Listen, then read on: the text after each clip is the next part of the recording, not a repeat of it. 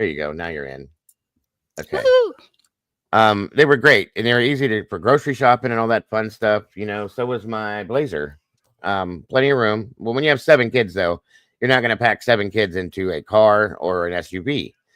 So we had vans, and it definitely, I had my favorite was my Chevy Conversion. I had a beautiful Chevy Conversion van. It was in 1991 or two. I think it was the last year they made them. It had the running lights inside and all that fun stuff. It had a DVD player built in and all that crap, everything. It was nice. A lot of room. It was like a mini camper almost. But anyway, and it fit all the kids comfortably. And it was great for road trips. So yeah, I liked it. Chevy Astro vans were probably the best ones that were made. I loved those. I owned a Ford Windstar until somebody torched it. So I never got to find out if it was good or not. Welcome, Justice Jane. Good to see you today.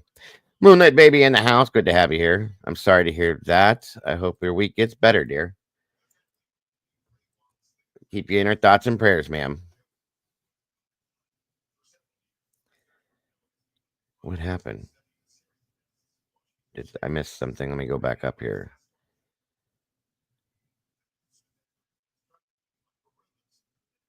Oh, no. Good God almighty, Moonlight. I'm so sorry to hear that. I hope she's okay. Again, I'll be keeping her in my thoughts and prayers. God bless her. That's horrible. Stinger. What is a stinger?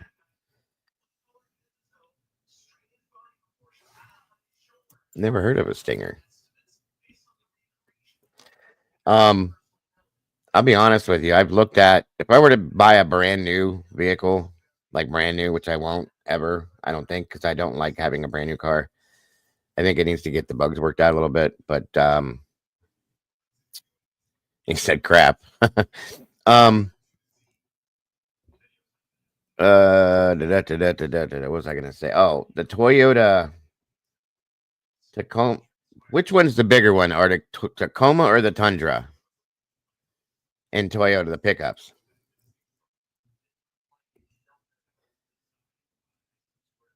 Toyota Tundra, Tacoma. It's one of those two. I can't remember. It's a big full size pickup truck. I love it.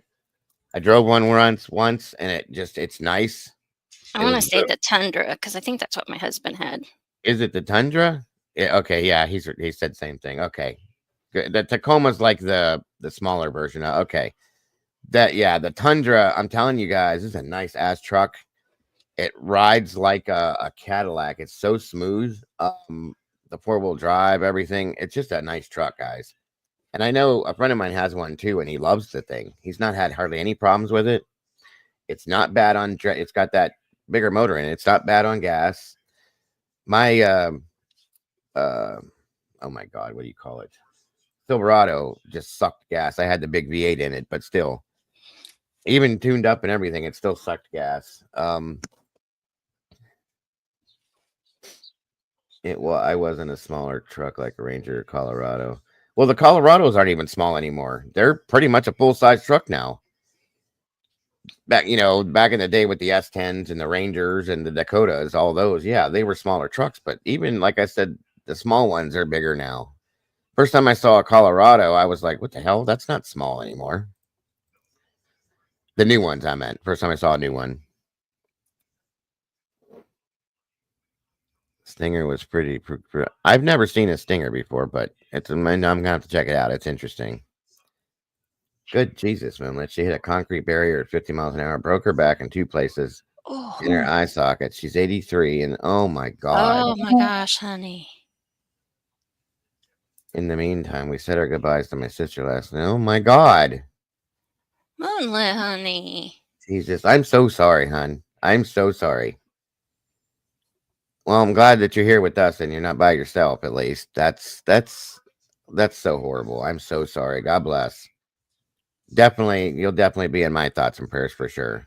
Your whole family. That's horrible. I'm so sorry about your sister and the water heater too, dear. It's all just when it rains, it pours. I know. Believe me, I know. I've been there. Yes, you're here with all of us. We love you, and we'll be praying for you, dear. I promise you.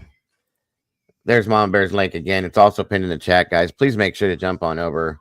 Say hi to Mama Bear. You guys can hang out over there with her too. We're all together. We'll see you either way. So you're welcome to jump over and hang out with her. Like I said, it probably smells better over there. Yeah, I And just got out of the shower, so I see, definitely there smell you go. better. Well, I did too, but Uh-huh. women always smell better than men. Well, I don't know. I got pretty good cologne, so it is what it is. Either way, just hit the like button over there, guys. You can hang out over there, hit the notification bell, subscribe if you have not yet. I made a song last night, you guys. This will tell you how derpy I am, which Mama Bear will tell you I am anyway, but you'll be proud of me. I rewrote a song. So we all know the Oscar Mayer song, right?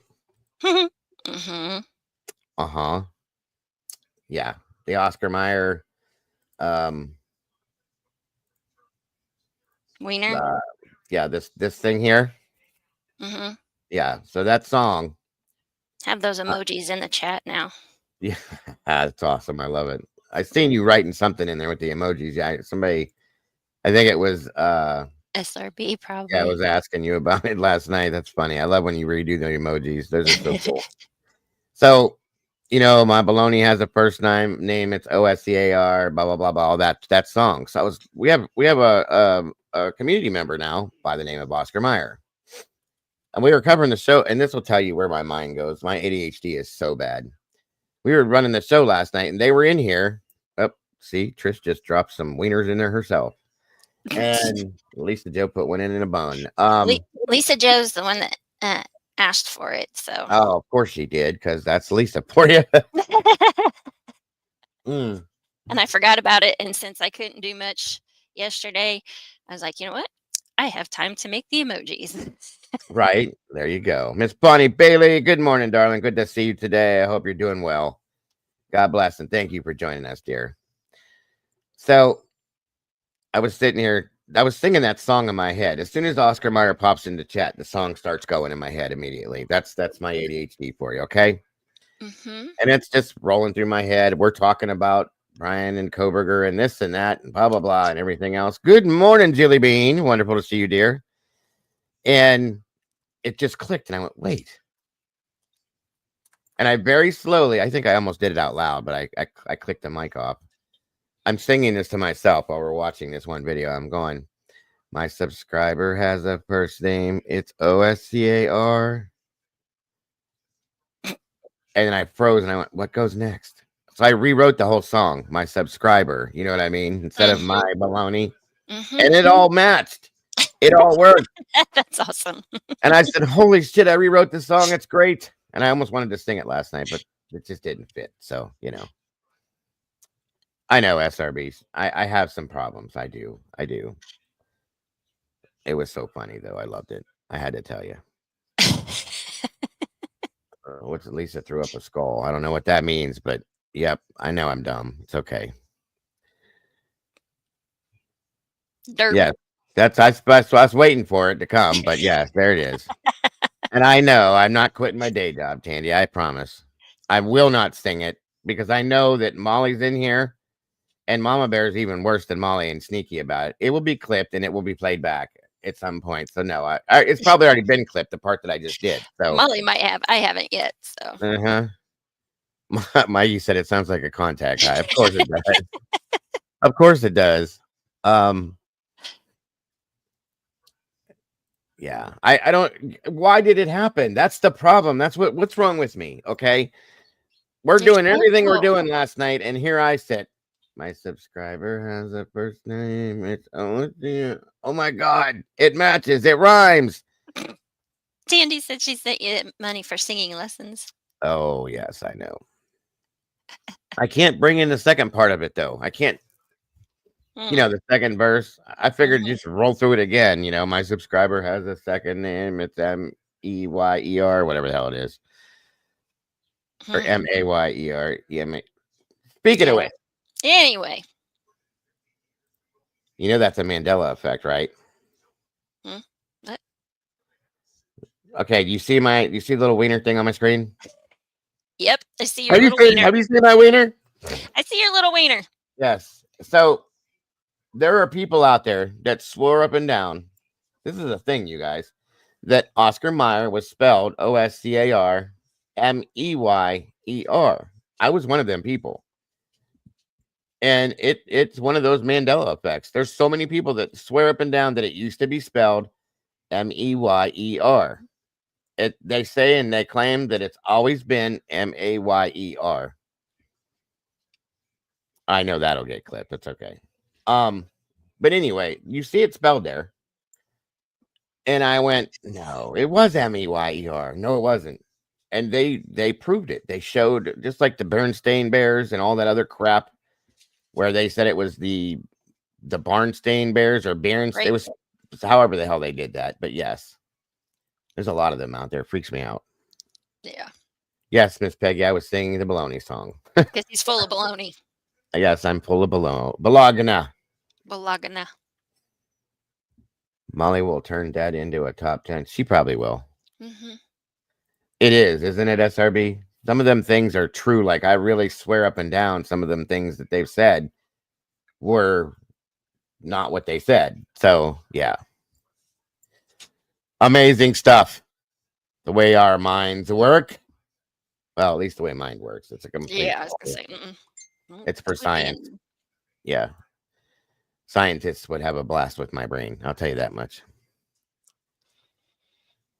We should do. We absolutely can do a show on the Mandela stuff and all. It fits into the creepy, unexplained, and scary Saturday night stuff. 100%. We could do a conglomeration of different things. Don't get that old. Too late. Been there, done that. It doesn't go away either. Green Giant. Yeah, the whole guys. You want to have an experience? I'll get my wife one day to tell you about this. Walk through the grocery store with me. You don't want to do it. I am like a little kid. First off, all the songs come to mind as soon as I see stuff. The commercials. I'm like a walking commercial. I'll walk around singing and humming the different songs for different things. If I see something new that I've never seen, it's like, oh my God, look, hon, look what they have now. Do you see that? You can tell I don't get out much. She's like, honey, you need to get out of the house more. This is ridiculous. That's like, I'll run over to something and grab it. And I'm like, look at this. Look, what is this now? When did they come out with this? And she's standing there going, calm down. Do you want me to sit you in the car? I hate grocery shopping too. That's why I have it delivered. I can't. Don't ever go grocery shopping hungry either. Don't do it. And I hate grocery shopping so much. My husband even said this like a week ago. He's like, you hate shopping so much that you just go online and you're like, previous order. And I just get just get the same things over and over again. It's easier that way. Seriously. But you get hello, Miss Kim. Good to see you. Good to see Yens. I love when she puts that in there. Hello, Yens. Oh, snap. Dago. Oh, yeah. That would be a whole show. I'd probably get thousands of views because of the way I act. It's ridiculous. Especially if there's a new product out. I'm one of them people that wants to try the new Brandy, stuff. Be like, okay, I need you to do an undercover video with Dago shopping, and I need you to send it to me. That's not going to happen. Oh, really? If I can help it. She'd do it. She would do it. Of course she would. She'd get a kick out of it. She'd be all over that. She would be all over that. I don't mind grocery shopping. It's kind of fun to me. Clothes shopping. I hate going clothes shopping. I just don't do it. I don't like it. I never have. It takes me forever. Nothing is ever what I want. Not since I was a teenager. The grocery shopping game, people. I'm like the guys grocery game people. I run, grab. Oh, hurry up. You got 10 seconds to grab $1,000 worth of food. Yeah. You go ahead and do that. Uh-oh. Speaking of which, leave it to Molly. Good morning, Molly. I'm telling you right now, I would drive this everywhere.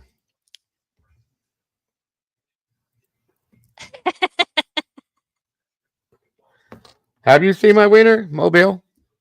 I would love to ride in that thing just because it looks so cool. I love it. I love it. I don't like grocery shopping because people, it's cheese. Do we need to stand there for 15 minutes? Move. I get you. I got you on that. That is irritating.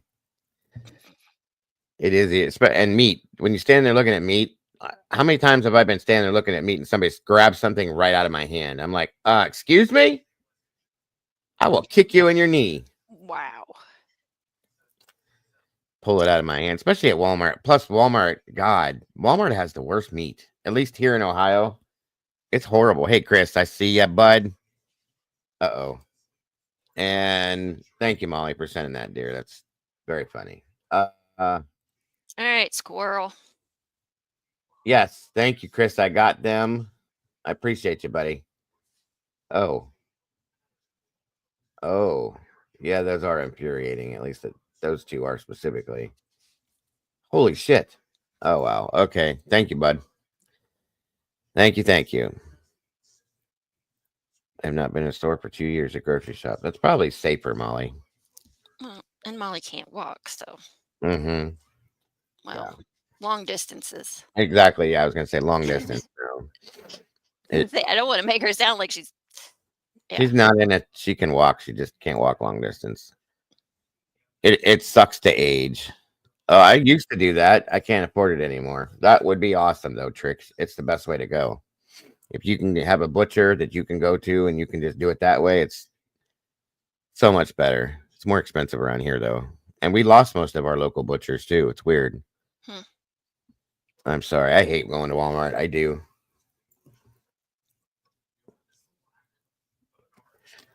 Yeah, you could always use one of those electric carts, Molly. They don't go fast enough for her. I That's guarantee it. that's the problem. I could just see her ramming people. Move, move. That or she's cussing the cart because it's only going like 1 mile per hour. Exactly. And she's kicking her feet because they don't touch the bottom of the cart. Mm-hmm. I could see her little feet sticking up in front of her because she can't even put them down on the floor. Yes. 21. What? Reverse those numbers, Molly. All right, guys. It is great to come in here with you guys and have these talks. I love it. See, I told you it's too slow. Yeah, too slow. She couldn't do that. She'd be talking about we need to put a 350 in this thing and get going. She needs one of those souped up like golf cart things that would make her 12. Like I said, I know SRB. I know. And so do you. We love our little Molly. She's a special one. When she loses her patience, she acts like a 12-year-old. Yes, when she gets angry, oh hell.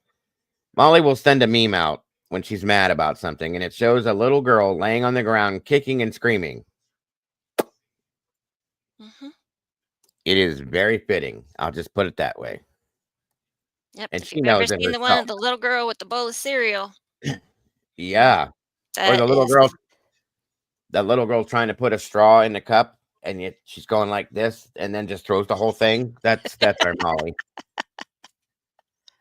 That is our Molly. Molly is a good person. See, she says it. I need a supervising adult stat. No, we love Molly. We're just teasing her. Yeah. Just teasing her. She's awesome. She's very talented.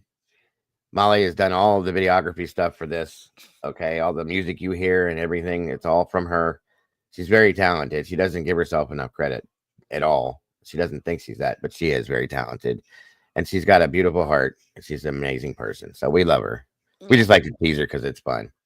Yep. We know how to get to her. A few times. Oh, yeah. It's fun to push her buttons. Like if U-Haul know how easy it is to get her up, to get her like going, all U-Haul have to do is say one or two words, and she's rolling, folks. And one of these days, U-Haul will get to see it. I promise you. Yeah.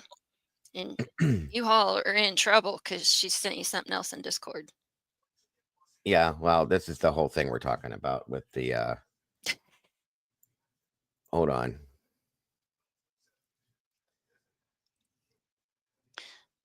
Yes, Molly, this I ran across your video of you as the cat in the kitchen the other day. the one with the where it's playing the music. Mm-hmm. Yes. Like Yes. bouncing. Uh-huh. That's her. This is her patience level, folks. Watch. Oh, I guess it was a cup, not a bowl. Yeah, so U-Haul, that's Molly for you right there.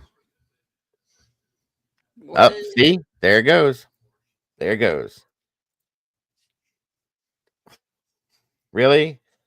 Oga boga. Yeah, she's flipping out. Yep. There it is.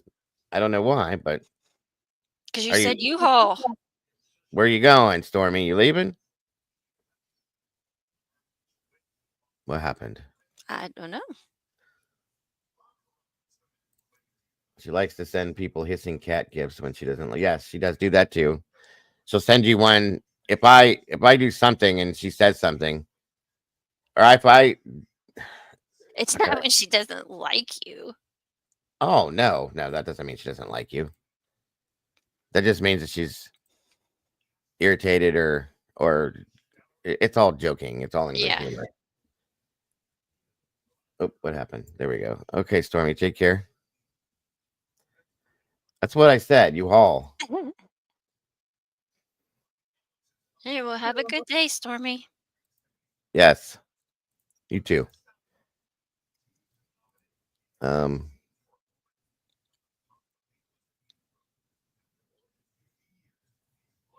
Where do we go? I don't know. Where'd you go? I'm right here. I was trying to think of what I was. Oh, the first time that happened, I had a video sent to me from her of her driving a cat driving a car, saying, "I'm on my way," and then it cuts from that to a cat coming in, running over, jumping up, and drop kicking somebody in the face and knocking him out. And I then, think I found that one too, or yeah, one and of then them.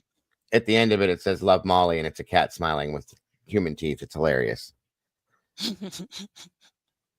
Absolutely hilarious. That's what we said, by the way. Anyway. Okay. We can take that down. All right. Anyway, onward. We've gabbed enough. Let's get this day rolling. Do you want to run your update first, or do you want to wait and run this other stuff first? I don't care, whichever. All right. Well, I'll tell you what. I'll do the Mickey Stein stuff first, and then we'll go from there. Okay. It's pretty interesting, by the way, you guys. So hang on to your hats. And it does give some definite answers to some things we've asked. That's for sure. All right, come on. Work and load up. Please. Don't make me fight for it. I think this is it. Oh my God. No. Stop. There we go.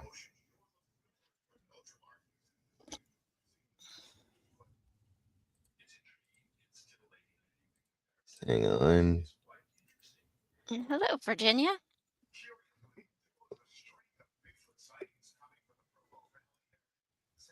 I heard that shopping can be annoying. It's a big social hour too. Oh yeah. It is. It's interesting. I'll say that much. Walk the aisles. Mm-hmm. Because I gotta stand there with the carts. Thank you, SRB. Guys, make sure to check out Mikey's channel as well. The Last 24. There's the link Miss SRB put up right there. Thank you, dear. Thank Mikey's you, been Tim. putting stuff out too, doing a thing, jumping into the mix. We appreciate you, brother. All right, guys, let me know how the audio is on this. And I'll probably stop and start here or there. We can discuss these things too. There's Molly's link as well. Molly Drake. Go check it out. Very talented stuff, guys. A judge in his chambers. I look at what this means with his lawyers and Trace Steins' steps in the hours before he killed his longtime friend.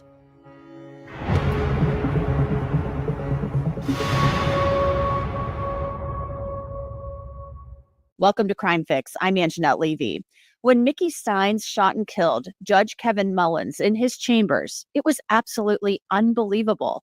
This was the top cop in Letcher County, Kentucky, firing a gun at a sitting judge in his chambers, and it was all recorded by a surveillance camera. And so was much of Steins's and Mullins' day before the shooting, which I'm going to show you here in just a bit. Not only was Kevin Mullins a judge, he was Mickey Steins's one-time boss and longtime friend, but it seemed like something changed in a matter of minutes, maybe even seconds. The sheriff may have snapped. At least that's what the latest filing from his lawyers would suggest. Steins is charged with murdering Kevin Mullins. His lawyer, Jeremy Bartley, filed a notice stating, defendant intends to present expert evidence relating to a mental disease or defect or mental condition bearing on the issue of guilt and punishment. Defendant intends to present a defense of insanity as well as a defense of extreme emotional disturbance. On top of this, Steins's lawyers are telling the court that they want their expert to be present when a state expert evaluates him. Steins's attorney, Jeremy Bartley, is going to be here shortly to explain all of this. This shooting happened last September 19th, and we're getting a look at Steins before he pulled the trigger through surveillance cameras in and around the courthouse.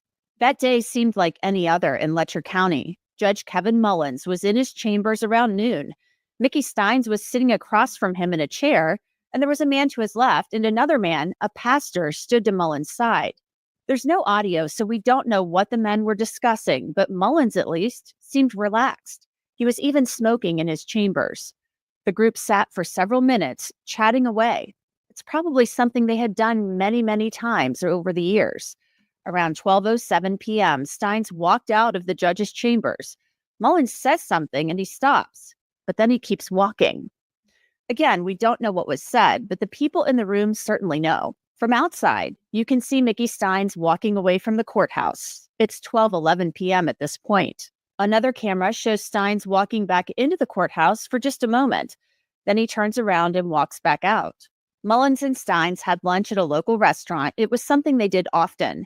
They ordered the same thing they always did, and by all accounts, there was no tension at this lunch. By 1:16 p.m., Mickey Steins is walking back to the courthouse from lunch.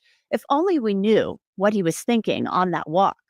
By 1:30, Judge Mullins was back in his chambers, talking with some people for a little bit. Eventually, he's back on the bench. Judge Mullins presided over cases from about 1:45 to 2:35 that afternoon.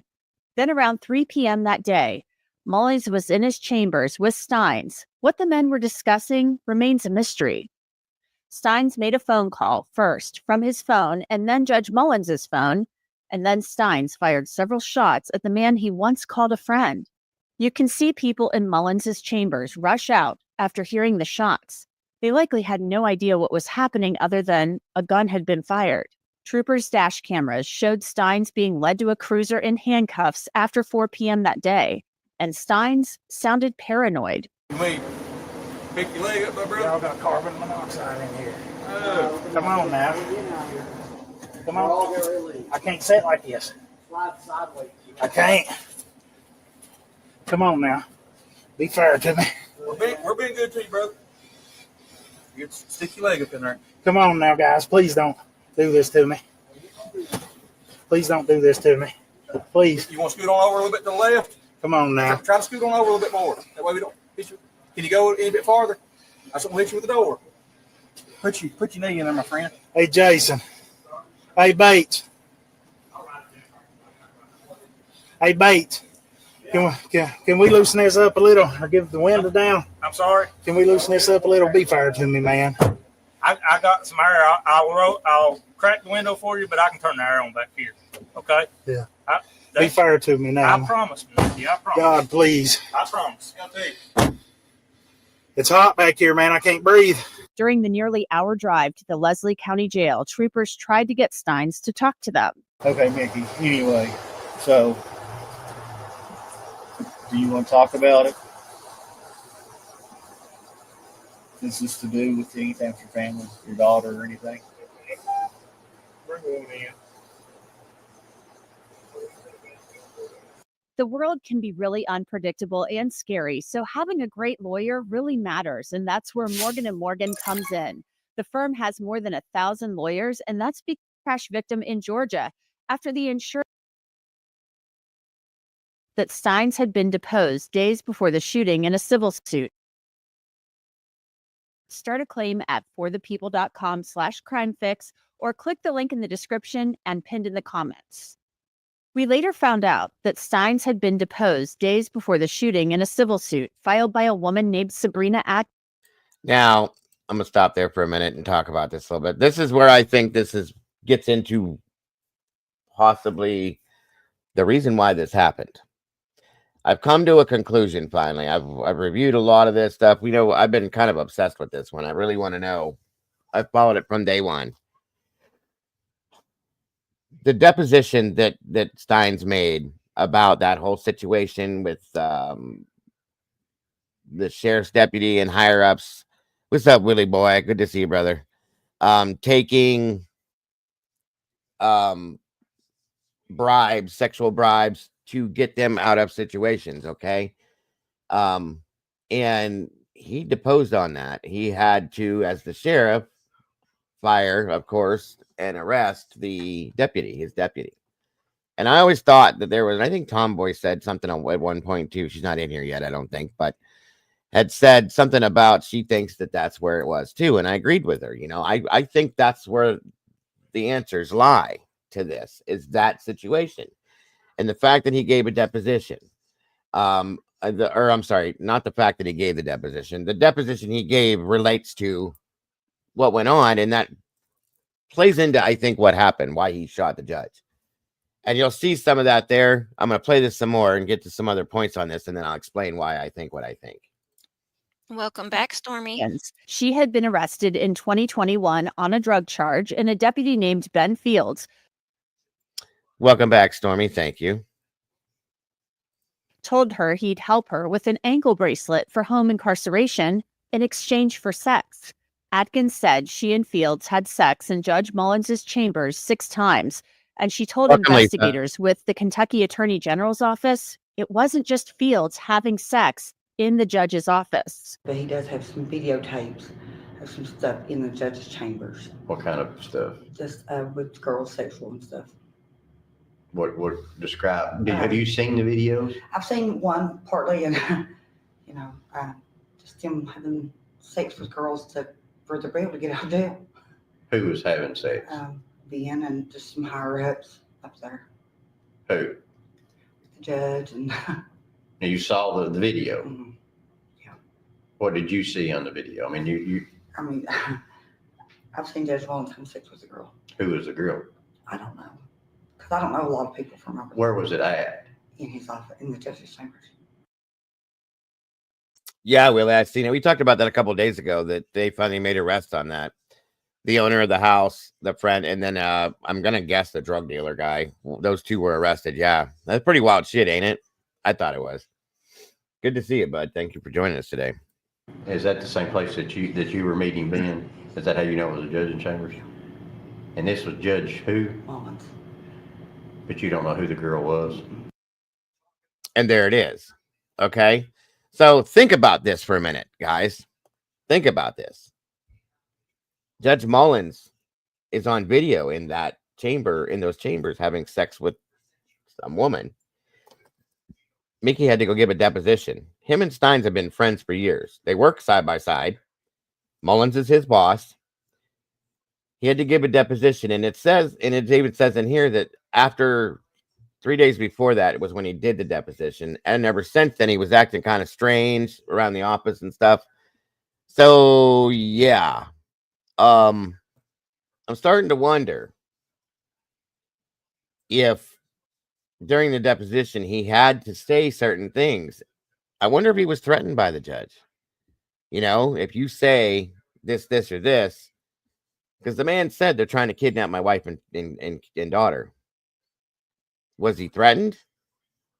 You know what I mean? And it makes me wonder. Think about that for a minute. Now he's claiming an insanity plea. Temporary insanity is how it goes. And at some point in here, I think his attorney speaks and they say, He truly thought that his daughter and wife were being taken or were taken. And that's what the phone calls were about, I'm guessing, trying to find out. It's interesting. And it made me think. I got into a little bit of that critical thinking stuff, guys. Think about this. When I'm going to play this all out, and then we're going to talk after that about it. Yeah, right, Willie. Right. Exactly.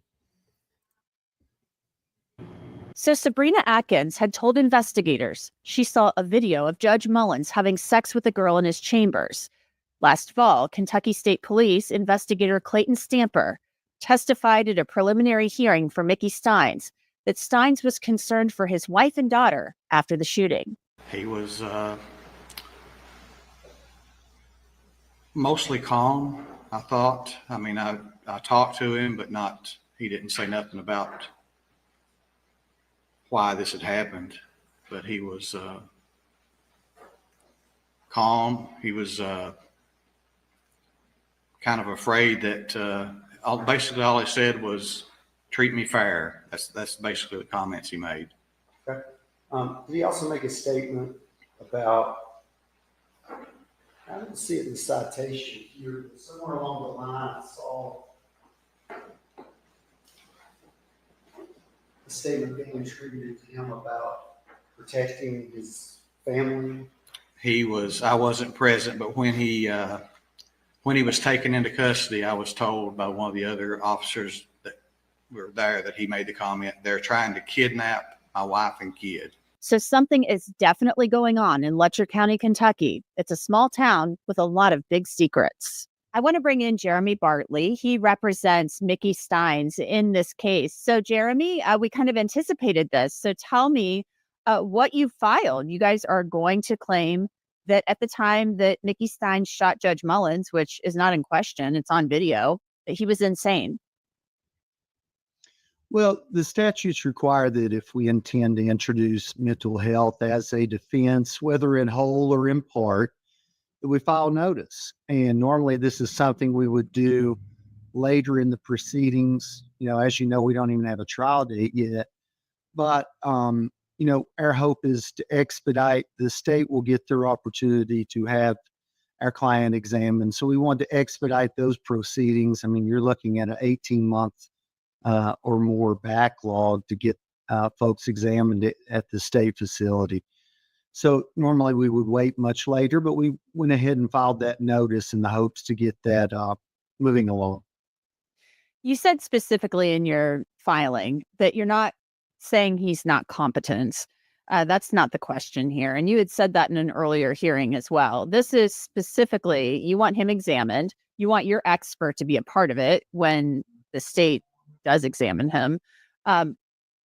We don't know yet, truly, Willie. Willie said this. So did he shoot him for doing something with the sheriff's daughter or no? Here's the thing, bud. This is a bit of a mess, honestly.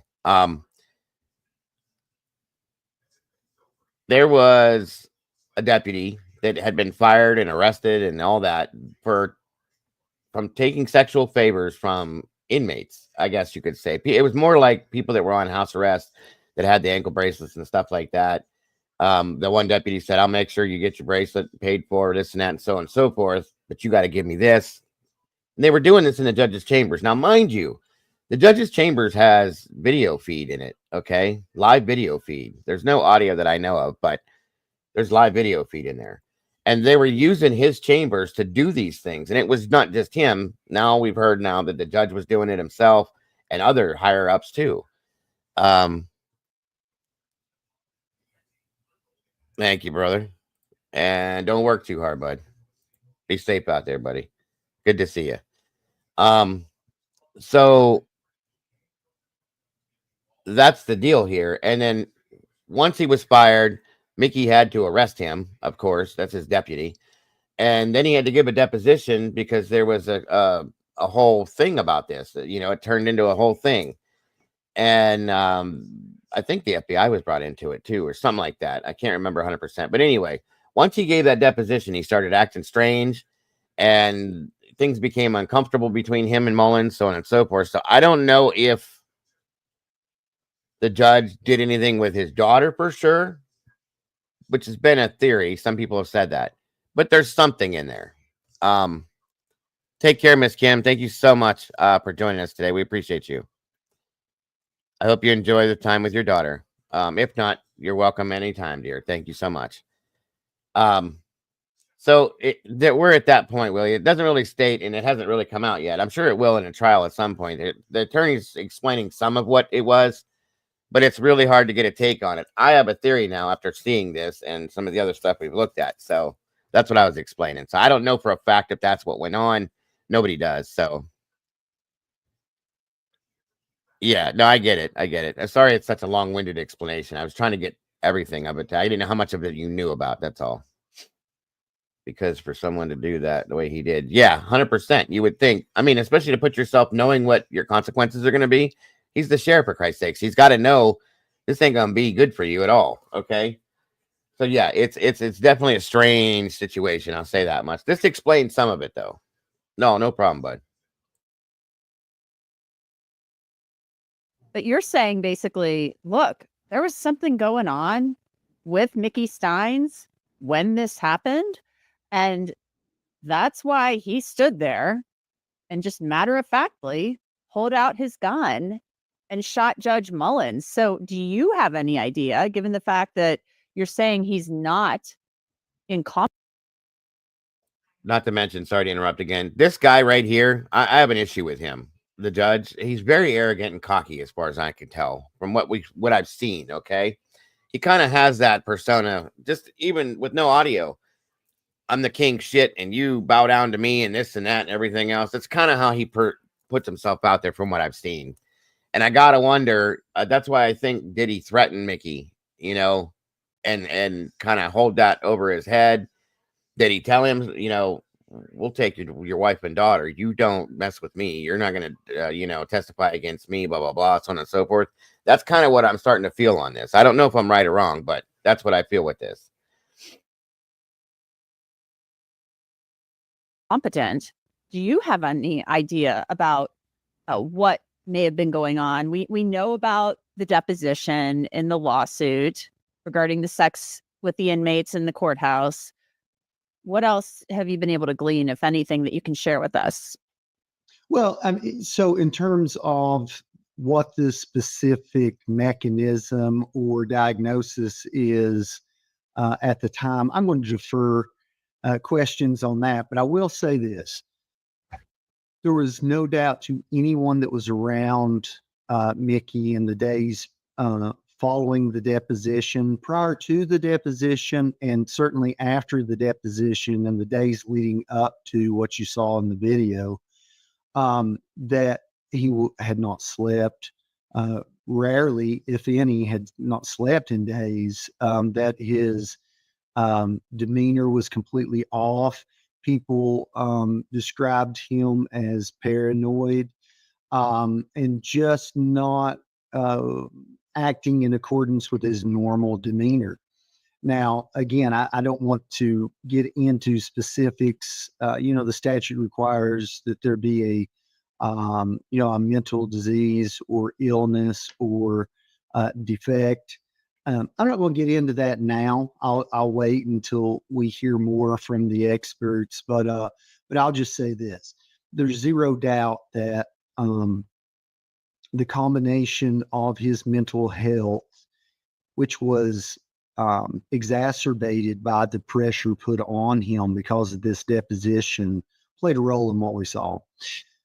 And within that mental health defense, you really have two things. One, which I've said from the beginning for the preliminary hearing, we think sets the ceiling for the Commonwealth, is extreme emotional disturbance, right? And if you think about it, this is the sheriff, guys, the only sheriff, okay? The top dog next to the judge and things like that in this town. Why would the sheriff have to be paranoid or, off? His demeanor changes after giving a deposition. He's the sheriff. Nobody's going to mess with him. But after giving this deposition, he becomes this different person. He becomes paranoid and very different than he normally would be. For what reason? That's what made me start thinking, what did he do or say in that deposition or what was he forced to do or say, per se, maybe, or not say, that maybe he was going to change his mind on something, or something bugged him that he did or didn't do within that deposition. And it surrounds the judge, obviously. And it made me start thinking about that kind of stuff. You know what I mean? So that's where my theory starts to come from on this. Because a sheriff should be able to go in and give a deposition on something, walk away with, not even thinking twice about it. That's what it is, you know? It's definitely an interesting bit of information, hearing some of this stuff, to kind of gives a little more to this, in my opinion. Right? Because that's a partial defense. And that goes to, at the moment he acted, did his emotions become so enraged, disturbed, or inflamed that he acted almost, basically out of control. I think it's evident that something happened within those chambers, and we'll get into more of that as the case progresses. But there was a moment at which his emotions, in a worst case for our client, it's extreme emotional disturbance, which would get us to manslaughter. But we believe that there's more, and we believe that that we will put on evidence that he was unable to conform his conduct based upon some mental health issues that were going on during that week. So you touched on this, and I know we've talked about this before as well, that he felt an imminent threat. You said something happened in those chambers. We've obtained video that shows Mickey Steins. We've kind of retraced his steps that whole day, walking away from the courthouse, walking to lunch, walking back in. Judge Mullins is on his bench. We see that. And then whatever happens.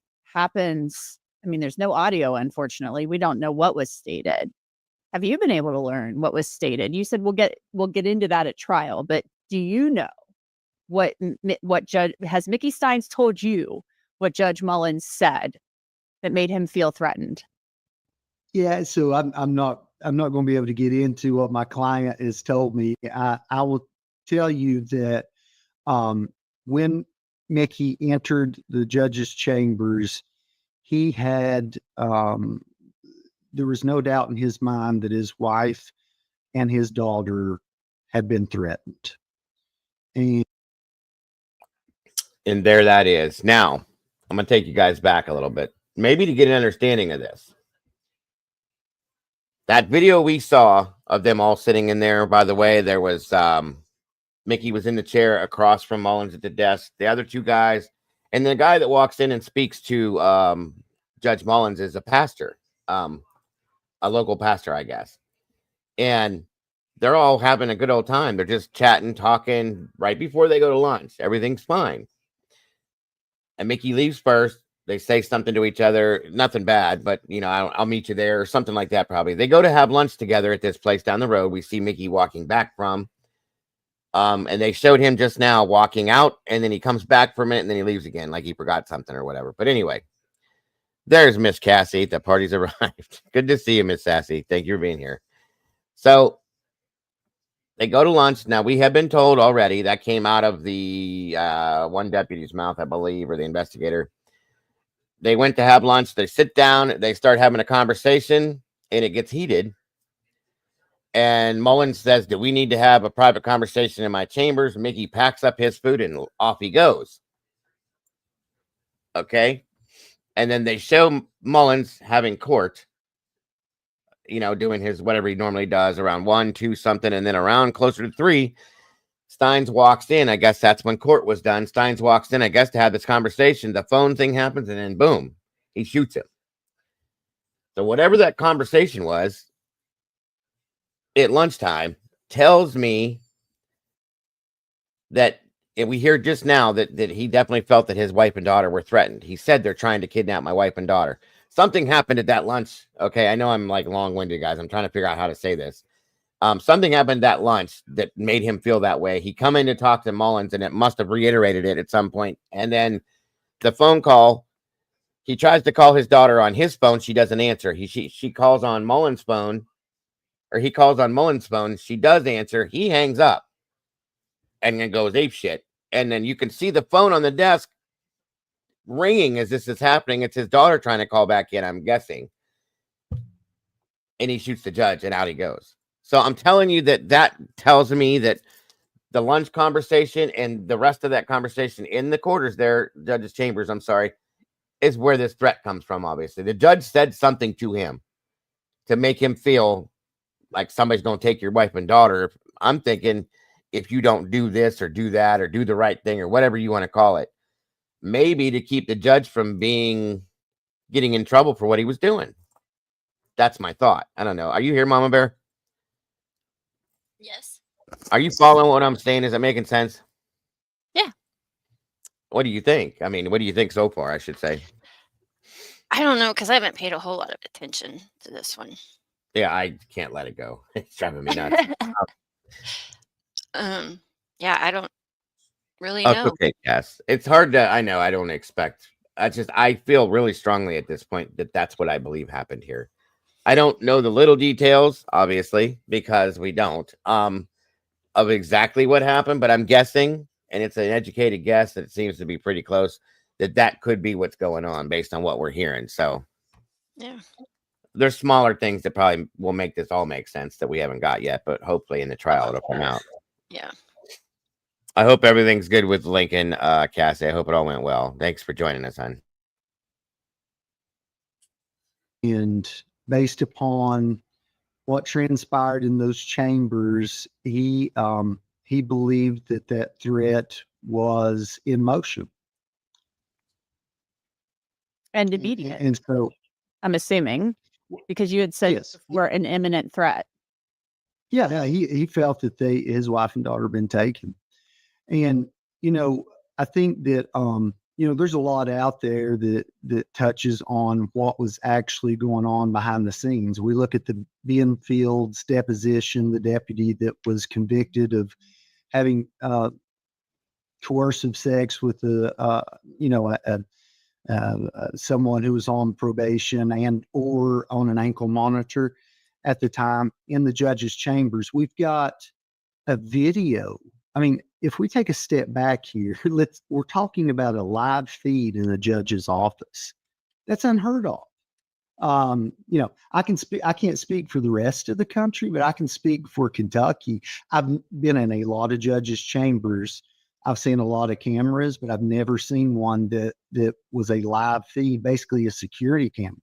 My understanding, that camera went up after this prosecution of Benfield's in the civil suit. So we know in those chambers there was things going on that shouldn't have been going on. And we believe that there were folks that didn't want it being told in this deposition what was going on in there before they put cameras up. And I believe that there is a history that would show us that there is a reasonable belief that that he was in danger, his family was in danger, depending on what he said in this deposition. Now, again, we think that was exacerbated by his mental health, or conversely, these threats impacted his mental health. But the bottom line is that That's a good point too. Critical says, or the judge called the daughter and threatened her, and the wife, and the chief or the sheriff called to make sure that the call came from the judge's phone. That's a good point too. See? Yeah. Yeah, that makes some sense. Absolutely makes some sense. Good point there, Critical. Thank you. I'm sorry to hear that, Cass. I hope he's okay. I know when Caden went through multiple different medications to get it right, and then he had to have things added and taken off too. So, okay, Rowena. Interesting. Good stuff. Thank you. Little girl tried biting me. Who tried biting you, Cassie? Liberty? Did you bite her back? You talking about Liberty? No, you better leave Liberty alone. She's an angel. Oh. She's an angel. You be nice to her and leave her alone. And tell her. I asked, Orby, did you bite her back? I bit my kids and they never bit back. Yeah. My wife did that too. She bit Link last Thursday and got him good. Oh, no biting. Biting is bad. Yeah, don't be. She's so sweet, though. You tell her Dado said hi. I love her to death. She's so Don't mind sweet.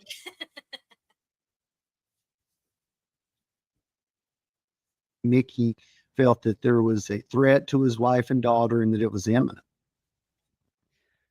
We know that Sabrina Atkins had told the Attorney General's office in Kentucky sometime before this that she was aware of a videotape of Judge Mullins having sex with somebody. I've read that, yes, and I heard it. I mean, we have the audio of her being interviewed by investigators. So have you, through your investigation of this case, been able to uncover any more information about that? Yes, but I'm not going to comment on what that is. I'm not here. This is not the time and place. I've been very deliberate in not disparaging the judge. I'm not going to do that at this point. I will say though that we're pretty confident that there were matters that could have been revealed in the deposition that people didn't want told. Sure. And obviously, we don't want to disparage Judge Mullins, but this is. There it is, right there. That's what I'm telling you. I'm telling you that's what it is. That deposition, and the judge would not have known about that at first, okay? Or if at all, maybe. That if he found out what Mickey said in that deposition, and then Mickey got real nervous afterwards and paranoid, okay? He was probably honest to save his job and to be a good person, and said, hey, yeah, Mullins is doing this too. He's doing this and he's doing that, so on and so forth. And maybe Mullins got word of that and said, okay, you want to play that game? I gotcha. We're going to make sure your wife and daughter disappear or something like that, okay? Mickey goes nuts, and I don't blame him. I'd have done the same thing. And at this point, if that all comes out to be true and there's proof of that, I almost wonder if Steins is going to get very little. I mean, they have to charge him, period, okay? What you did is just what you did. It's wrong, regardless of the reason. And I'm going to guess manslaughter, a very low, charge in some sense like that. If they can prove all this, of course. If they can't prove this, there's a problem, So that's my guess. Welcome, Miss Paula. Wonderful to see you today, dear. Thank you so much for joining us. This is a key question in the case, and what Mickey Steins knew and when and what have you. So you filed the notice. He's going to plead insanity. What happens next? I know he has to be evaluated. So what's next? You said there's a backlog of 18 months for him to be evaluated by the state. So where do we go from here? Yeah. So I'll take a step back. So the notice says that we may rely on that defense. We've given notice that we very well may introduce insanity as a defense, and I think that we very well may. But what you have to understand is in putting on this particular defense, it's going to be vital to know what was going on around Mickey to understand why it was reasonable or unreasonable to believe that his family was threatened. And so, there's a lot more to this than, to say that we're going to rely on the insanity defense, yes. But, along with telling the story of his mental health, there's a lot of surrounding story that's inextricably intertwined with it that we'll have to tell and as part of his defense. But in terms of procedurally, we've given notice, and we believe that if the state, they've not responded saying they want to have him examined in writing. It's my understanding they do. They will, I'm sure. But once they do that and the judge orders him to be evaluated, then at that point, it's up to the state facility and their experts as to when they conduct the testing that they see fit. And you know, as I've said in my filing, I think the statute's pretty clear that our expert gets to participate. Jeremy Bartley, as always, appreciate your time. Thanks so much for coming back on. And Jeanette, it's always good talking with you. Thanks for having me on, and hopefully we'll talk more as this case goes along. Yeah, hopefully. Thank you so much. Thank you. All right, so I want to go back here real quick and show something real fast again before we end this.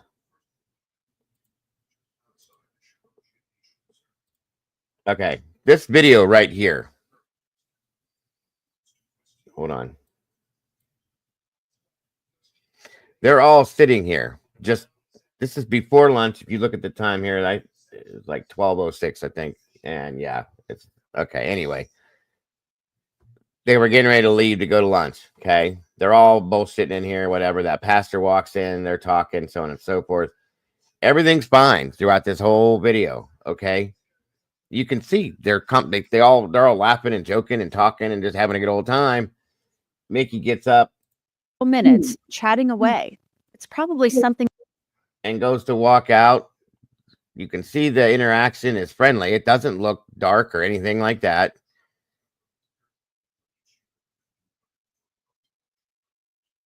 And out they go. Okay. Nothing looks weird to me.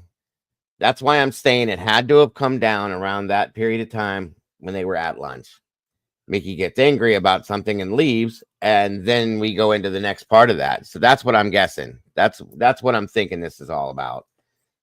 Putting everything together that I can, and I really do think that's what this is at some point. Like I said, the small details will be put out, and it will give us, you know, the full answer. If not, the trial itself will tell everything. And I'm wondering at that point, I don't think that he'll get off completely. I don't. Because you killed somebody. I mean, you killed somebody. You can't just get off, period. So yeah, he snapped. He snapped. I think he was threatened that, we're going to mess with your family. That'll put anybody out there. It would snap me. I'd go nuts too. Somebody said that to me 100%. And that's what happened. So if anything, they'll probably drop this down to based on temporary insanity due to the consequence or the circumstances, and probably manslaughter. I think with insanity play or with an insanity plea, they can change the charge to because it's a temporary situation. I think it's involuntary manslaughter or uninvoluntary, whatever the hell, you know what I'm trying to say, you guys. Involuntary. Not premeditated or anything like that. It was just the situational stuff. That's what I think. I'm not 100%. If there's a couple other people in here, I might know. If Sherry was in here or Phil, maybe. Anyway, and I wonder if that's what's going to happen. And if that's the case, he's not going to get a whole lot of time, guys. And if this all happened like this, if this all went down like this, I got to tell you, as much as I know it's wrong to kill somebody, and I do agree, it is. You don't do that. I can't tell you that if I was in that situation, if I was him, that I wouldn't be the same person. My family's my family, and I will do anything for my family. And I don't care what it is. And I would probably have done the same thing. If that's what it all boils down to, I'm going to tell you that. Wrong or not, and I can't say I feel bad for the judge, and I can't say that I probably wouldn't have been in his shoes and done the same thing. I don't know. We don't know unless we're in that situation how he would react, but I feel bad for this guy. If this is all what it is, I feel bad for the sheriff. I really do, because regardless of what comes down to this, whatever his sentence is, hopefully he gets a minimal sentence if that's all proven. Okay. Hopefully he gets a minimal sentence and he can go back to some life with his family at some point. He'll never be able to be a sheriff again. He'll never be able to work in law enforcement again. So that's the sad thing with all this, in my opinion. And that's what I mean, Cassie. I would have reacted the same damn way. If somebody would threaten my family, you guys know that. Hell, in some senses, with some of you guys, I'd probably react the same way too. I know somebody's threatened Mama Bear. Let's go on a road trip. Let's go right now. You know what I mean? Just saying. You don't mess with people's families, and you don't you can't. I hate seeing abuse of power. I'm gonna put that out there right there. I hate seeing it. And I agree with SRB too. It's the same way. I'd rather see the judge have to pay for what he did in jail. Steins definitely needs to pay for his crime, but part of me gets it. That's where I'm at. I wish that it could have all played out and Mullins would have went to prison. That would have been worse, in my opinion, because you're a judge. You sent how many people to jail? Now you get to deal with what you did. And that's abuse of power is a regular thing, folks. We see it all the time. And I'm sick of seeing it. So I don't know. Your thoughts, Mama Bear? I'm on the same page with you and SRB. Yeah, I You wish he can't would have. smile in your mugshot, or you're not supposed to. I guess I should say. They do it a lot. I've seen a lot of goofy ass mugshots where they're grinning and goofy ass people, whatever. I could see Cassie doing that though, definitely. Yeah. So that's You what we gonna know. send me to jail if I smile? Do what? I could just see her. What are you gonna do? Send me to jail if I smile? You're right. The way she is, go ahead, fuckers. I could see her doing it too. Yep. We love Cassie. Yeah. So funny. It's funny because her and her mom are they're like completely opposites, but still, although we did find out that SRB has a little bit of that in her too from when she was younger. I don't know. No smiling. Cass, yep. See, SRB said Cassie would probably throw up the finger. I agree. Yeah. Both of them. So that's what we have on this case so far. It's definitely getting a little bit meatier. It's giving more information, and it's starting to make some of this make some sense. Because for a while, guys, this did not make any sense. Like, this is crazy. Which it's still crazy. It just makes a little more sense now. Let's not disclose more secrets. Right. So anyway, all right, Mama Bear. What about your update? What do you got going on? All right. Do you guys remember I cannot say the name very well. Sigrilant. Type it in the chat or in the back chat again. Okay. Hold on. It's a long. Yeah, let me double check the spelling so I make sure. Sure. It's weird spelled too. Weirdly spelled. Great. Oh no. Hold on. Dang it. Do. Sirigillano.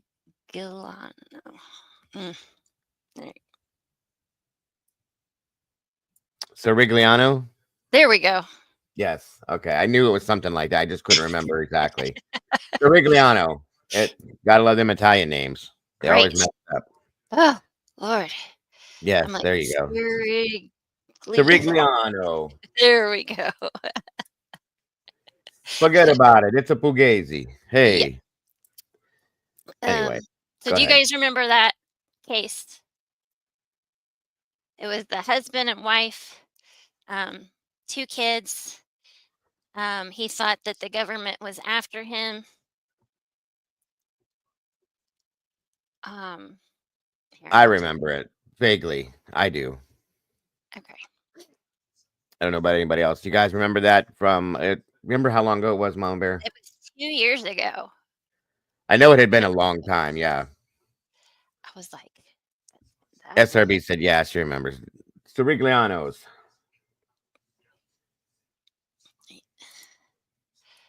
My computer's being a butt face. Okay, take your time. And Cassie says it sounds kind of familiar. They took off. He called 911, was just really calm, cool, collected, and was like, I need the police here. I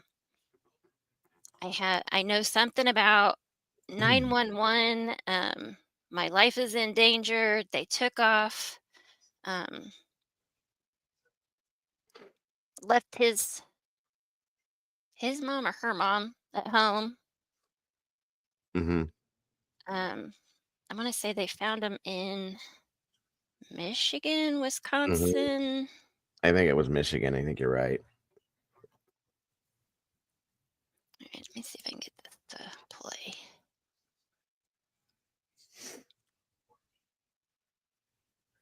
Ray says, I remember now. Okay. Whenever she plays what she plays, it'll probably refresh some of your guys' memories too. Yeah, once you hear the 911, it's like, yep, Mhm. I remember that. All right, come on. Where's it at? What? Okay.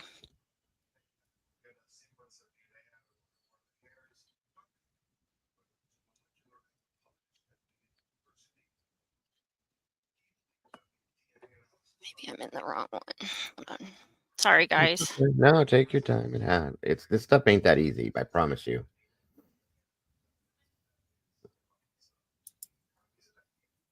See if it's this. Do, do, do, do, do, do, do, do, do, do, do. Why is that stuck in my head?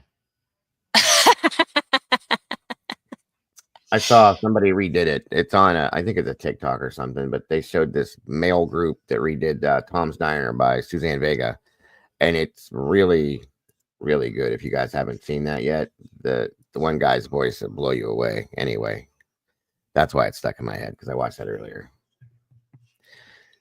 See, it only takes a set, especially with that song. Come on.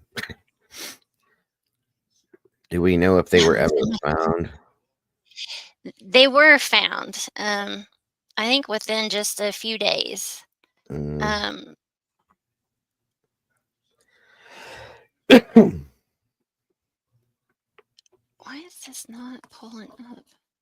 Oh, I have to step maybe away I for a saved it wrong. quick second. I'll be Okay. right back. Keep doing what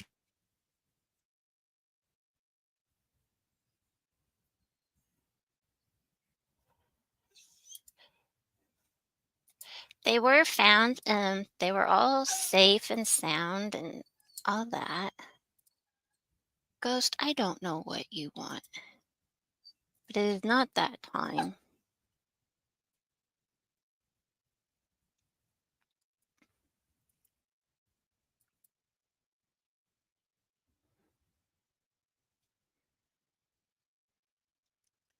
Why does this not want to play? I bet I saved it wrong or something.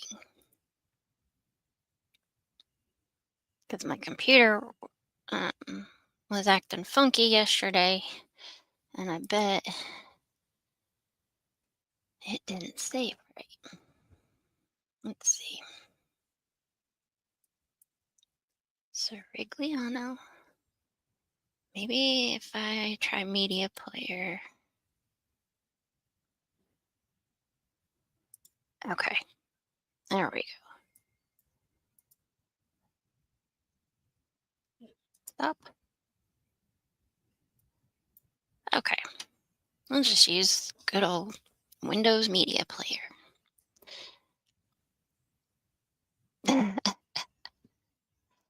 Okay. Sure.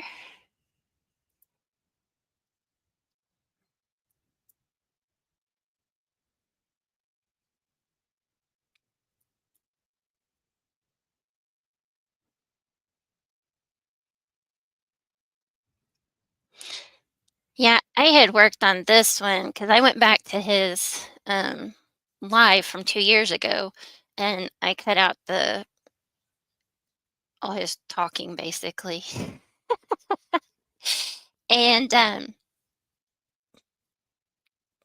edit it, because I didn't want to show you guys, the 3-hour live again.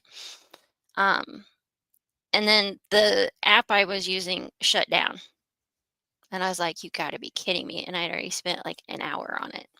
So I was not happy.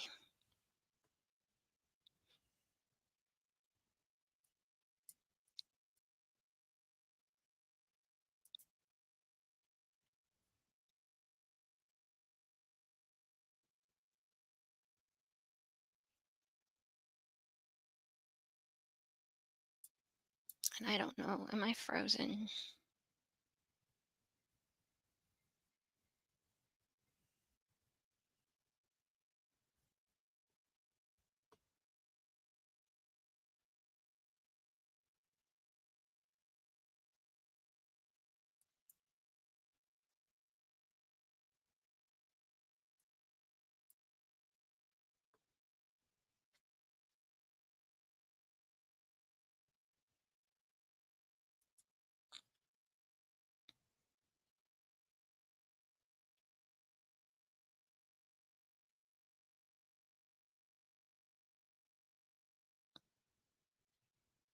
Hey, Aunt Andy.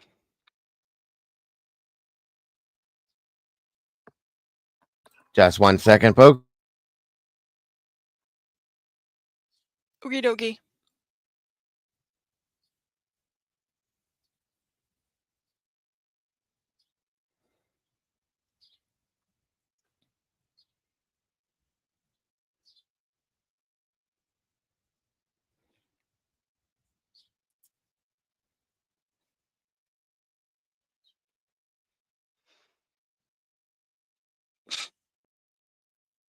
All right, sorry. I had to run to the little boy's room, and then the boss lady called, said she's getting off early, so that was exciting.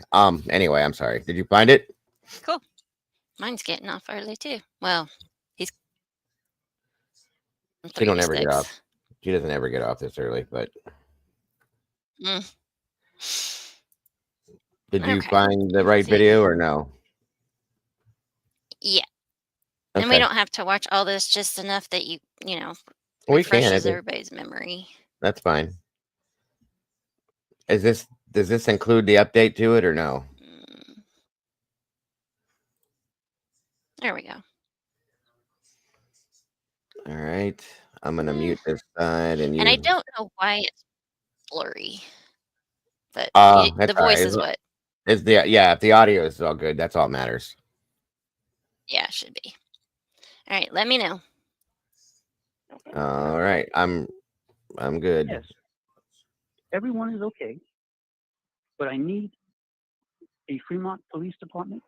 And We're I'm going good. to see his Captain John Geating. I need some police protection immediately. It is a vital national interest. It is related to September 11th, and people want to erase me from the face of the earth. I'm not crazy. Mr. Geating knows me. I'm a Christian. I just need some help, and then the U.S. government will take it from here. I know this sounds crazy. You don't have instructions for this. Please send someone that knows Geating and can talk to U.S. authorities, please. Okay. And do you have any weapons there? No weapons at all, not even a BB gun. All right. How do we spell your last name? Sure, it's CIRIGLIANO.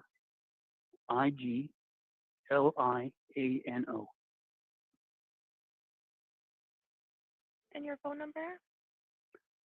We have no landline. Okay. All right. We'll get them over there for you at 823 North Michigan in Fremont, okay? Okay, can they come with their lights off and not to frighten my children, please? Yep, definitely. Okay, I'll look for them, knock on the door, and please try to send Mr. Geating, even if he has to be awoke from his sleep. It's that important, Yep, please. nope, he's on right now.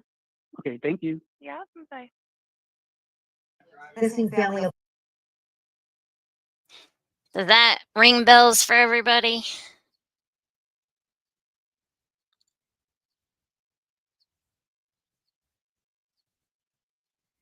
He keeps telling everyone was my. Oh, Trish. Okay. Do you want me to keep playing from that one? Yeah, you can. I remember it. And it's pretty interesting. A little wild. Yeah. Oh, there's Miss Lisa. I forgot. Lord.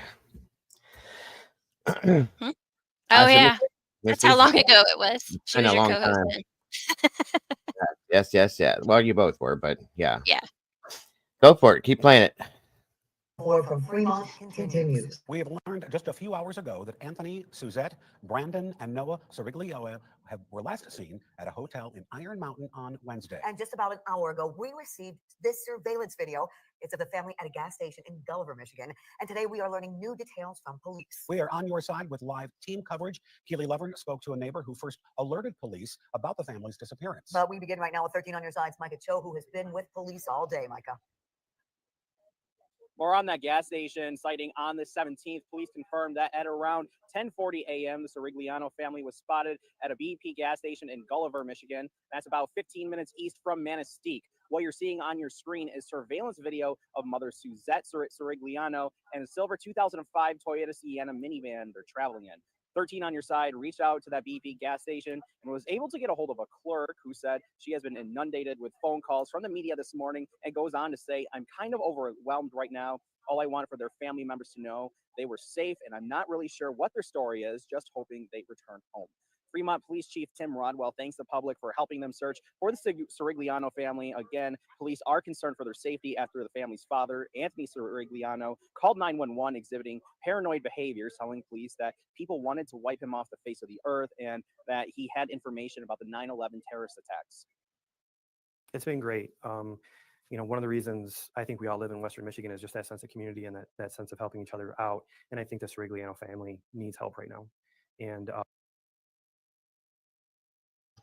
I do believe that this is the actual officer that he asked for when I saw Whoops. the name I badge. guess I didn't cut that part out. And I'm trying to read him, okay, and how he's talking about them. And I'm trying to kind of like get a feel. Much as I hate my own voice. How can I put all of your resources and your counterparts has really been beneficial to try and paint a better picture of what's going on here and to get a message out. Again, the Sirigliano family is driving a silver 2005 Toyota Sienna minivan with a license plate number DJL1982. Police say they're still trying to get information on what credit cards, if any, they might be using and where they may be headed. For now, live in Fremont, Micah Cho. Thank you, Micah. As this story continues to develop, we're staying on top of finding out the latest information. Today, 13 on your side's Keely Lovern went back to the family's neighborhood and spoke to a man across the street who says he was there the day it was discovered the family was missing. Keely joins us now live from right where it all started. Keely, what can you tell us? Good afternoon, you guys. Behind me is the Sirigliano home, and it's also the place where just days ago they left behind pets and an elderly grandmother who requires full-time care. Now, we spoke to a man across the street who says the day that the family of four went missing, that grandmother showed up to their home 2 separate times, and she seemed confused. The second time in the evening, the neighbor says she came into their garage with blankets and pillows and was really cold. He then walked her back to the home and says no one answered when he rang the doorbell several times. I walked her over there, and at first she didn't want to go in there alone. And she's like, "Can you just sit with me for 10, 15?" But I didn't feel comfortable going into a stranger's house, so we decided to do a citizen check well-being. And so we called the cops, and they came out, and that's how they found out, I guess, that the family was missing. She was scared too. Like, she didn't know what was going on. She knew that they were scared about something, so she should be scared about something. She said that her son-in-law was scared about something, and that he's usually pretty smart, but she didn't know if he was being delusional or but he kept saying stuff that had frightened her. Now, Dennis also says he was told that the grandmother is now staying with another family member and is doing well, which he says is a big relief for him. And Dennis added that he was happy to hear the news that the Sirigliano family was spotted on that surveillance video up north, and he hopes they can be returned safely and this all gets resolved. That's the latest for now. Reporting live in Fremont, Keely Lovern, 13 on your side. New today, we are also hearing from the family's former nanny, who said she is saddened by their disappearance. Jessica Barnes, who lives in North Carolina, says she used to be very close with the family before they moved. Morning, horse. About 5 years ago. Barnes says she was their nanny from July of 2007 to August of 2010. She says both Anthony and Suzette, or Susie, were both in her wedding back in June of 2012. Barnes says the family was very close. Now, we asked her just a little while ago if the father, Anthony, ever showed signs of paranoia. She said she remembers Anthony always being in what she called high anxiety mode about providing for the family and always trying to find ways to earn extra money. And stay with 13 on your side as our coverage of this breaking news continues throughout our 90 minutes and right now on 13onyourside.com.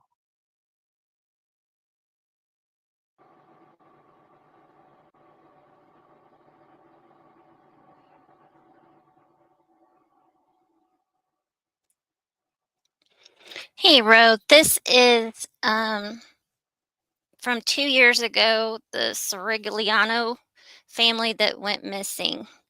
There was an update, so I'm just kind of showing the old footage to remind everybody of that case. Just to bring everybody up to date. Yeah. Yeah. It took me a minute. As soon as I saw his face and heard his voice, I remembered immediately. I was trying to put it together. I knew it, but I was like, wait a minute. And then, yeah, I got it. I remembered it. It was a pretty wild situation. I mean, just out of nowhere, the guy starts flipping out and they disappeared and blah, blah, blah. And definitely crazy stuff. I miss Lisa. Mm-hmm. Yeah, CCAS. I figured once you guys saw it, you probably would. Yep.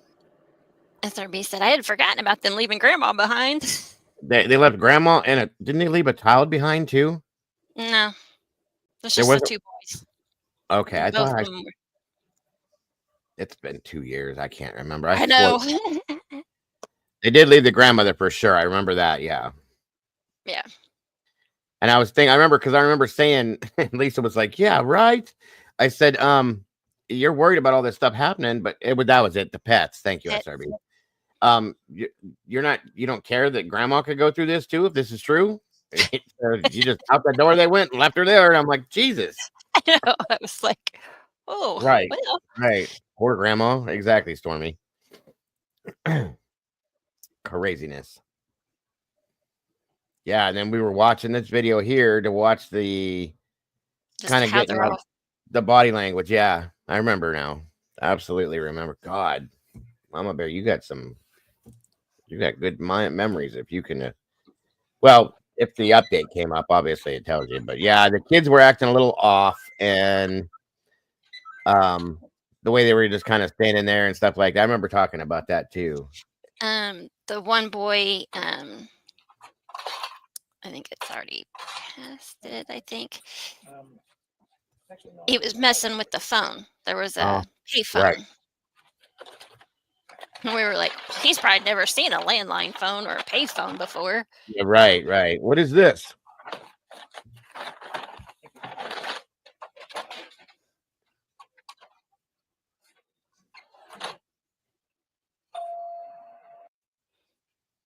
Yeah, there it is. Mm-hmm. Yes, it was a landline. It's just in the video because they're at a gas station. Yeah, you're hearing the noise from the store, Cassie. Yeah, it's from it's from the video. Mama Bear doesn't have a cash register at her desk. No.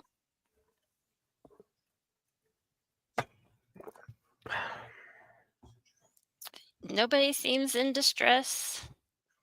No, that's why we were watching it. Like, are they something wrong, or did Yeah. he take them against their will? You know, it was one of them deals. And This afternoon, we are learning more about the mysterious disappearance of a family in West Michigan. The mother, father, and their 2 sons had been missing for 5 days, and now we know the family was spotted in the Upper Peninsula. Kimberly Gill is in the newsroom with the new details and the 911 calls that reveal what happened right before they disappeared. Kim? Chrissy, good afternoon. Those 911 calls provide some insight into the father's mindset, but let's start with the new clues. Family may be. Anthony and Suzette Sirigliano and their sons, Brandon and Noah, left their Fremont home Sunday. Fremont is a city north of Grand Rapids. The NBC station in Grand Rapids says the family was spotted at a gas station in Manistee in the Upper Peninsula. That was on Monday. A gas station clerk told the television station the family stopped in to use the bathroom. She says one son was acting a little strange, but no one seemed to be in any danger. The family left and headed back toward the way they arrived. The day before that sighting, though, Anthony Sirigliano called police out to his home. Fremont police say he sounded paranoid in the 911 calls. Listen. I need some police protection immediately. It is related to September 11th, and people want to erase me from the face of the earth. I'm not crazy. I know this sounds crazy. You don't have instructions for this. Officers went through the home, spent at least 45 minutes there confirming everybody was safe. So it wasn't until Monday that they realized the family was gone. Right now, police think they're driving in their 2005 silver Toyota minivan. Anyone with information is being asked to call police. We'll stay on top of the story and we'll bring you updates when we get them. For now, back to you.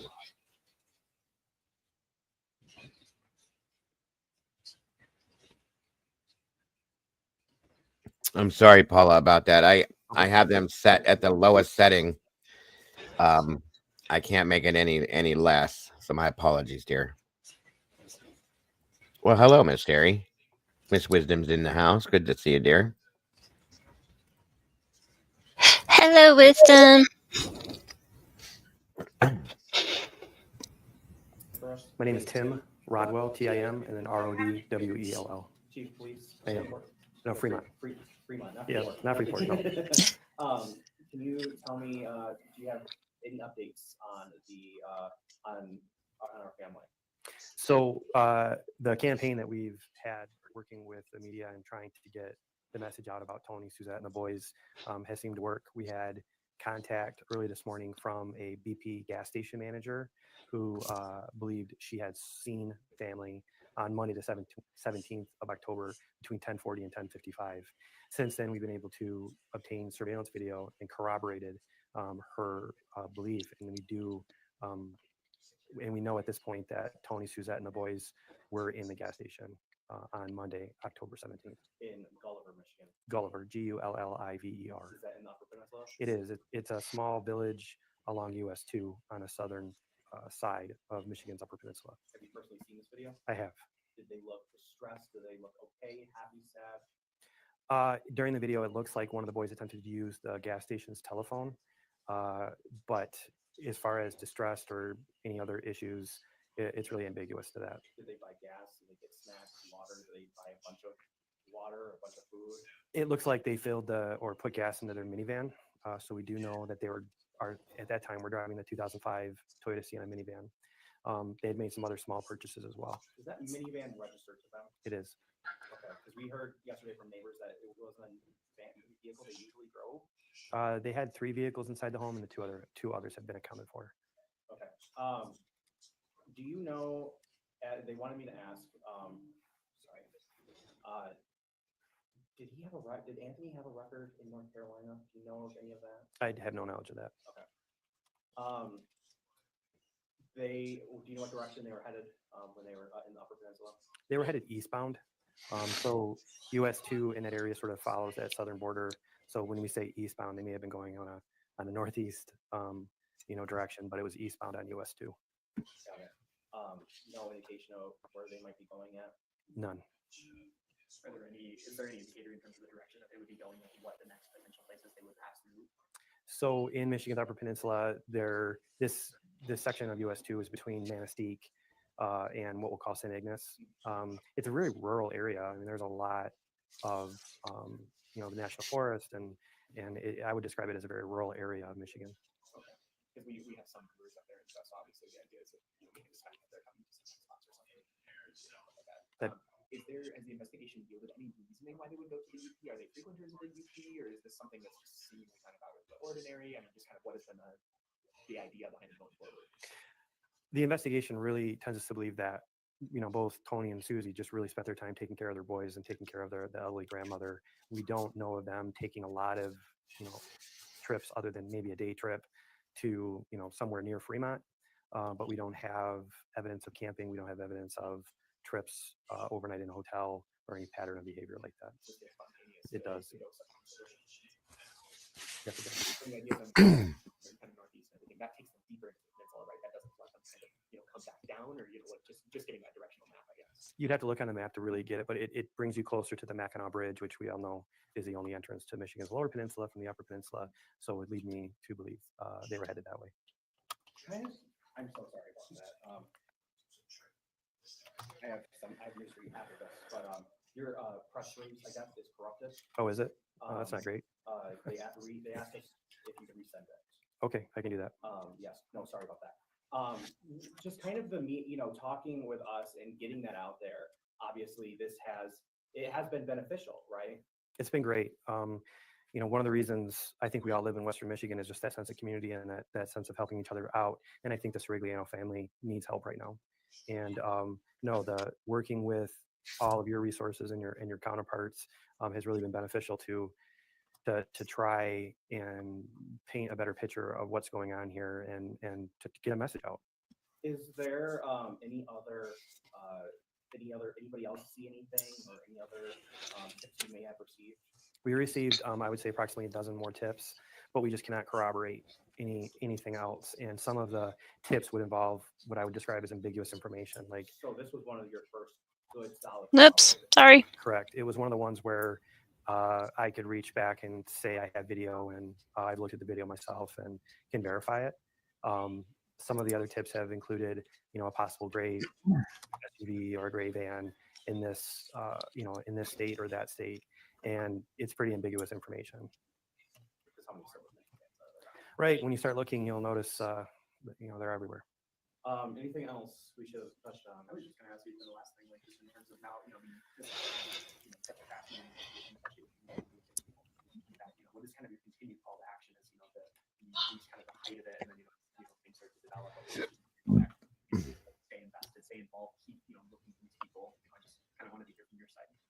My view is we're asking the community just to help this family, and there's the Sirigliano family. From everything I can tell, is a very close family, and they're very concerned. And they have members of that family who live all around the country that are coming to Fremont because they are deeply concerned about everyone's well-being. I would ask everybody in the community just continue the effort of letting us know when they see them, if they've heard from them, and lastly, if Tony and Susie can hear this, that they feel comfortable calling us and letting us know that they're okay. Thank you. Okay. Thank you so much.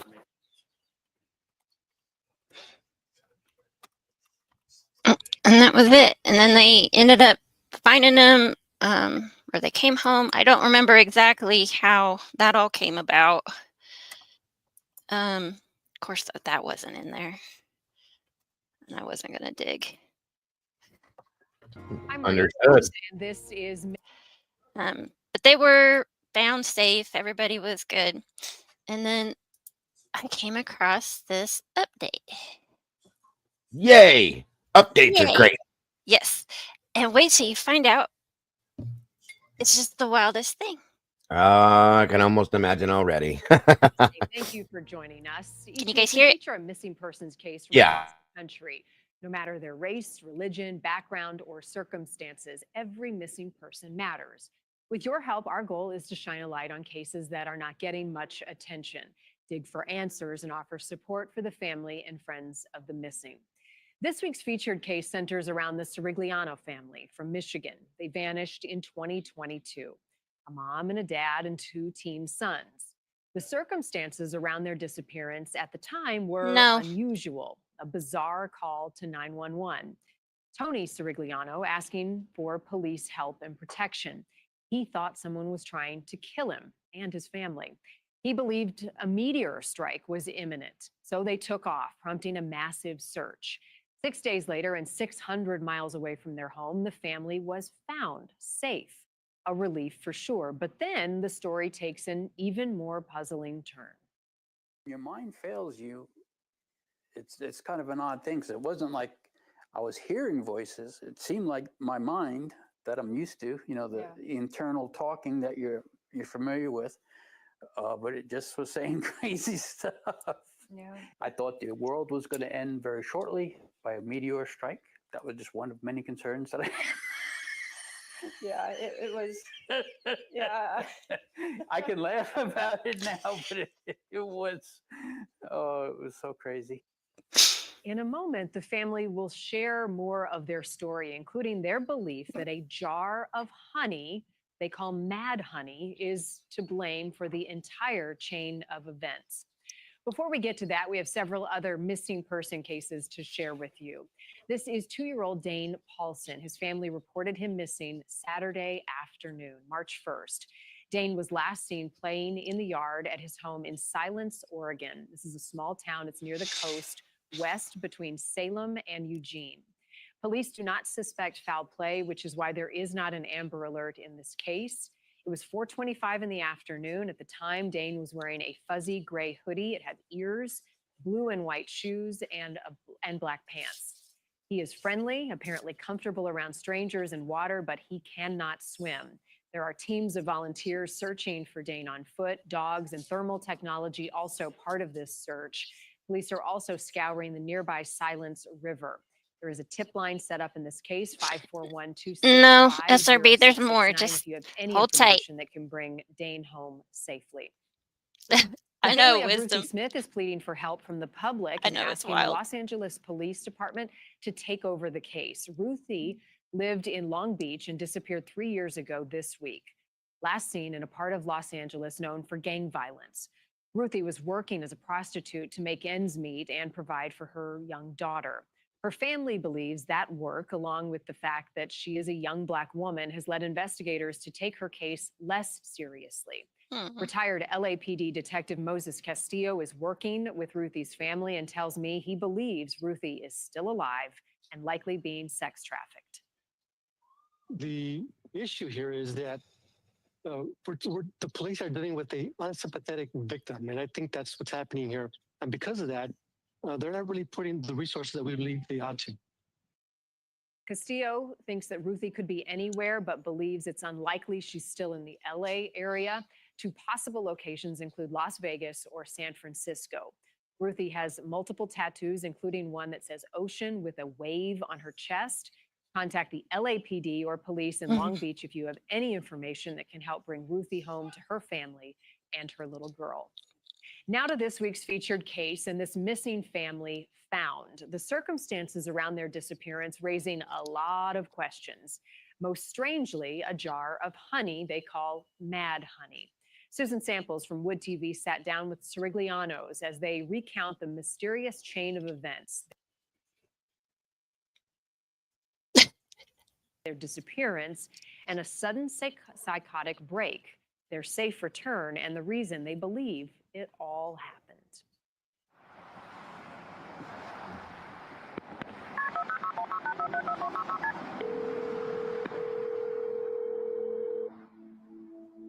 Nuevo County 911.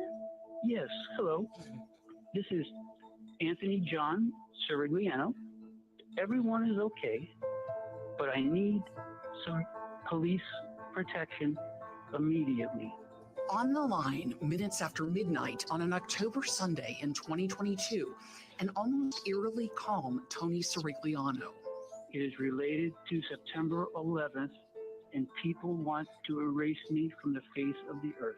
I'm a Christian. I just need some help, and then the U.S. government will take it from here. I'm not crazy. First at 12:30, breaking news just into our newsroom, an alert about a family of 4 that is missing. 24 hours after the 911 call, the Siriglianos, Tony, Suzette, and sons Brandon and Noah were gone. And Suzette's mom, who lives with them and has dementia, was found wandering the neighborhood. We don't see any signs of foul play right now. There's no signs of struggle inside the home. The mystery of the missing family quickly captivated armchair detectives, and an alert gas station clerk in the UP spotted the family first, 300 miles from home.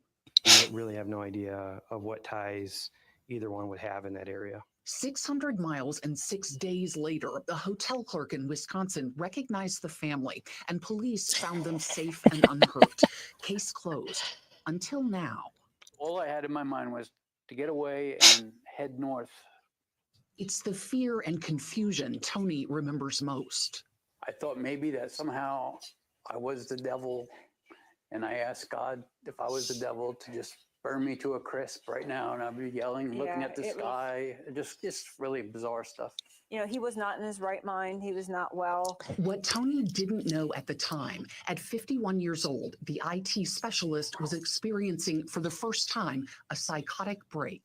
And when your mind fails you, it's kind of an odd thing, because it wasn't like I was hearing voices. It seemed like my mind that I'm used to, you know, the internal talking that you're familiar with, but it just was saying crazy stuff.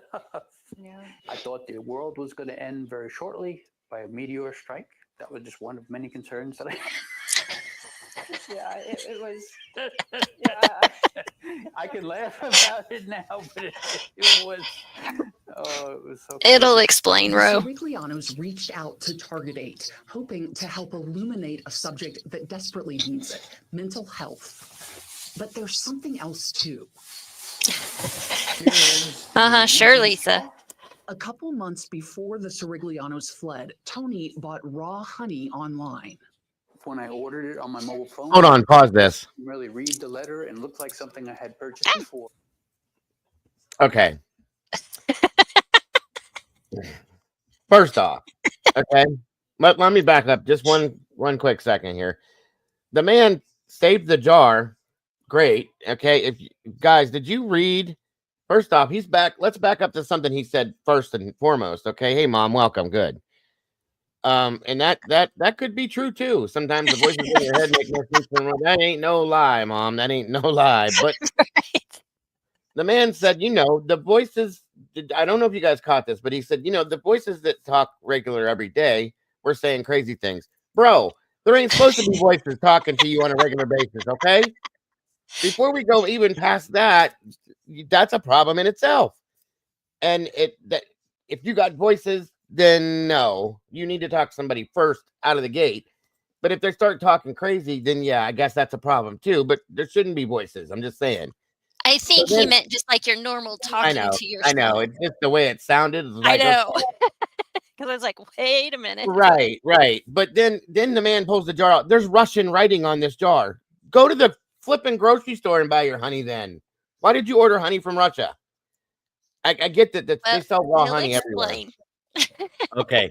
I just wanted to make that clear that I'm sitting here looking at this jar going, okay, you saved this jar and cleaned it nice and pretty. And it's got Russian writing all over it. You shouldn't have done that. But anyway, there's my point, guys. Go ahead. I sorry to interrupt. It's okay. Just a little bit. Couldn't really read the letter and looked like something I had purchased before.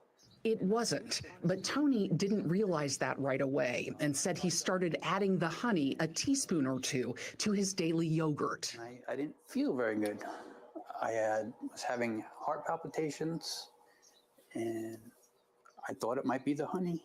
Tony said that's when he noticed the Russian label, not his regular brand, and came across something online called Mad Honey. It's produced when bees feed on toxic nectar from rhododendron plants, mostly in Turkey and Nepal. Oh.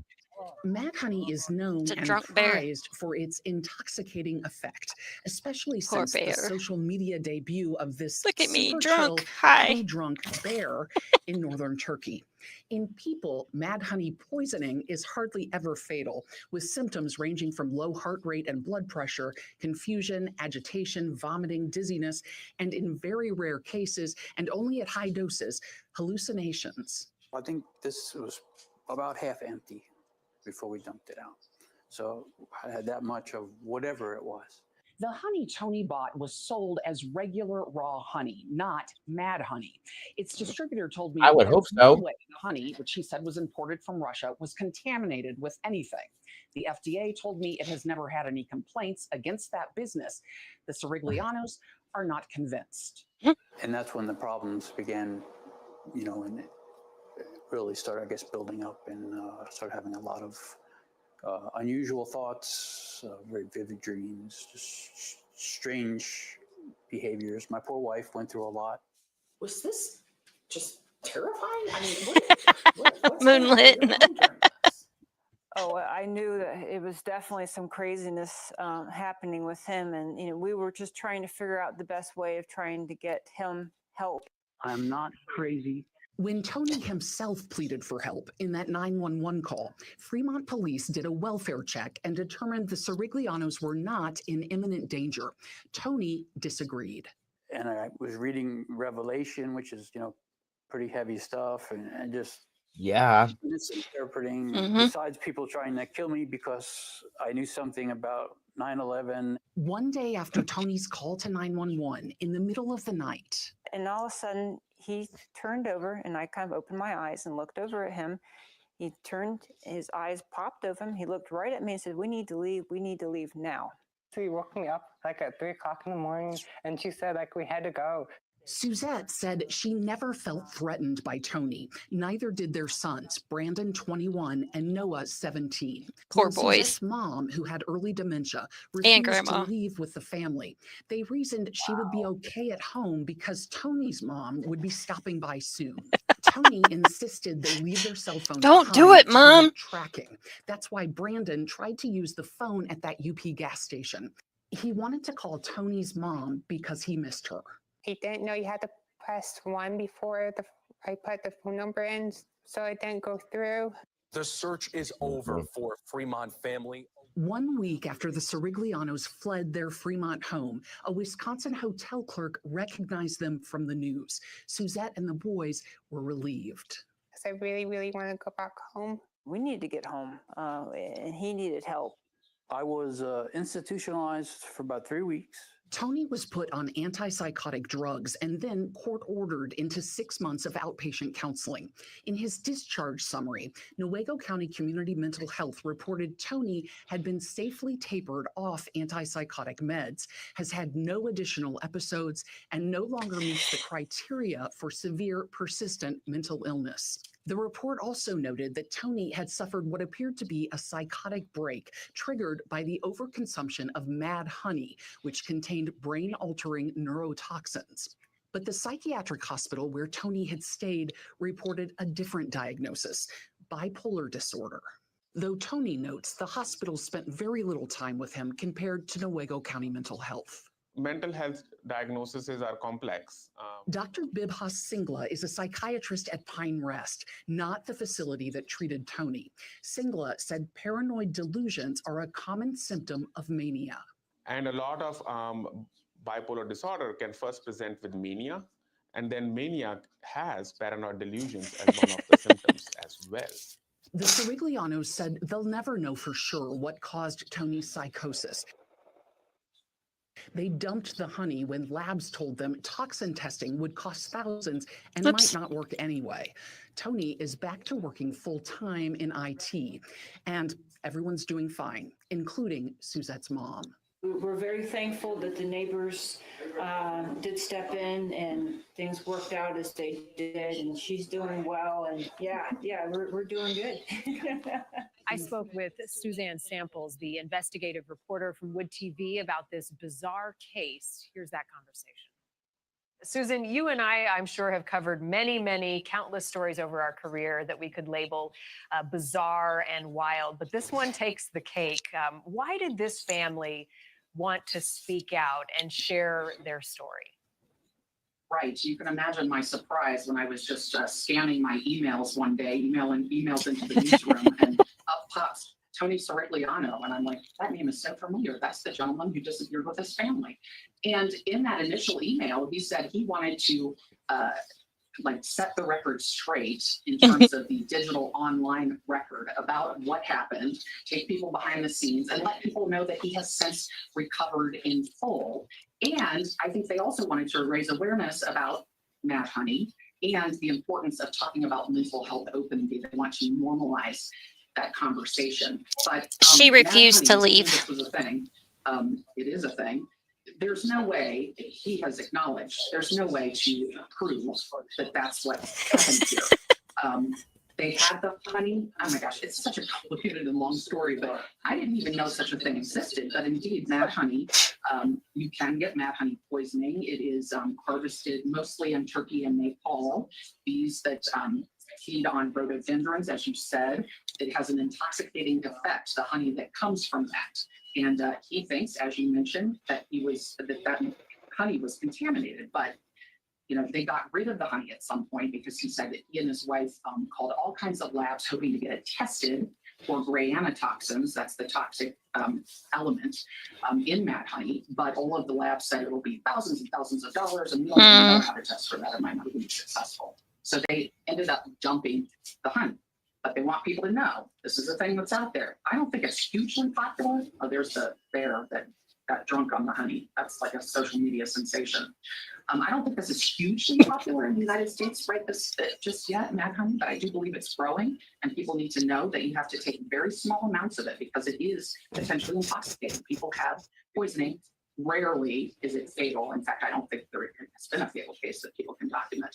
But hallucinations are something that can happen with that. The video of the bear and showing just how intoxicating it can be is quite alarming, Susan. So the family, when they vanished, it was a story we covered in our missing series. They were gone for 6 days. Nobody knew what had happened to them. Where did they go? Where were they staying all that time, and what were they doing?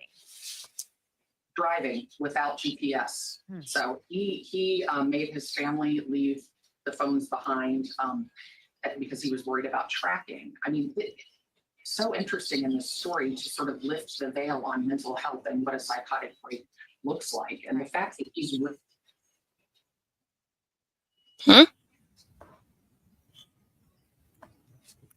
It looks. I'm not real good at reading lips. so- We may have lost Susan's. Yeah, she lost her microphone. Susan, mic. are you still there? Yes, I am. Hi. Sorry, so the raising the veil on mental health and awareness, we'll end it there, which was the reason that the family wanted to speak out. What did they share, and what more do we know about his diagnosis in this case? Right. Well, as you said, he blames it on the honey, but knows that he can't prove that. It has all left his system, and he no longer is having those hallucinations. But one thing really quick I want to say is bipolar, one agency or one hospital where he stayed for 3 weeks did think he had bipolar. Mania and hallucinations is an element of bipolar. And I thought that bipolar shows up usually with younger people, ages 15 to 25. But I found out that it also shows up between 45 and 55. Which I didn't know that there were those two peaks, 15 to 25, ages 45 to 55. He was 51 when this happened. But again, he has not had any hallucinations since he stopped the honey, had care for 3 weeks residency, and then went through a whole year of care in the community mental health agency. That family is doing great. That's what they want people to know. They're fine. Good, Doing well good. now. Well, what a story. Thank you for sharing it. I'm glad they sat down with you, and we've got the full story on newsnationnow.com. Susan Samples from Wood TV. Good to see you. Thanks, you too. All right, my thanks to Suzanne Samples for her reporting on this story. Before we let you go, this little boy has been found safe after 7 years. Aziz Khan is now 14 years old. Now, his non-custodial mother, Rabia Khalid, along with her husband, are in custody charged with felony kidnapping. Aziz was abducted in 2017 from Atlanta. He was 7 years old at the time. He was found in Colorado when police were called to a burglary in progress. He was with another boy in a vehicle. Both boys are okay and now with authorities. Aziz's family says they are thankful for the support that they've received the last 7 years, and they are now navigating the next steps. I mean, of course, first is heartbreak, but then realizing that he's been found, to me, that is just, I mean, that. Okay, so isn't that wild? Who knew honey could drive you crazy? Maybe that's what's wrong with me. Maybe. This was not ordered. This comes from Alabama. This is made, but this is raw. Her family makes it and sends it to us. And it's really good. And I use it a lot for like tea and yogurt and stuff like that. But I don't think it's bad. But just be careful. I have never heard anything like that in my life. That's crazy. I didn't either. And I saw the title. I was like, Mad Honey. Yeah, right? Mad honey. Mad cow disease or mad beef and stuff. But now, yes, we know I call Brandy honey all the time. So maybe that's what's wrong with me. I have too much brandy. I don't know. Grandma didn't need no honey. Grandma had Alzheimer's and all sorts of other problems and was better off than you was. She was like, hell no, I ain't going, you crazy MFer. I'm staying right here where I belong. Right? I was like, oh my gosh, I gotta tell this. Like, it's like I gotta show this. This is crazy. Yeah, and I will say this on a serious note, thank God that nothing bad came out of that situation. If he was out of his mind, those kids had to be petrified. And poor his wife, that's a strong woman to be able to deal with that and stay level, keep the kids calm, and make things happen. I mean, she could have said no, and he could have flipped out on her. You know what I mean? Right. So yeah, that's a great update, Mama Bear. That's wild though. I've never heard of Mad Honey before. I'm sitting here Yeah. thinking when you're telling that story, I'm going, I have some honey in here and I've been using a lot of it. What's going on? You know, I don't know. Hey, Michelle, welcome. Good to see you guys. Guys, please make sure that you jump over to Mama Bear's side of things. The link is pinned in the chat. Make sure to hit the like button, please, and thank you. Subscribe if you haven't, and hit that notification bell so that you don't miss anything we put out with Mama Hey, Bear's channel. Michelle. And you guys are welcome to jump on over and hang Everyone's out with running. Mama Bear too. She's sitting over there all by herself, and I'm sure Ghost is somewhere near her. But Grandma didn't eat. No, that was wild. Interesting story, Mama Bear. Thank you for that. Yes. You're welcome. I was sitting here trying to figure out what the hell could that have been? What could it have been? And then that come up, and I went, "What?" So yeah, I wasn't definitely. going to tell you because I mean it was wild. And being that they brought this up, I'm going to bring up there's a couple things in here that are from a few hours back about Dane. I don't know if it's anything new or different, but I want to see it and show it to you guys as well. So let's see what we got. See if it is something new. Yeah, right. While I'm cleaning my hive. Easy there, Lisa. Hold on. Turning now to the state of Oregon, where the search continues for a missing 2-year-old boy. Dane Paulson was last seen Saturday in the front yard of his family's home. Crews are now searching the surrounding area and nearby river in hopes of finding him. Hold on. I grabbed the wrong link again. God bless America. They do this to me too sometimes where it'll say updated 16 hours or 12 hours ago. You click on it, start running it. It's from 8 days ago, and it pisses me off to no end. So give me a minute to make sure I have the right one. I hate when they do that. Updated 12 hours ago, updated 16 hours ago. Hold on here. Well, bro, just make sure that whenever you get it, it's either local honey or the label on there is in English. Yeah, or don't if buy you can- Russian. Unless you can read Russian and know what's in it, okay. But if not, just throw it away. Get something that you can read the label. Yes, do not buy something that's in a language you can't read and ingest it, please. Yeah. And like Lisa said, I don't know how to say it right. Rhododendron. Rhododendron. Doesn't grow here. I Or barely have grows here. I have a giant one that covers this whole side of my house from this back corner all the way to the front of my house right here. It's right outside this window. It's monstrous. It's beyond too big. It was here when we moved in.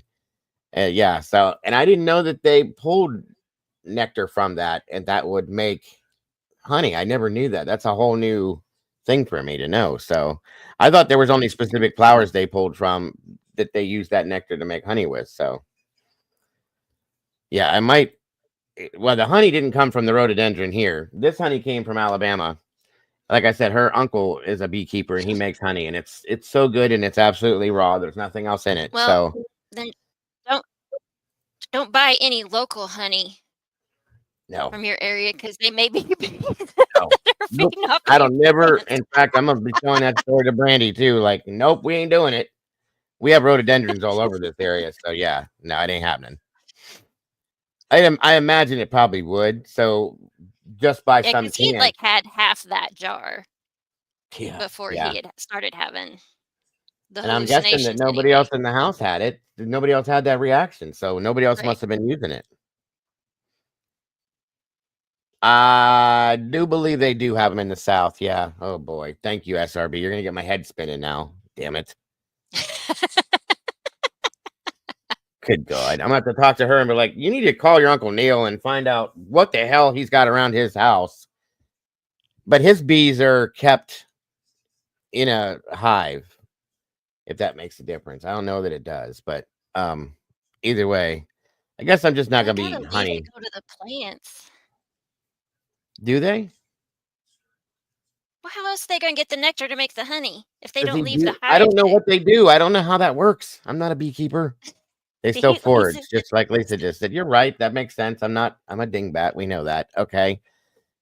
I don't know what he does or when he does it, but I know he keeps them all in little things, boxes and all that stuff. And he does the whole hood and that crap. So I don't know what happens. I'll tell you, in fact, one time I ate we were down there years ago. That could be what's wrong with me. I ate one of the honeycombs, which I was grossed out about at first, but they said that you do this, you can eat it, and it's really good. It was really good. I didn't know they were edible, but yes, I definitely learned about the birds. I don't know about the bees though. Well, 7 kids will tell you I learned about the birds at least. The bees, maybe not. Who knows? All right, let's see if this is the right one or if this is actually new, because I hate when they do this. Near the Oregon coast continue to look for 2-year-old Dane Paulson, who went missing 10 days ago while playing in front of his house in Siletz, about 100 feet from the Siletz River. The Lincoln County Sheriff's Office shared these photos over the weekend showing boats searching the river using sonar and underwater drones. There's still no suspicion of any criminal activity, but anyone with information to share can call the Sheriff's Office tip line 541-265-0669. There really is nothing that I can find. And guys, this is breaking my heart. It's been over 10 days now, and they're in this water.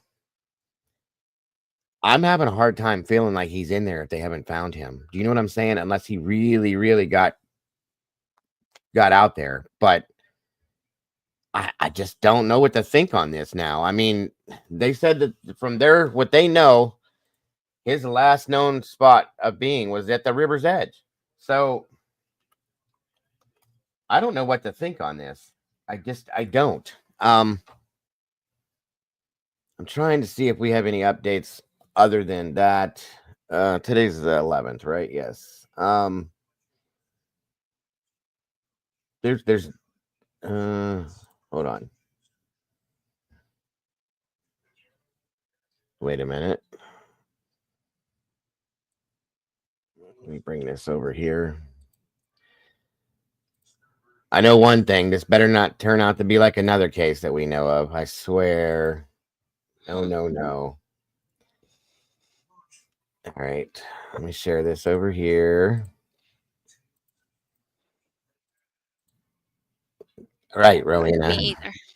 Me either. I don't want nothing from Russia, period.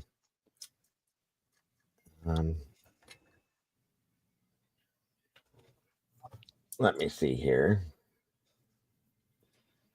The search for 2-year-old Dane has entered its second week as authorities and community members refuse to give up hope finding the missing toddler. Dane disappeared Saturday, March 1st, while playing in the front yard of his Siletz home, located approximately 100 feet from the Siletz River. That's a toy? Wow. Squirrel. Yes, sorry. Sorry, guys. As of Sunday, the Lincoln County Sheriff's Office continues to investigate all leads. They still maintain there is no evidence suggesting criminal activity in Dane's disappearance.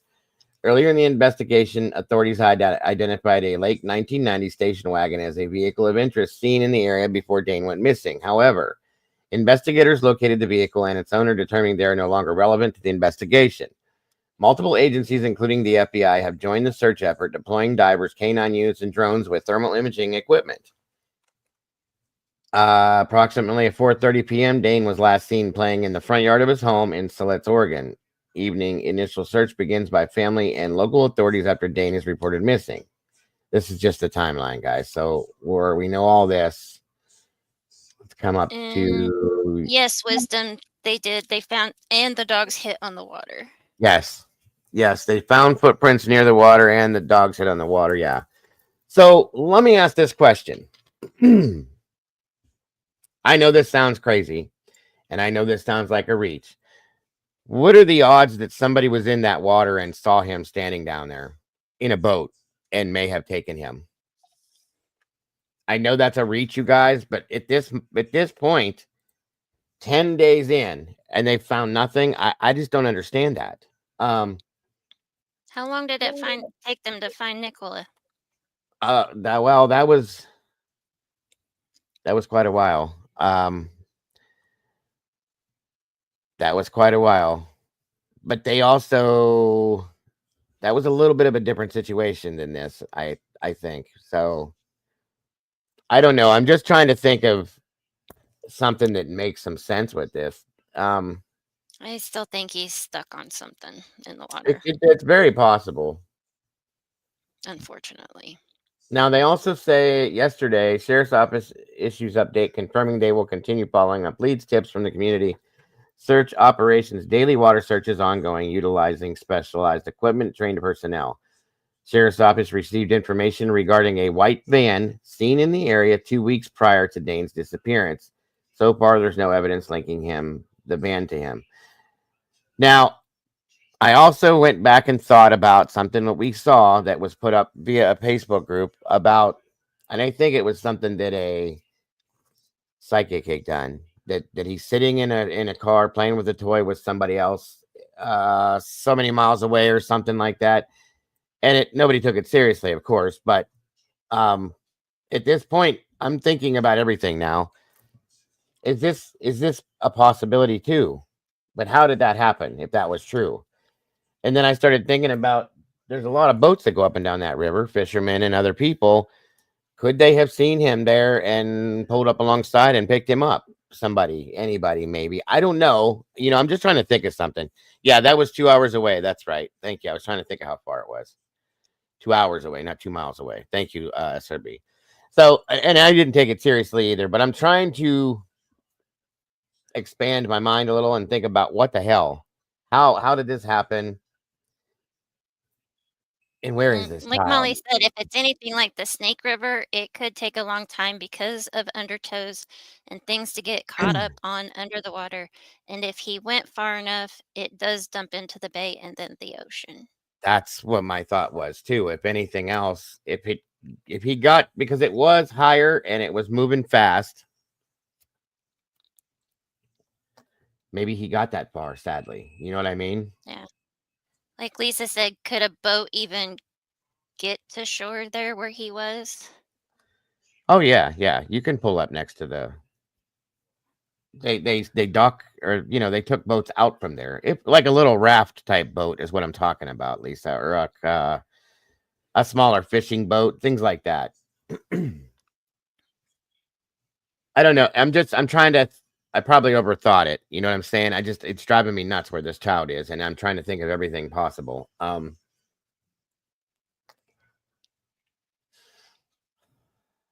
The expanded search efforts are, according to Lincoln County, search operations have intensified with specialized equipment, trained personnel now focusing heavily on the river and surrounding areas. The Sheriff's Office confirmed that daily water searches will continue until further notice, with operations including boats conducting methodical searches over extended river sections, watercraft equipment with underwater sonar, underwater drones, and remotely operated vehicles with cameras, community volunteers with personal watercraft extending the search area to include the lower Siletz River, which is good. And of course, sorry. Oh, no, it's okay. Yes, we're talking about Dane, Stormy. And Did say it was the water was higher Mhm. when he fell in than what it is now. And it was moving faster too. So it's possible, that was the other thought, that he made it far enough down to dump out into the bay possibly, and then even force maybe, you know what I mean?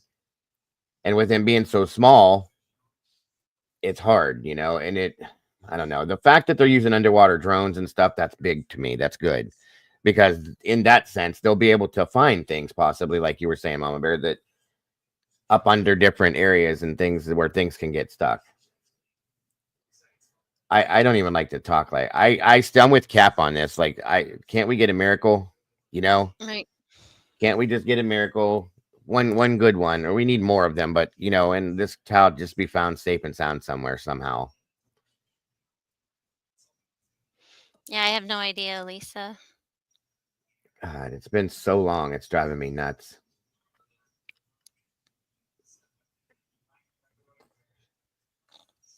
I can't pull it up either. Mama Bear, do you have the link for the Facebook page so I can see the flash alert on there? Maybe. Yeah, hold on a second. I can't. I still haven't gotten this Facebook thing together, so I can't pull it up myself. That's what I mean. The family, that's what breaks my heart, is what they're going through every single day, going to bed and waking up with that child not being there. I cannot. That's what gets to me with these cases. I can't imagine being any one of them. Molly said it's only 25 miles from his home to the bay, and that's a huge possibility, Molly. It really could be. I don't want to think of that, but I'm just being realistic. I heard she was screaming at Sir. I can imagine she was. I would be. I sure as hell would be. And I would be I couldn't handle them shutting down at night. I just couldn't. I'd be out there at night looking myself. I don't care. Whether they told me to or not. And I know that that's got to be, as a parent, I know that's got to be driving them nuts every time nightfall comes and they have to stop looking. I would hope. It would be wonderful that maybe if he fell into the river, somebody saw him, picked him up, but I think they would have came forward at this point, Ro. I would hope they would. We can only pray that something like that would happen. I know there are little footprints by the water, but with the scent disappearing, I still wonder if he was picked up. That's what I was thinking, Stormy. I started thinking about that whole thing, and I said, I gotta wonder, could there have been somebody out there fishing? Was there somebody just in the water? Because a lot of that is a very heavily traveled river. They use it a lot. It was very hard to look at the little footprints. That bugged the hell out of me. It still does, even thinking about it. It's in the back chat. Thank you, dear. Very much appreciated. Okay. Hold on here. March 10th, media release. That was yesterday. Is there a new one for today? Hold on.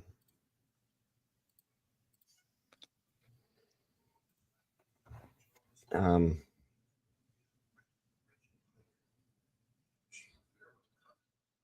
don't think there is one yet for today.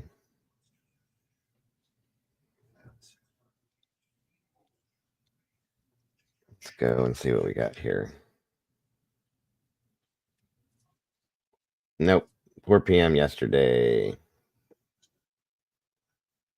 Continuing to search, they follow up on leads and discover, in addition to informational tips from the community, daily water searches include, I can't blow this up. I don't think you guys, hold on. Oh, maybe I can. Here we go. Maybe you guys can see it too. We have received information regarding a white van seen in the area 2 weeks before Dane's disappearance. At this time, we do not have evidence linking this vehicle to the ongoing search and investigation. We will be providing updates as significant information becomes available. This means we will not be providing daily updates. New information or major updates will be shared through the Lincoln County Sheriff's Office Flash Alert and Facebook page. Though the land within the search area has been thoroughly combed, we cannot guarantee the areas are clear. Even with specialized equipment and search canines, it is possible to miss a small child that may be hidden by thick brush or other visual impairments, which we do know. Due to the thorough coverage of the surrounding area and information provided by investigators and evidence from searchers with specialized training and equipment, search efforts are concentrated on the Siletz River. Highly trained personnel and specialized equipment remain imperative to this search. Okay, we already read through that. Community, yes. Okay, so that's it. That's the newest thing. This white van is the newest lead that was a possibility, but they don't think it has anything to do with it. I don't know. I wonder, but I don't know. It was there seen 2 weeks before he went missing.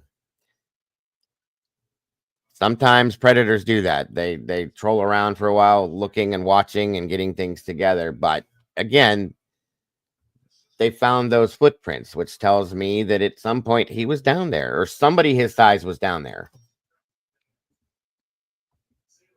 Yeah, Saturday was 7 days. Sunday, 8, 9, 10. Yeah, I think we're on day 10. Yeah, because he went missing on the 1st and today's the 10th. So yeah. And that makes perfect. Well, today's the 11th. So yeah. Okay. Anyway, yes, it's been a long time. I'm not gonna completely discount this ban thing. I'm gonna listen to them, but I won't completely let that go, because of the fact that they haven't found him nor anything. They found no clothing, no nothing at this point. I don't think they said any other prints though, just his. Well, that's yeah. That tells me, you know, common sense would tell you that he went into the water from there. And this goes back to what Mom Bear said, is being that he is small, and what we saw with the Nicola Bully case, like she was in that water for quite a while, according to them. I don't believe it, but according to them. Well, going with the theory that she fell in. Yes, I know. And that she was stuck underneath a tree. Like I said, I don't personally believe that. We know why. But I'll go with what they're saying because that's what we're supposed to. He very well could be up underneath something or something like that. I don't know if there are gators there. I didn't see that animal put up when SRB looked up for the list. I didn't see that animal, looked up the predatorial animals. So if there were, unfortunately, that could explain something too, but I didn't see those. I don't think they live in Oregon. That's just me. Was there gators on that list? SRB, do you remember? I don't remember. Molly probably can, Lisa. Molly has all that stuff. She mapped it all and everything. Or the spot on the river. Yeah, Molly. Yeah, I forgot she did that. So she would be good. She could get it to you, Lisa. Yes. If she doesn't mind. Molly, are you still here? The coordinates to the house, Molly, and or the spot in the river, the area in the river. Lisa was wondering if somebody could send the coordinates that when you mapped it, the coordinates that go to that. Oh, it's bugging the hell out of me, you guys. Bugging the hell out of me. And see here, this is something else too. But if he's not in the local area of that river, you see how deep it is. The coordinates on the map, Molly. Milepost 21 on the Siletz River Highway. Or the address to the house. Okay. This is knee high for adults. So this would probably be little like chest high for him, maybe a little bit higher. But that's just that area there. Okay. If he went further down. Well, and the water is lower there than what it was. Yes, that's the next statement I was going to make. You're right. There's the area right there, Lisa, if you can see it. The house that he went missing from, and it's that close to the river. So I would have had this baby on a leash. I'm sorry, until he got big enough. I'm not downing his parents by any means. Don't take that.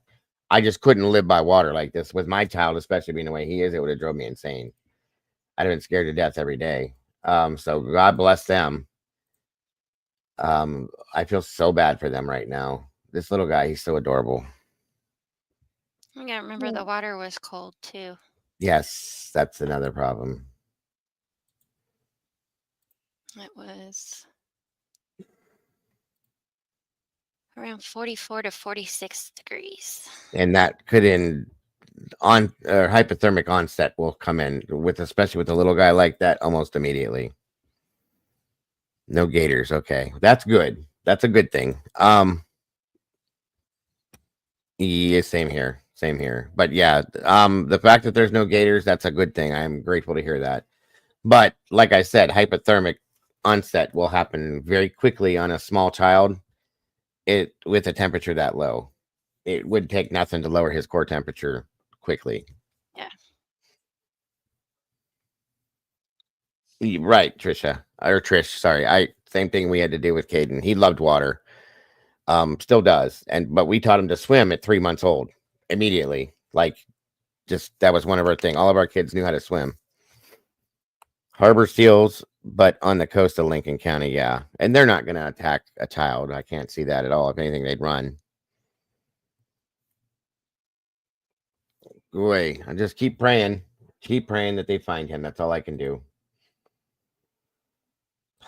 And like I said, we can all pray for a miracle. That would be amazing. But, we have to be realistic, unfortunately, too. All right, guys, I'm going to move on. There was an update that came out via Court TV in the Madeline Soto situation, so I figured we could review that as well. I've been following up with that as much as I can.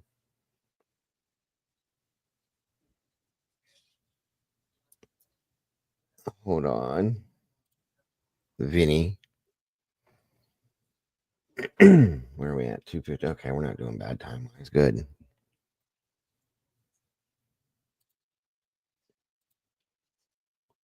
Okay, let's see what Vinny has to say now. I should work for Court TV at this point. My nephew went missing in the river June 27th of 14. They didn't find his body until mid-July.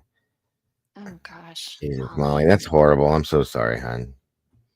It can take, you're right, it can take time. I'm so sorry, hon.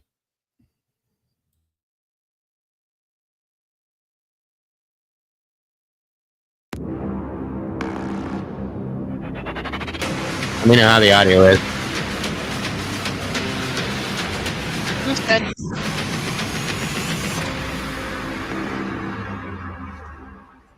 I'm Vinny Politan, the subject of my investigation, the sexual abuse and murder of a 13-year-old girl named Madeline Soto, who had no one in her life who protected her from a predator. Here's the story. 13-year-old Madeline Soto was murdered in February 2024 in Kissimmee, Florida. She was reported missing after failing to show up at school, which sparked a frantic search. 5 days later, her body was found in a remote area of Osceola County. The medical examiner determined she had been strangled. Authorities arrested Stephen Stearns, the boyfriend of Madeline's mother, Jen Soto. He was charged with first-degree murder, capital sexual battery, and possession of child sexual abuse material. Investigators revealed that Stearns had been allegedly abusing Madeline for years. Stearns is currently awaiting 2 trials, the first for the alleged sexual abuse of Madeline, and a second trial for her murder, where he is facing the death penalty.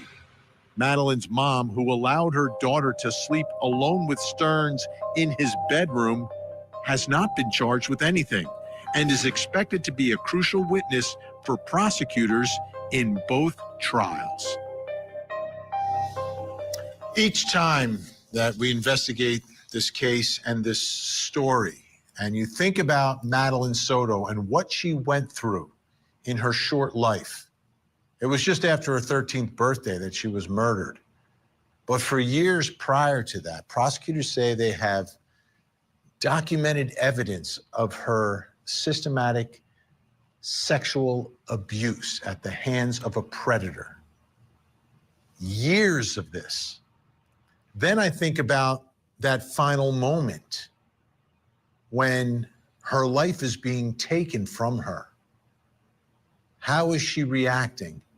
What is she doing? What's going through her mind? What's going through her body? How is she feeling? Does she understand what is happening? I want to show you something because I think this is a significant piece of evidence and it could tell a big story. Some images, some evidence photos of the accused, Stephen Stearns, his hands. You take a look at the hands, there are some visible marks on there. Appear to be scratches. They're not cuts, but scratches on his hands. How did he get them? When did he get them? Under what circumstances did he get those scratches on his hands? As you think about this, I want you to remember what the medical examiner believes happened here, that she was strangled to death. Strangled to death with hands. This brings us to the first question in our investigation, and it's about the end of Madeline Soto's life. Did she fight for her life? Could that be the evidence that we see on the hands of the accused killer in a case where it is believed by prosecutors that this 13-year-old girl was strangled to death? Did she fight for her life? Joining me, creator and host of the Grizzly True Crime YouTube channel. She's been on top of this case from the beginning, owns this case. Gisela Kay is with us. Also joining us, forensic scientist and crime scene investigator. She's a CSI for the Cape Coral, Florida Police Department. Lisa Black is with us.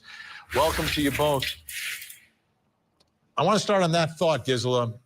What are your thoughts? You've looked at every piece of evidence that's been made public in this case.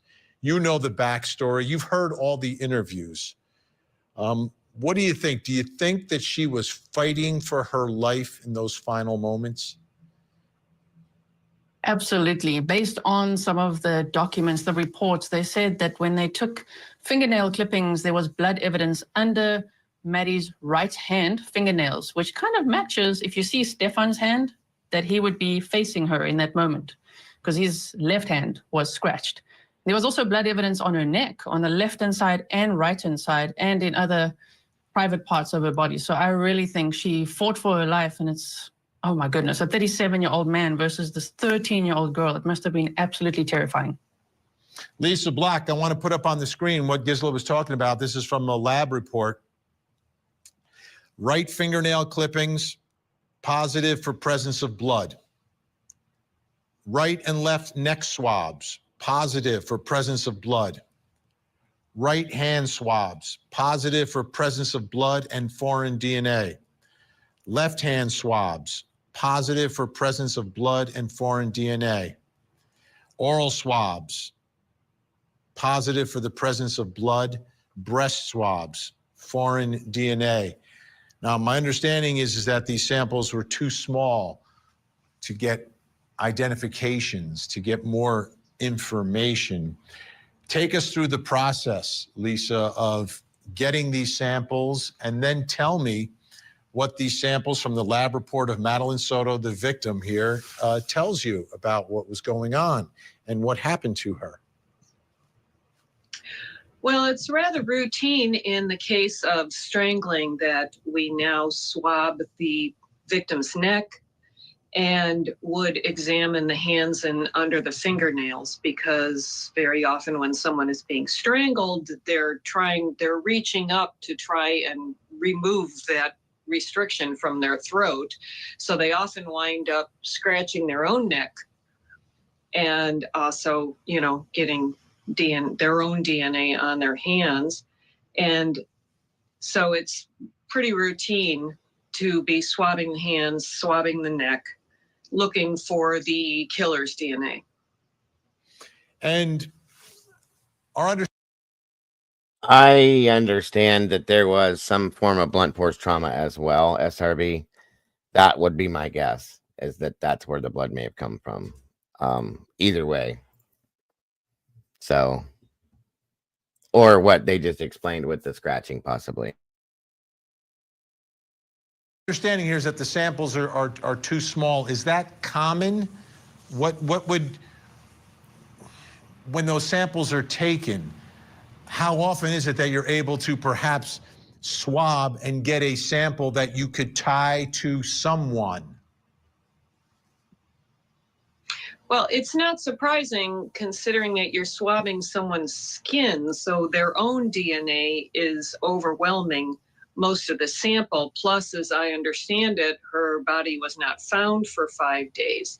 So you would have dew, perhaps rain, any sort of environmental conditions reducing the amount of DNA still on the skin.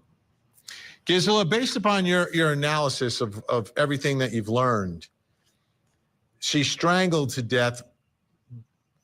Where do you think that this happened? Ooh, I've had many scenarios. Scenario 1, 2, 3, where could it be? I think the most logical place is upstairs in bedroom number 4, based on observations from the roommates, hearing noises as if someone was putting things down on the table in the early morning hours. So I'm thinking it's probably upstairs, but based on just the totality of everything, it could also have been downstairs. And obviously that would throw up a red flag for Jen Soto then, which is why if I had to have a final answer, I'd say bedroom number 4, which was Stefan's room. And that's the one that is up on the second floor. You've got Jen Soto, the mother, who's in the primary bedroom that's down there on the first floor. Madeline's room, which really wasn't a room, sort of a converted room, was also down on that bottom floor. But you're right, number 4 is Stefan Stearns. So, Lisa, tell me, if they believe that this happened in the room, in the bed, what sort of... You ever know why is there a dual lock on that door? That's a bedroom, for Christ's sakes. Why did this shows the sickness of this freak, Right. you know, that he had that type of locks, multiple locks on the door, so on and so forth, and it just bedroom number 4, by the way, was the bedroom, folks, if you didn't know, that had a camera, like tripod and stuff like that set up in there as well. So just to give you guys the heads up. What sort of analysis would you do of evidence from the room, and specifically the bed? Are you swabbing that as well? But would it tell any story? Because strangulation is much different, right, than a gunshot case or a stabbing. So is there anything of potential value that you could find anywhere other than on the defendant or the victim? Well, you would be examining the sheets, blankets for bodily fluids, especially since there's also a sex crime aspect to the case. So you'd be using alternate light source. You'd also be examining for blood, since we have the presence of blood, which is not normally found on bed sheets. But it is complicated by the fact that the suspect lives in the same house. So there could potentially be, you know, both persons' DNA at any point in the house. And that's a bit easy to explain away at that point. All right, Lisa, let's move back now to how I started all this with the image of the hands of the defendant, Stefan Stearns. They're not deep scratches. They don't appear. They seem sort of light, but what are your thoughts about what these marks tell you or don't tell you? Well, they could be very easy to explain away, unfortunately, because they are small. I mean, to us, they're suspicious, but he could easily say, I was working in the yard and a bush scratched me. He could come up with a million different reasons, and they could be quite true. It's just difficult to draw any positive conclusion. My biggest curiosity with this is if they only found, you know, like around on her neck and things like that, if they only found one DNA, meaning his DNA, if they did, if there was just one type of DNA, I should say, is all I was curious. I've been curious about for a long time. So Conclusions that would hold up in court. Right. It's much different than trying to match a wound that is a stab wound and you try to match what kind of blade it was. I mean, it's completely different. Okay. The good news, Gisela and Lisa are going to be staying with us through the program. Coming up next, what was going on inside this home? My house was not the way that I wanted monstrosity. Or the clutter just gave me like A murder. It's a whodunit Hollywood story. so. I asked him to go upstairs, and he did. So that's Jen Soto complaining about the clutter in the house that was a result of Stefan Stearns, who I think was her boyfriend, but I'm not sure exactly what the status. I think if they had to check something, it would be it's complicated. But I think from Stefan Stearns' perspective, if what prosecutors say is true, we understand his perspective on the relationship. But she's complaining about the messy house. Some evidence photos that have been newly released. This is like a birthday shirt that Madeline Soto must have been wearing for her birthday. Then we start to go inside of the home, and you get I think a clearer picture of some of this clutter that was being described by Jen Soto. And this was a townhome, and Jen was living there, Madeline was living there, Stephen Stearns off and on, but was there. But they also had boarders that were living in there. A lot of folks inside a townhouse that was, a decent size, but it was seemingly kind of being treated almost like a hotel to a certain extent. And it seemed like it was a little messy, and Jen Soto admits that. But she's blaming some of the clutter on Stephen Stearns. Brings us to the next question in our investigation. And it could be the scene of the crime that we're talking about. What was going on inside this home? I mean, look at some of the clutter and the mess and everything else. What does it tell us about what was going on inside this home? Was this a place for a girl to grow up in? Was this a place for her to live? Still with us, Gisela Kay. And joining us, author and certified mental health counselor who specializes in child abuse, neglect, and trauma, Sharonda Brown is with us. Sharonda, should we be concerned about the clutter and the mess, or is that just, all of us kind of deal with that, and it's just kind of part of life, and not everyone has a maid, and it is what it is? Well, we should definitely be concerned because a messy mind usually reflects a messy home. And usually when people are disorganized, they're struggling with some depression, or maybe they're just not internally okay, it will reflect in their surroundings, their home, their car, their relationships, their dynamics. It will totally reflect in everything that they do. So there's definitely a sign that something is wrong mentally when a home is that cluttered. Gisela, I want to take a look at Jen Soto's room. And as we take a look at her room, what's going on in her room? Like, what have you noticed? What have you seen? And what have you read about that is going on inside the primary bedroom in the house, Jen Soto's room? Yes, I'm glad you're showing her room. Some of the previous pictures were the roommates. So the clutter was organized. Jen Soto's not so much. There is stuff everywhere. There's prescription pills everywhere, which is also not safe for a child if that's just like lying on her side table.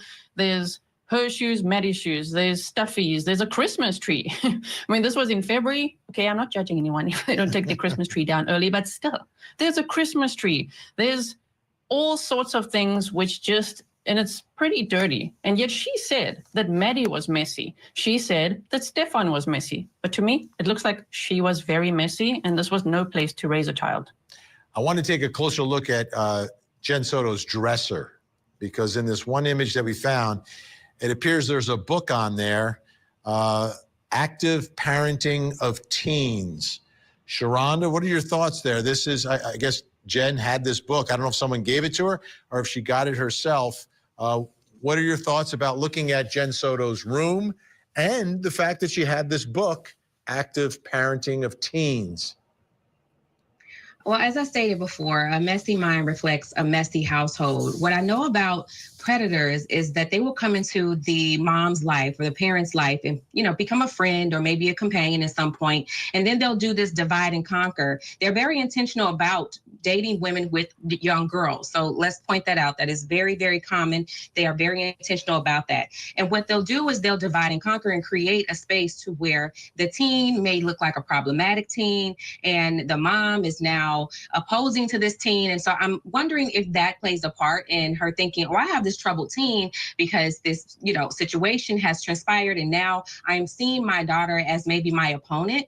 And they will begin to do all this work to figure out what's going on. And they create this adversary in the household. And I think that that plays a huge part in why a lot of times Madeline was trusted to be with this man and be around with this man, because mom was just like over it and done if there was a divide and conquer. And I'm guessing that that was highly likely in this household. Yeah, Gisela, how would you describe that dynamic, mother-daughter? I don't even know how to describe it. I've never really, I suppose in true crime we see it, but I mean, it just doesn't seem like there's any protective instincts, maternal instincts. I mean, Jen was completely clocked out from what we can see.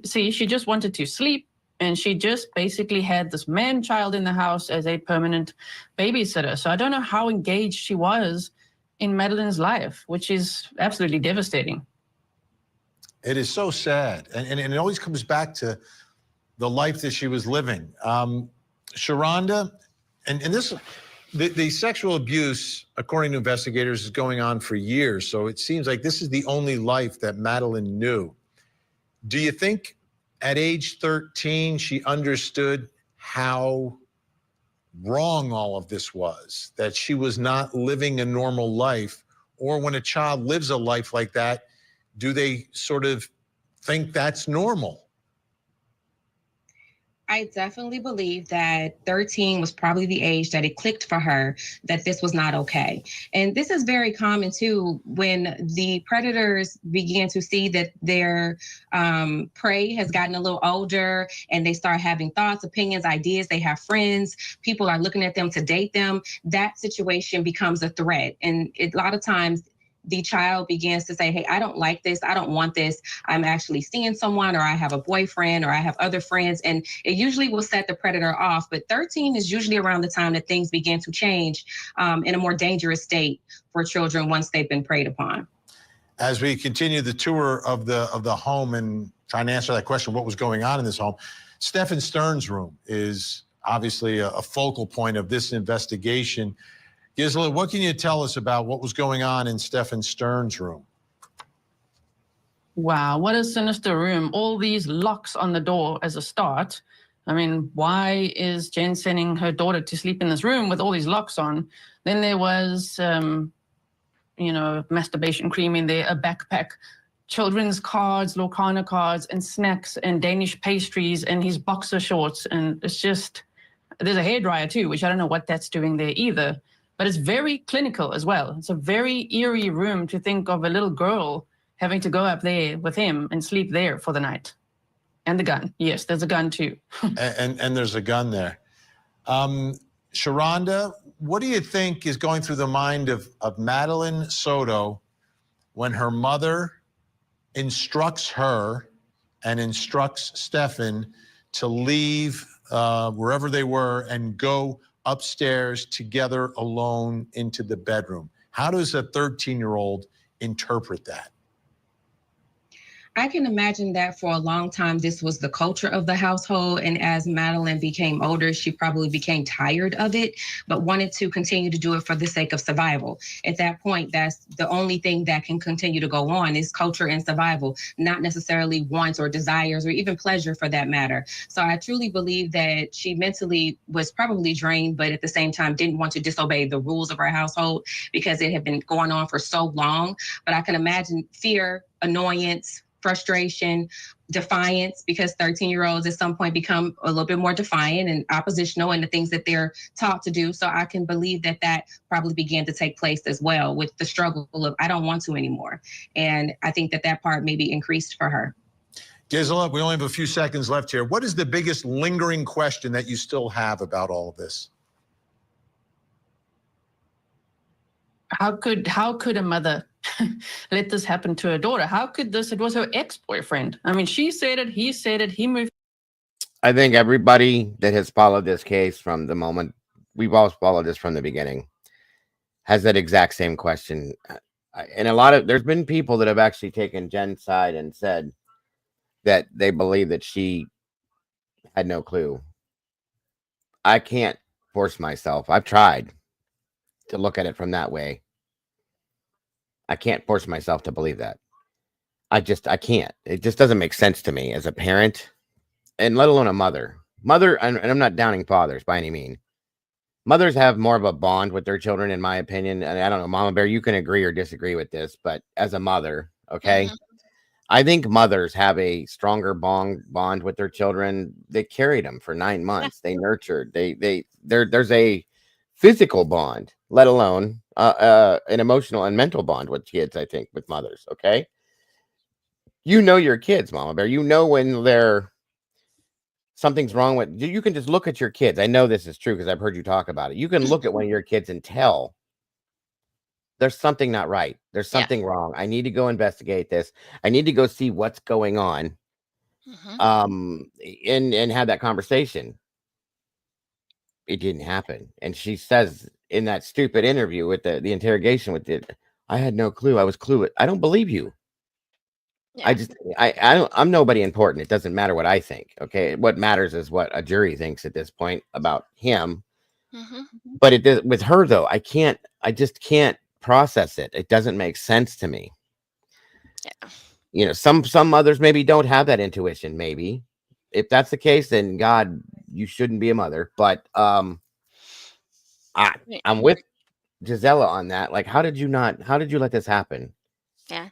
It- And like SRB said, I'm sure she knew it was wrong, but didn't know how to escape it out of fear. Of course. I don't know if he was violent, abusive to her. I don't know, but that could have played a role.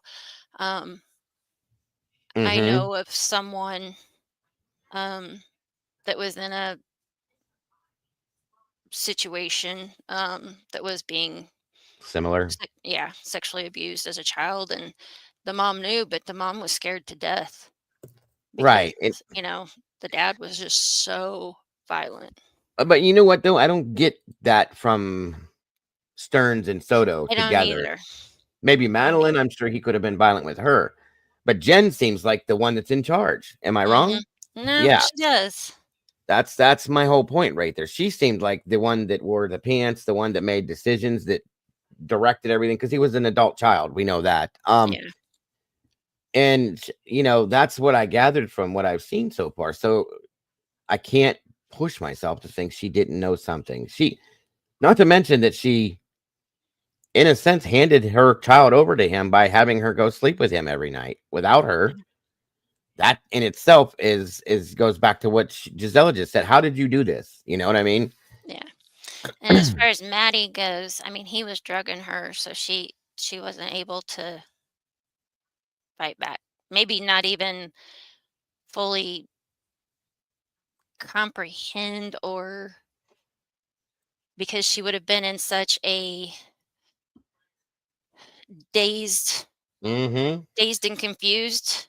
She may not have been able to I fully believe put that she, the yeah, pieces together. I believe she was drugged. I do truly. Yeah, 100% SRB, 150%. That's what she did. And I think that it very possibly could have been a situation relating to the fact that this monster showed her attention that she didn't get from her mom. That's the only attention she received was from this person, and as a younger child probably took it as a loving attention, which we all know it's not. When she was younger she didn't. Now she's getting older, she's seeing things, she's realizing this is not, no, okay. And I'm worried that that's what may have happened, is that she tried to resist a situation and he just didn't allow for that. Yeah. But yeah, there was probably a big bout of fear with this. I mean, it just breaks my heart talking about it, even thinking about it. But it needs to be known that this can't go on, and it does go on a lot. It's very sad. And this specific situation, parents and mothers especially, most don't, but you don't hand your kids over to a predator. No. And you I had to don't have care seen. how tired you are. You suck it up. And as That's Doodle it. would say, you put on your big girl panties and you deal with it. That's it. That's parenting, folks. You make that sacrifice. Thank you. I couldn't think of that word. You make that sacrifice the day that you deliver that child. Okay. She wasn't a mother. She was an incubator. Exactly. That's what I've been saying. Once that child's born into the world, everything else in your life does not exist except that child. Okay. And everything that happens in your life is before everything is for that child. Mm-hmm. That's all there is to it. There's no other way to look at that. Yeah. So any other excuse is nothing but a bullshit excuse to me. I'm sorry. Yeah. So at that point, I cannot understand. I cannot process. I cannot accept that you didn't know, that you did not. You could have. This all could have been avoided. This entire situation should have and could have never happened.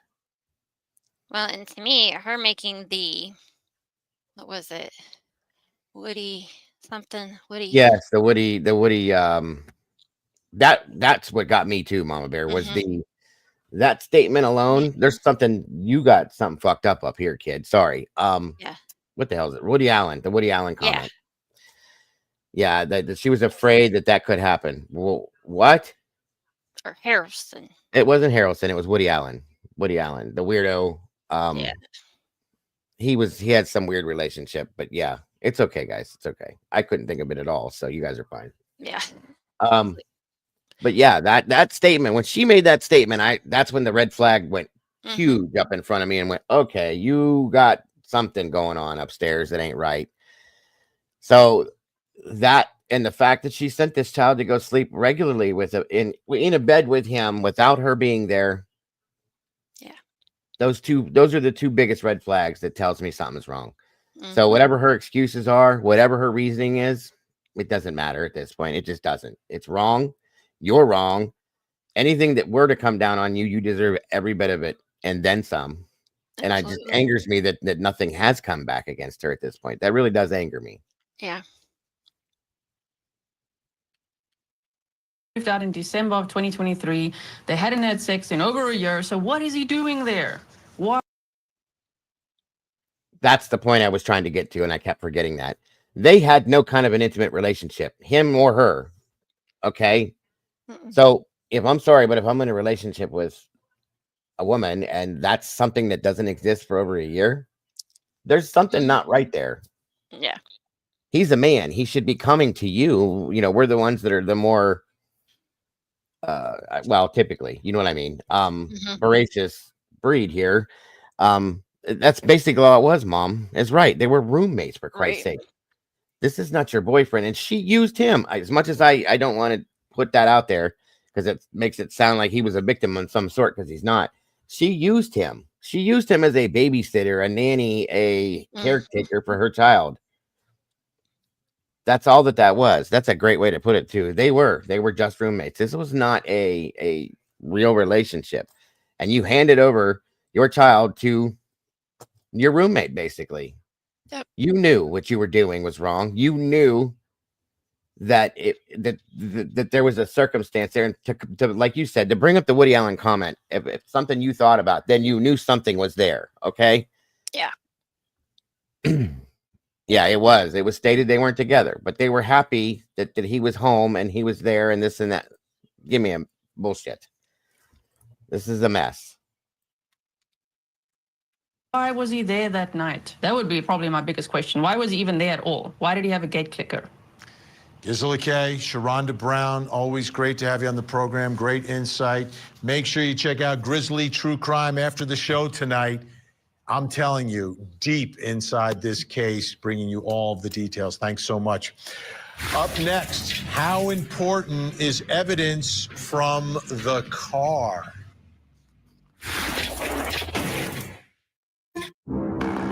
Madeline Soto, who had just celebrated her 13th birthday with friends and family when she was strangled to death. Here's the story. Stephen Stearns was arrested in March of 2024 in connection with the murder of 13-year-old Madeline Soto in Kissimmee, Florida. After Madeline was reported missing, authorities launched an extensive search, ultimately discovering her body in a remote area of Osceola County.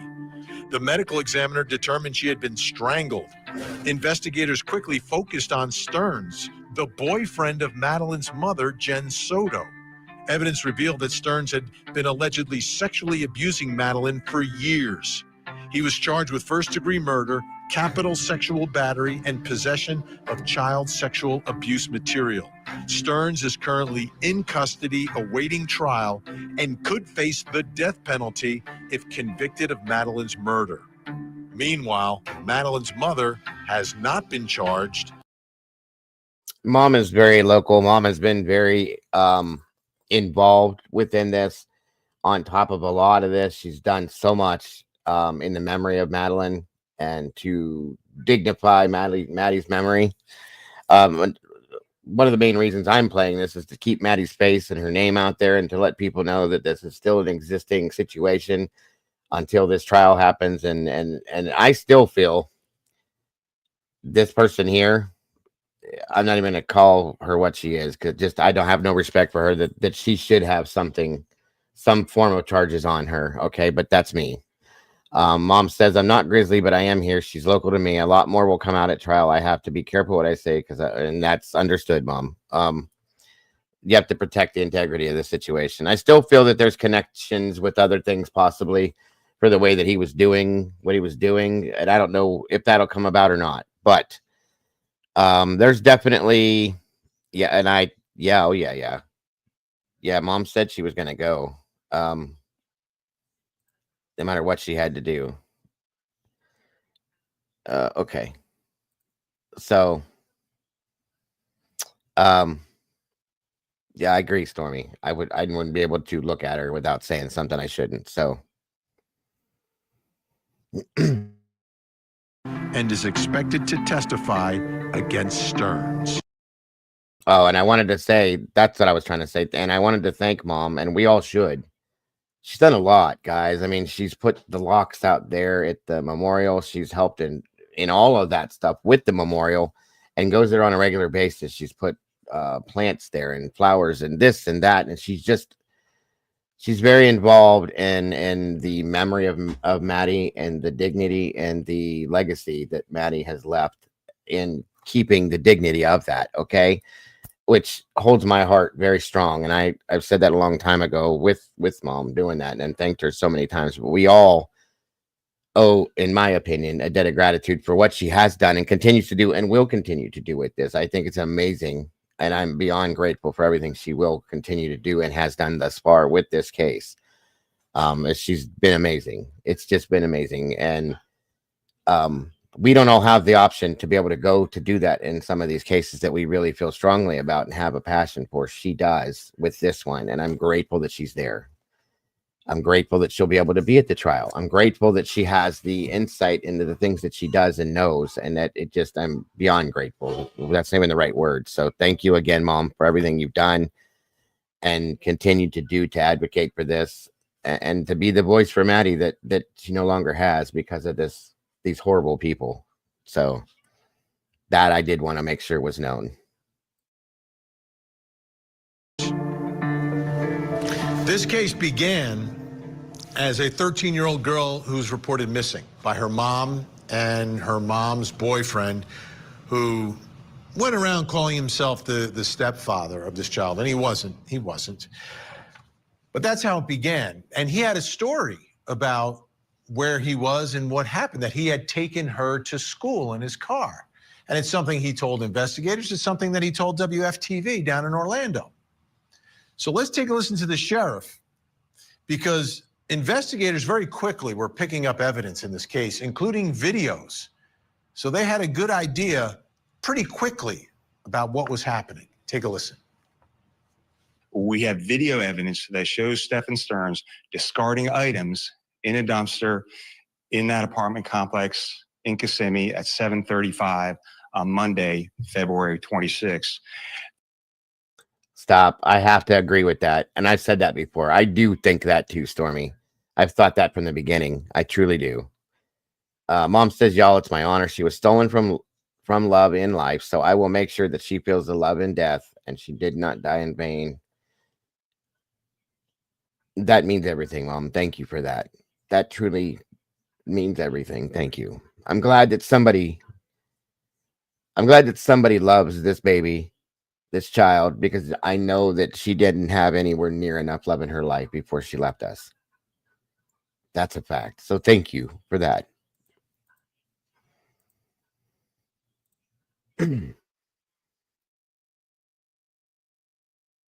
Detectives later recovered Madeline's backpack and her school-issued laptop from that dumpster.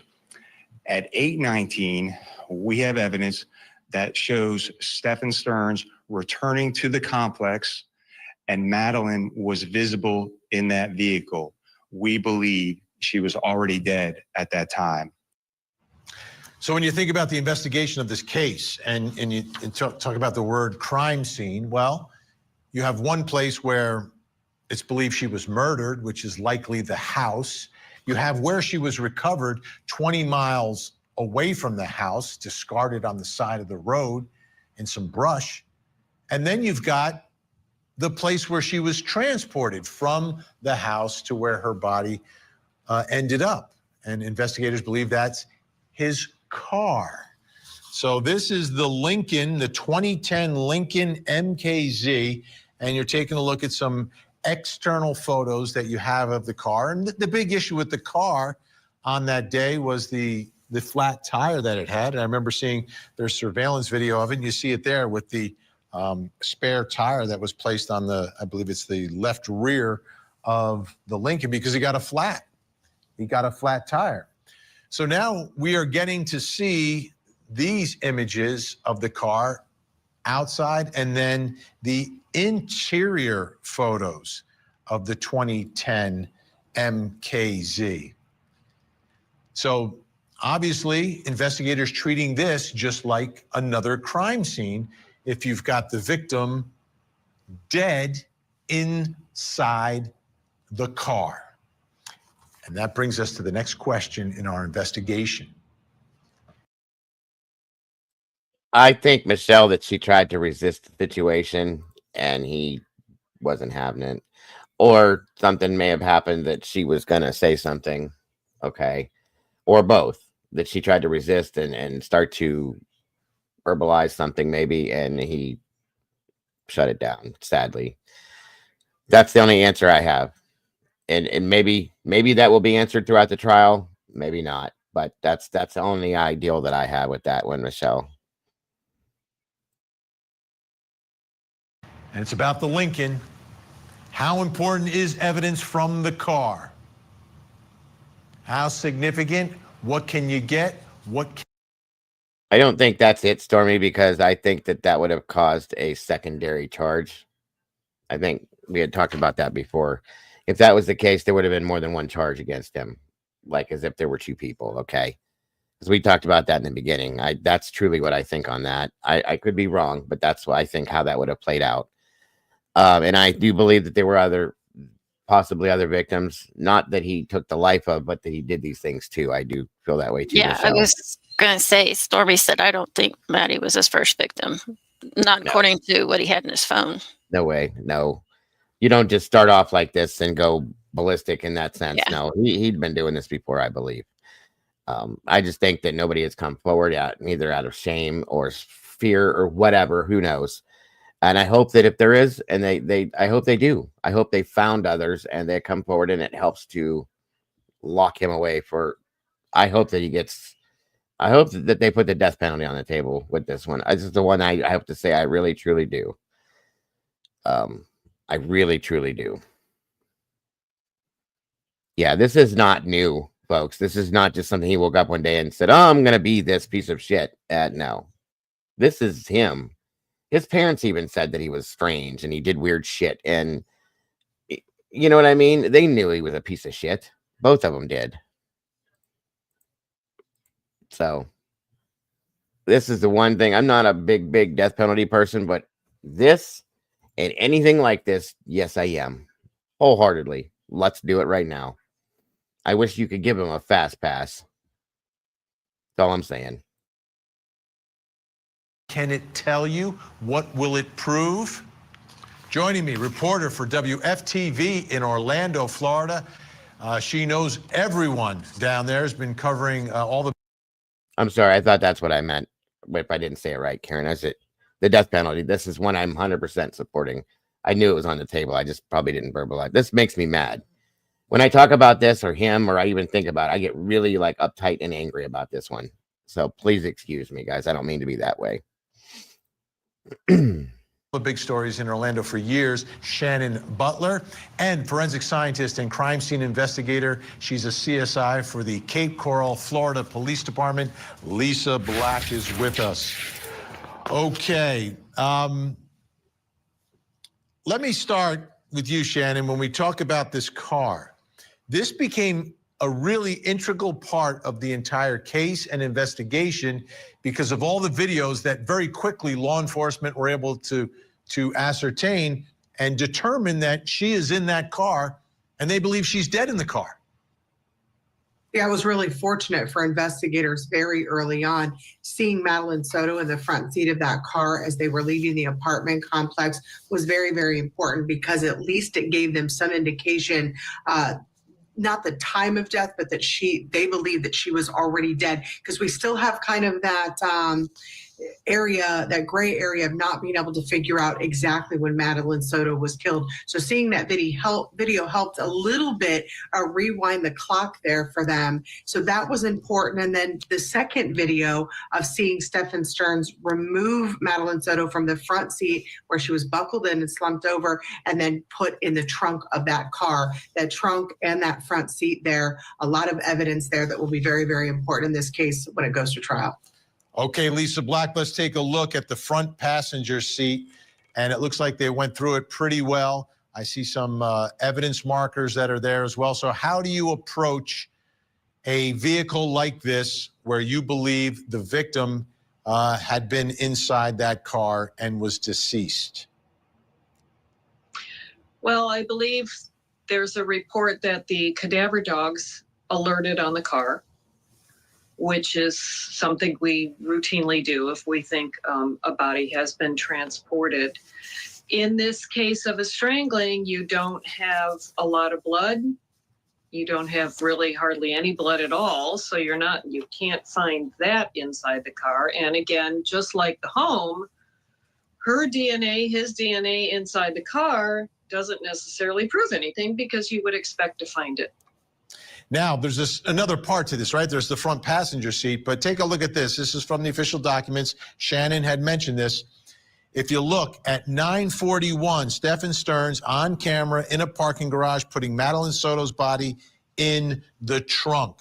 So Lisa Black, is there a way for you to ascertain whether or not a dead person or a live person is placed into the trunk? And what sort of analysis of the trunk are you going to do? There's no chemical analysis that I know of that would tell you whether the person was dead or not. Again, you have the cadaver dog's response.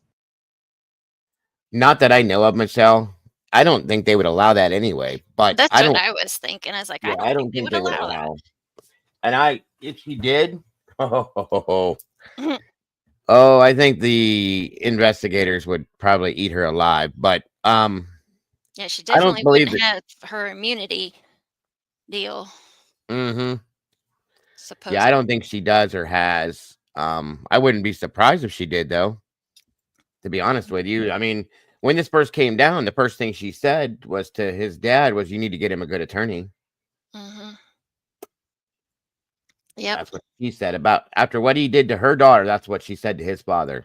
Get your son a good attorney. You need to. Oh, really? Mom says they can't stop her from visiting him. I didn't think that because of the way the circumstance was that they wouldn't allow that. But that's interesting. Okay, Mom. Thank you. Thank you for that one. Interesting. Very interesting to know. Which is a piece of evidence.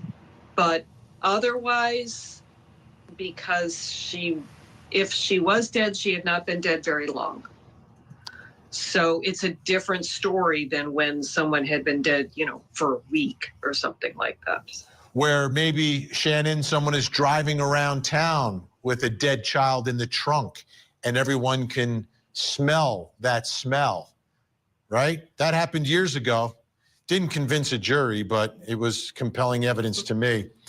Shannon, I want to take a look at Here, Vinny, with that. Yeah. As soon as she's in the trunk and there are signs of decomposition inside that car, according to the report, that's the first thing I thought about that case that we covered many years ago, that same thing in the trunk of the car. Yeah, but as Lisa mentioned, I think there's a much different time frame in how long Madeline was in the trunk versus little Kaylee Marie. I want to take a look at some of the items that were retrieved here from the car. And these are items from the trunk. Shannon, as you look at that, anything jump out to you as being significant that was found inside the trunk? Yeah, there's that tire. If it wasn't for that call from the guy who saw him changing a flat tire in that area, we may still be looking I have to agree that that was God and karma that he got a flat tire that day. Yep. That truly, I truly feel that that's exactly what that was, because she's about to say we may still be looking for Madeline today, and that's an absolute fact, folks, because Yeah, and that's more than a flat tire. That sucker blew. I think he drove on it for a while before it happened. But yeah, I truly feel that that's instant and absolute karma and God watching over this baby. Because that whole thing happening that way, I do feel that way, truly. Otherwise, yes, sadly and scarily, we very well might be still looking for her and not have any answers at this point. And he would have gotten away with more, even more. You know what I mean? So I think he was going to go back to move her to a different place, where there was more wildlife, in my opinion. So that's just my opinion. Not saying that that's a fact or anything that proved that. That's just what I feel. For Madeline Soto today. That was an area that I don't know that we would have looked. I mean, it was, ranch land out there until somebody actually stumbled upon that. That flat tire was so key in this case, and you can see it right there.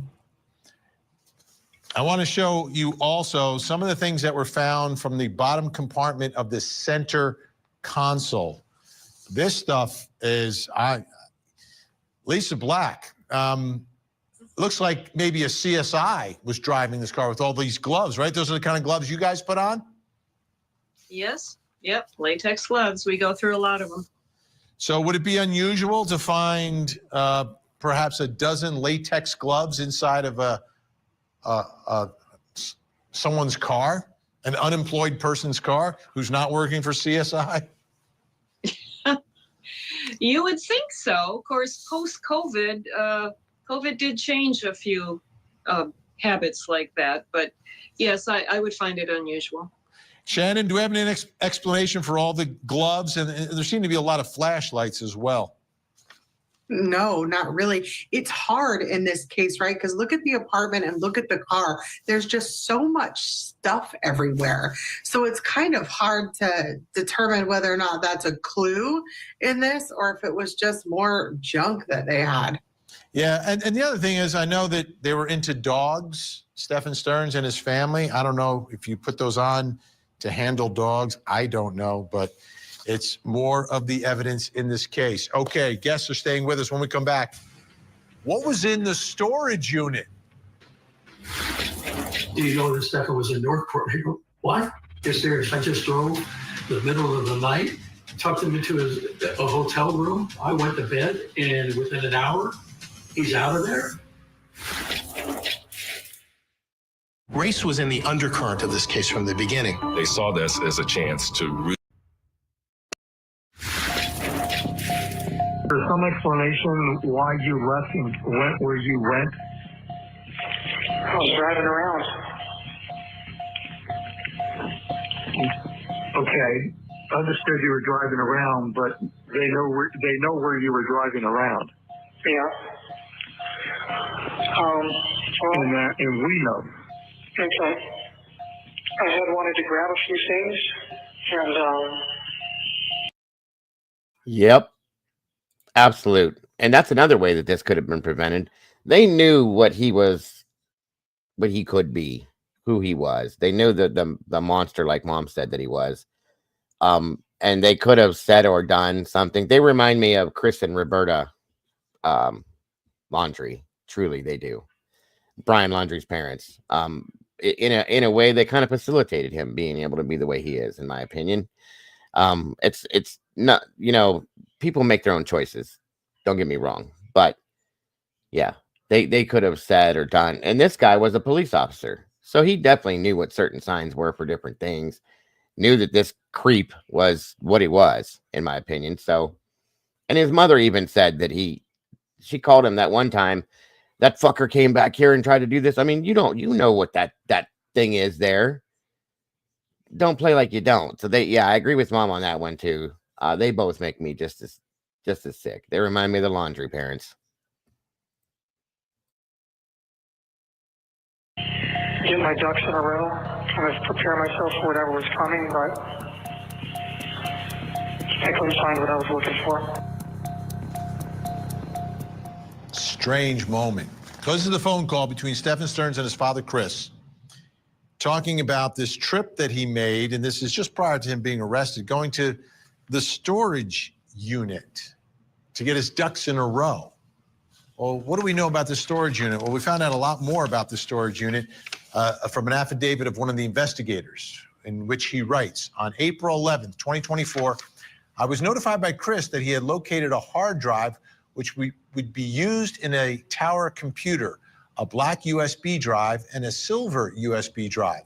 The hard drive was located in a storage unit which Chris has control over, however, is missing a key to the lock on the unit. Let it be known, Stephen was in the area of 1001 Executive Drive, Northport, Florida, in the early morning hours of 2/28/2024. This is the location of Chris's storage unit. So did he make a trip to the storage unit? Well, we ended up getting some more evidence photos, and they include pictures of a storage unit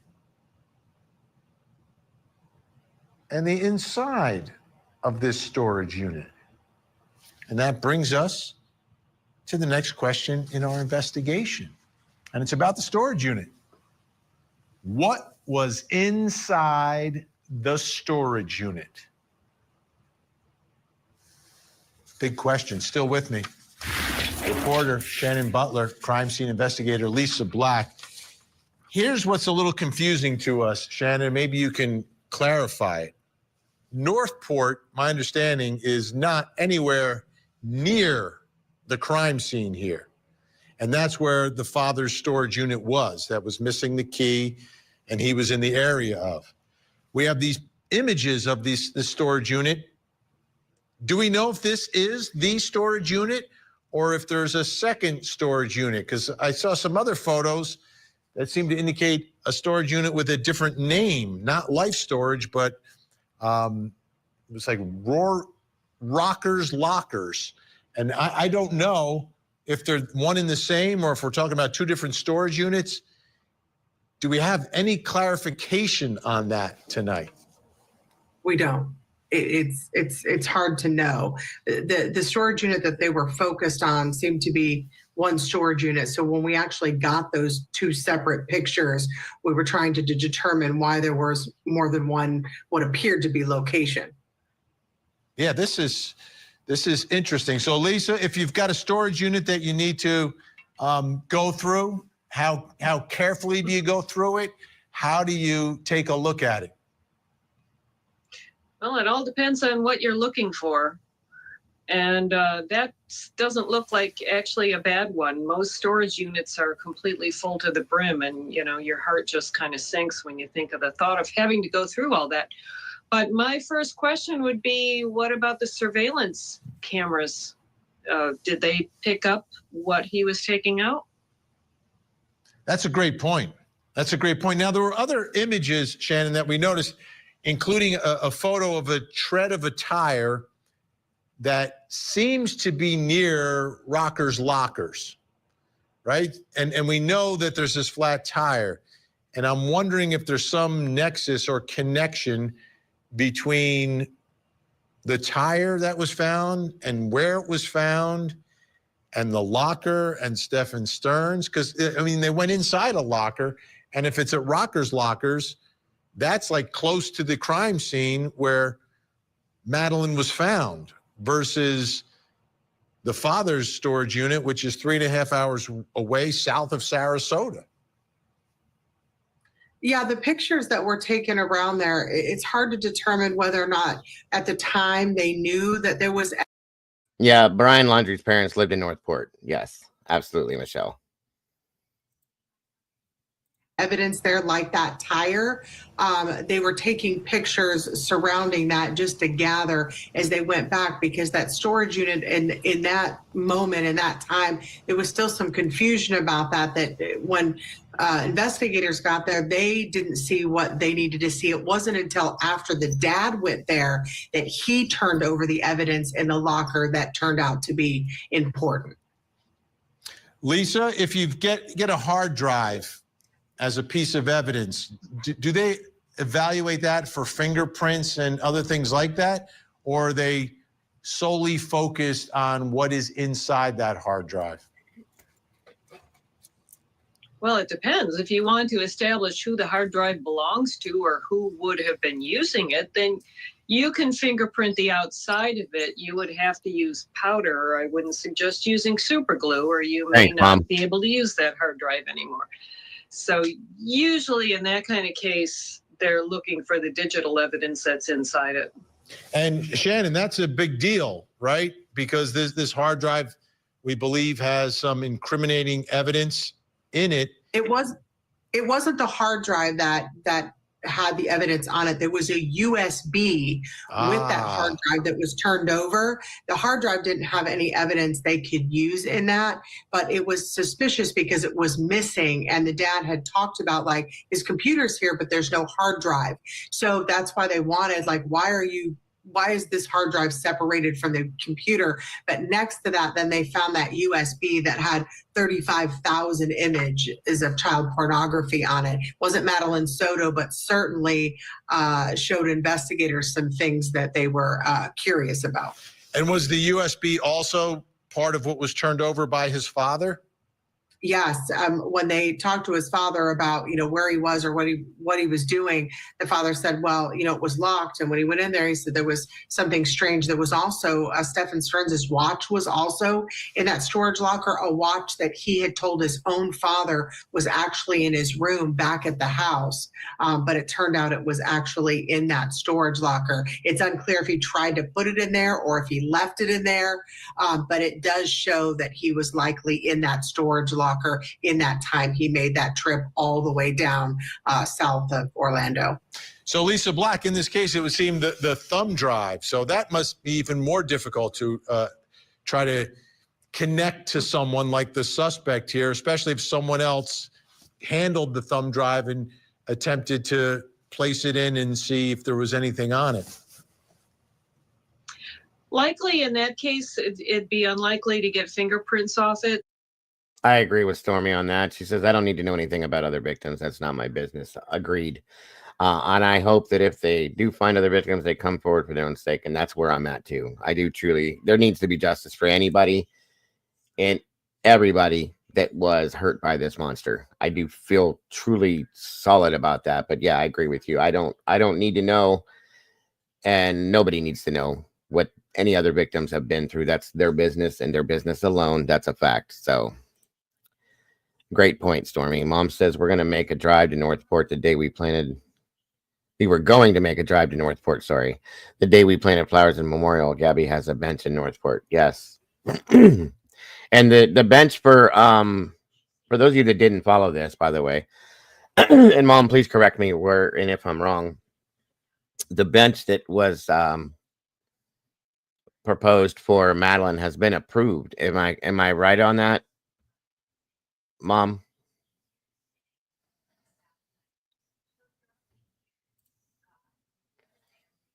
Good. He'll pay restitution to each victim they can ID in the photos. It's amazing.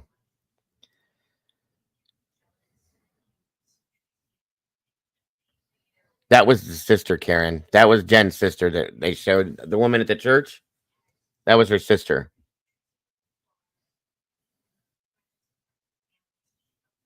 Wait, the video of the person at the church drop off. Do you think it was Jen? There was nobody. That never even happened, Karen. That wasn't a factual information. They saw somebody, but it was just by chance.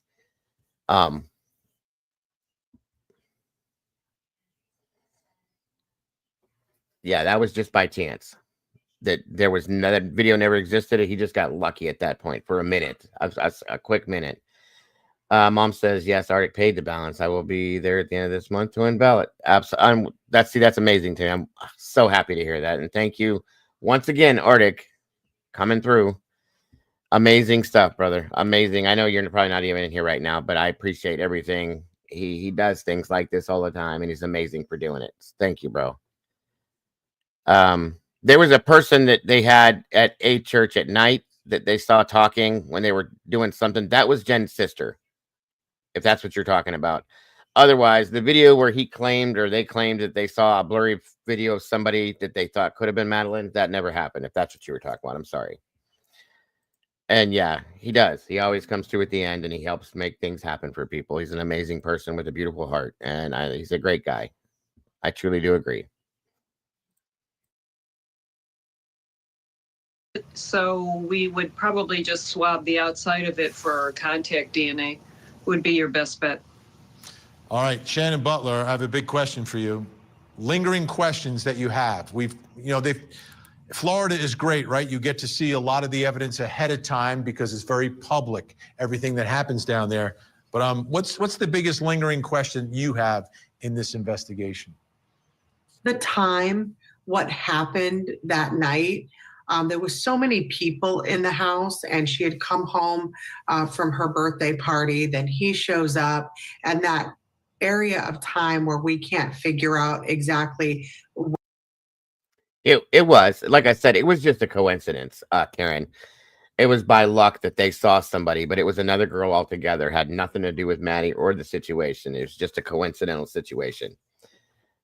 And that's why they looked at it and come to realize it had nothing to do with it, because they knew the truth based on what they saw him doing with the dumpster and all that other stuff. So, yeah, it was just somebody else walking by at that time. That's all it was, Karen.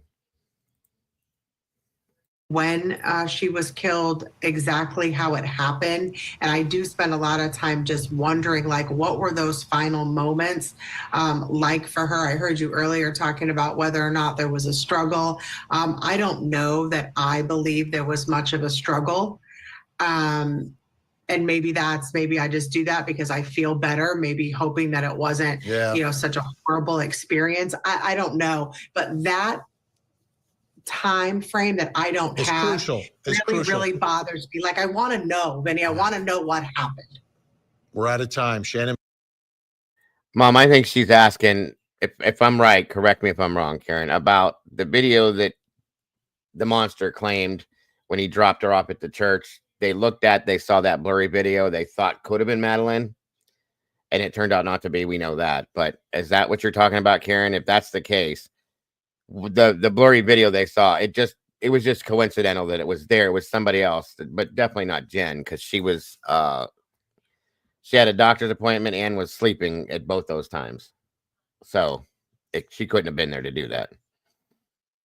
I do too, and I hope that she did. I hope she did, Mom, and I hope she heard him.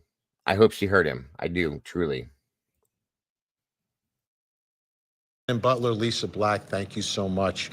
When you're seeking the death penalty, a prosecutor needs to fully try the case, present all the evidence you have to erase all doubt from the jury, because sometimes jurors who may believe the evidence beyond a reasonable doubt may still have some residual doubt that prevents them from voting for death. That's why this case may take a little longer than you would expect when it finally goes to trial. I'm Vinny Politan. We'll keep digging for the answers as the investigation continues. All right, that was hard to watch. Every time I watch one of these, it's rough, but I refuse to. There aren't many people that talk about this. Gisela obviously does all the time. I don't want her name forgotten. I don't want this situation forgotten, and it just needs to be. Anytime there's an update, I want to see it. So of course I want to share it with you guys. So horrible. One of the most horrible cases I've ever looked at since I've been doing it ever in my life, truly, that this even, it's horrible. Beyond horrible. Mama Bear, do you have anything else to add to any of this? Yes, Paula, he's in jail. No, sir. And that's true too, Peggy. Unfortunately, she couldn't have hurt him enough. That's true too. All right, guys. So that's going to bring that part of the show to an end. now it's time to try to get a little smile out of it because that was rough. It's always rough for a lot of us to watch that. Just the thought of it, knowing that he's in jail is great. Knowing that the death penalty's there is great. I still have issues with his mother or her mother not being. I have issues with that. I'll go there.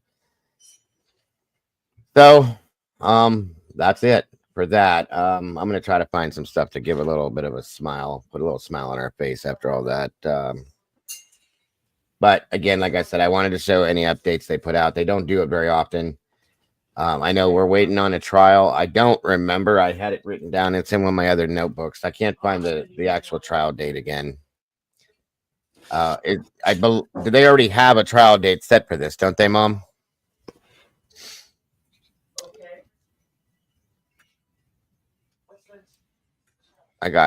Lisa said, I got dog videos. I got some stuff already, but thank you, Lisa. We need them. We'll use them. There is a trial date set, and I can't remember if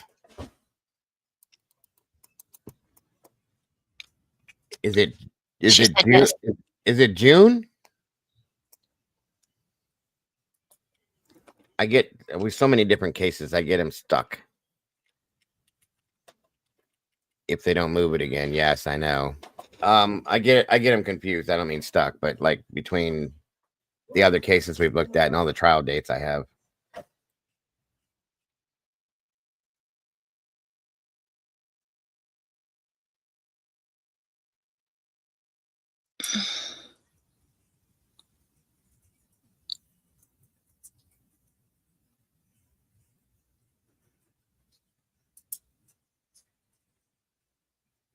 Okay, there's two trials. The one for the sorry guys, I forgot about that.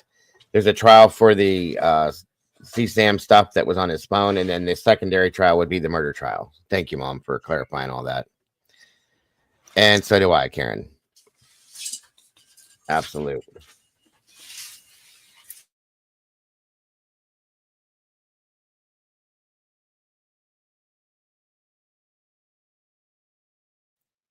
Okay, so there we go, guys. It's Maddie's in September. There we go. Thank you, Mom. I'll get the dates again next time, guys. I just had, like I said, it was all written in my other notebooks for this, and I didn't have it out for this, so I'm sorry. All right, let's get it on something different here. One moment. Let's see what we can find over here. If the downloads are working.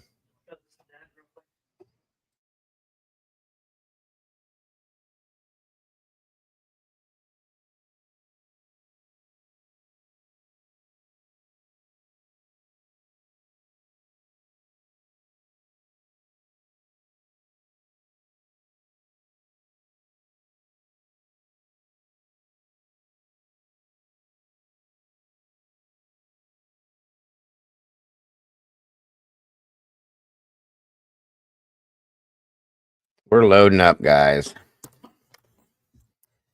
We all know that newscasters, when they make their mistakes, is quite funny. I think it is, at least. As soon as this will start. I got a couple different little things mixed in here. Especially, after watching that, I definitely want to have lighten my mood, because I get angry. Like I said, every time I watch anything about that, see his face, hear his stupid voice, it just pisses me off. So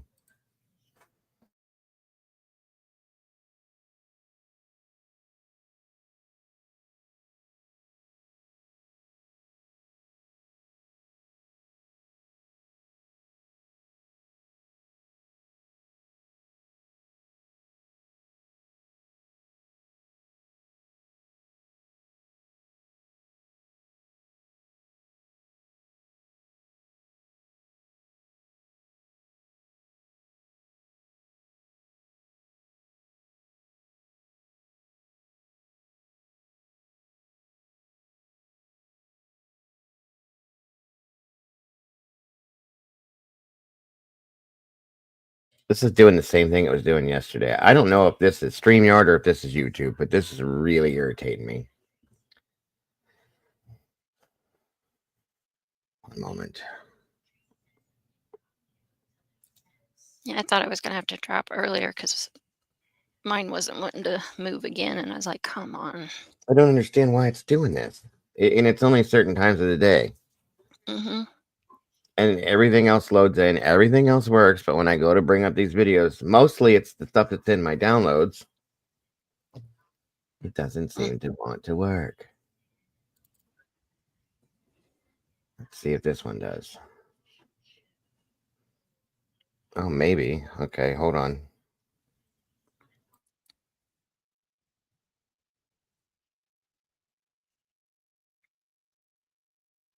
These should be new too, by the way. Nothing we've seen yet. I pray it says it is. So you better not lie to me. Hey, Phil.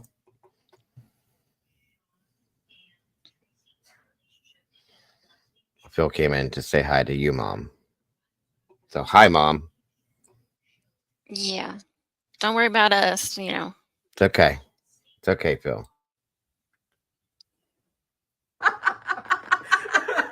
Our next chance of rain starts as early as tomorrow night, but for the hello?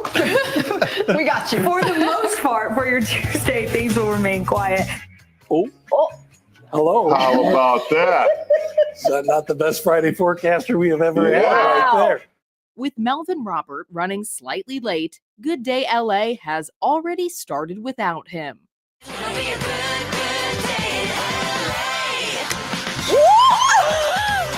Hold on. That's I'm fine. A little accident. I'm fine. I had to take a little phone call really quick. Okay. Oh my God, I'm a mess. Oh, you're a mess. Well, So he when I was gets coming his. back to sit down. Okay, I you. missed the chair. I know. But graceful as ever, though. Even those life alerts. Welcome back. It'll be All really I know cool. is I have seated heats, and I'm going to enjoy that. on the Heated way home. seats? Heated seats. What did I say? You Seated said seated Okay, seats. that's what I meant to say. Heated seats. Anyway. La situación judicial del adolescente.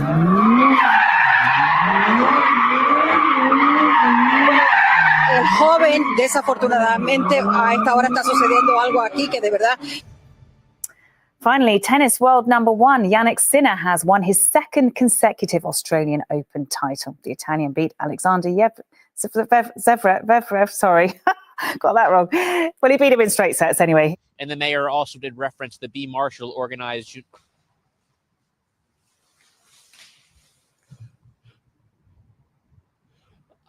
Fun! Fun! Okay, so Back trees in are News falling. Center, Maine, Sharon Rose is hoping to find a solution that keeps Lee Goldberg happy. I also love how he scolds them when they Yeah, and he had that look like that disapproving, like I get from Oh, you yeah. sometimes. Like same thing without the meow. I can meow if you like. We can make that. Hey, let's take a break. Hey, how about Cooper Flag? He's breaking records, dude. Oh, Lord. 25 feels a lot like 24. Anyway, Cooper's coming up. Well, we're also going to see some rain and snow in addition to all the laughter today. I'll give you more details about that when we all take a minute to stop laughing. Take care, Michelle. Thank you so much for joining us. And yes, I agree with you, dear. Hope you have a great rest of your day, and I hope to see you soon. Take care.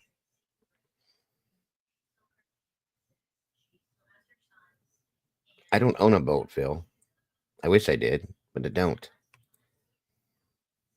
Craziest, cookiest, and most crazy cookie cars. So what is that word? Confounding? Whatever? Confounding. What a dumb word. Take a look at this. Okay, a look through the live camera of our photographer Dave Pettit right now in Uptown Waterloo. As we were mentioning earlier, it's been a bit of a sloppy day out on the roads today as far as the snow and the slush goes. You encounter it on the road, wildfire risk as well. So stay wild.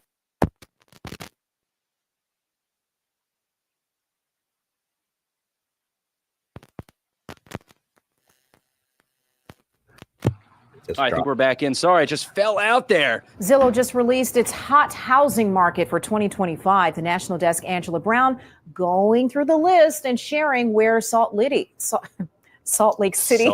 Oh, gosh, I can see this going really bad. Salt Lake City is placed. Serena, as always, thanks so much. Let's get the latest. We're going to really zoom in on the story for you on the turmoil on the markets as business gets to grips with the after effects of the Chancellor's budget. Are we going to zoom in? Oh, we already. Take care, Michelle. Have a wonderful day, dear. It's wonderful to see you today, and thank you for joining us. We appreciate you very much. Oh. I'm here, Wilf. Darren McCaffrey's there.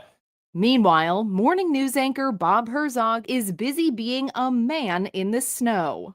I assume that guy is probably in a ditch. I don't know what it is. All I know is it's hit me in the face. Wait. I ran every red light. Oh, you just heard that? Don't look at her license plate. She just admitted to some kind of crime. I'm having trouble breathing right now because it's both cold and I'm out of shape. And I'll throw in a third thing.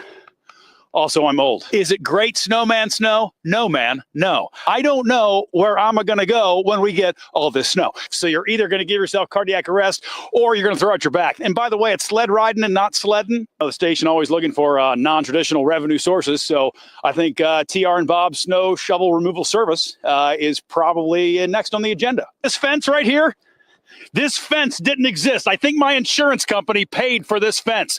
If you've been playing a drinking game this morning based on how many times we told you not to go out, you are completely wasted at this point. Many local reporters, when they measure snow, they have a yardstick and they'll go, oh, there's that much snow.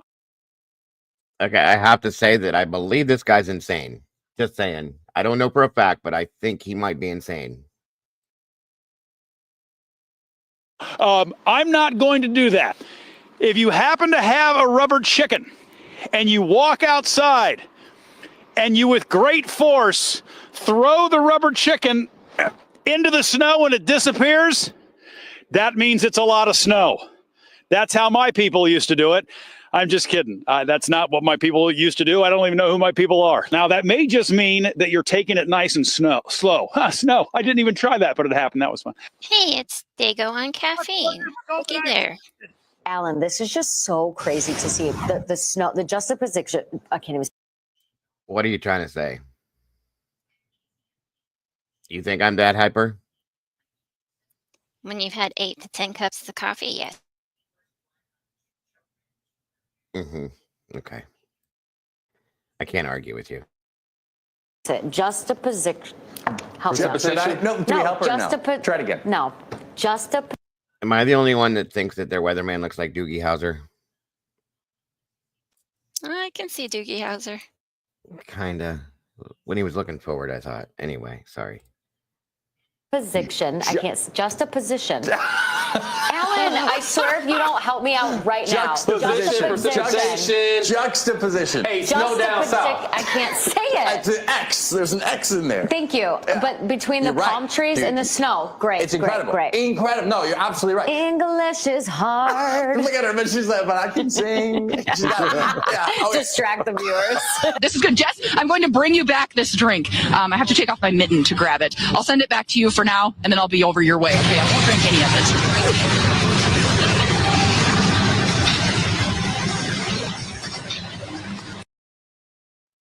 Okay, so she looks extremely happy. This one looks like she's pissed off. Yep, Like, are you mad because she got the drink and you didn't? probably.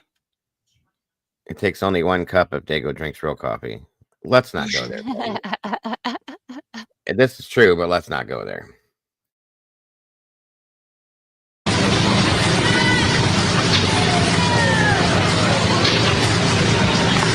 Can you go here, Jess? Hey, Jess, you're up! Jess!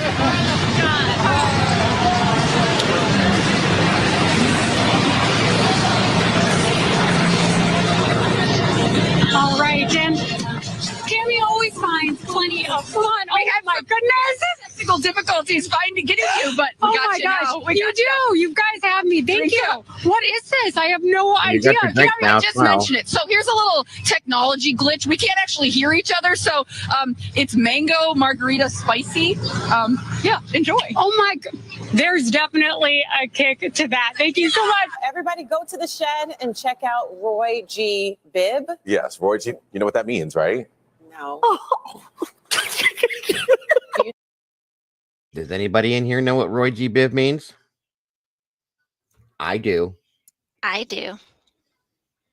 Let's see. And you're okay, Peggy. I love it. It's all in good fun. I love when you guys tease me. It's actually kind of fun.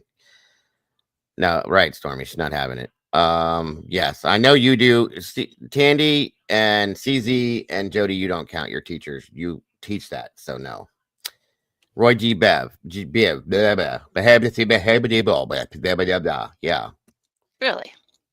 That's what yeah. Anyway, as soon as they said it, it clicked immediately. It came back like I was in second grade again. I'm probably going to say this wrong in a minute when I say it, so I'll be corrected by the teacher in chat. I'm pretty sure Roy, R-O-Y, was red, orange, yellow, G, green, blue, indigo, and violet. Is that correct? Good job. Yes. Yes? And Yes. indigo is blue, I believe. So, okay, I did it. You know what it means? What? Am I the only one? Teacher said yes. Red, orange, yellow. I did not mean to put you on the spot like that. Roy? Indigo and violet. Roy G. Roy G. Biv. Biv. I still don't get it. The colors of the rainbow? Roy G. Biv? You never learned that in second grade? Oh, okay. So it's just, I did not mean to put you on the spot. so it's just colors of the rainbow. Yeah. Roy, R, red, O, orange. But he's not a rainbow. Y, yellow. Yeah, he He is. said that if you get close, he's You see iridescent. the like that. iridescent. Yeah. She still don't get it. I think she needs to have a talk with you, Tandy. I think that's what she needs to talk with you. Second graders learn this stuff. That's why I thought it was second grade. I learned it, but yeah. I got a gold star. I never got those, guys. I would always get the red ones or the silver ones, but never the gold ones. Thank you, Stormy. I can't. It's not as I can't. Let's go to weather. What I'm saying, she needs to Not time that out. good. She's gotta talk. Really not Michelle, that I'm with good. you. We don't need a trick to learn, to learn your colors. I'm fine. I had a good school. Can somebody tell me why it's violet and not purple? Anybody? No. Thank you, because I can't either. I have no idea. Never understood that. I always wondered that. Or why they didn't say blue instead of indigo. Every other color is basic and normal, but those two colors have to be over-exaggerated. My understanding is indigo is kind of a bluish purple. Right, kind of. That's what I thought. And then and violet is like this color up here, right? Not think quite so. purple, but kind of got a little pink tint to it, maybe. Maybe. Of course, when I say something's red, these artists in my house tell me it's not red, it's orange. I'm like, whatever. I went through that. I went through that with some people. This here, by the way, which is a gift from the lovely Miss Stormy, I still have. That's red to me. Okay. That's one of my Bucky's lighters. It's awesome. But that's red to me. And this is orange. That's orange. Okay. All right. Red. Miss Tandy said purple is not a color you can see directly from a prism, only a perceived color when mixing red and blue. Just true.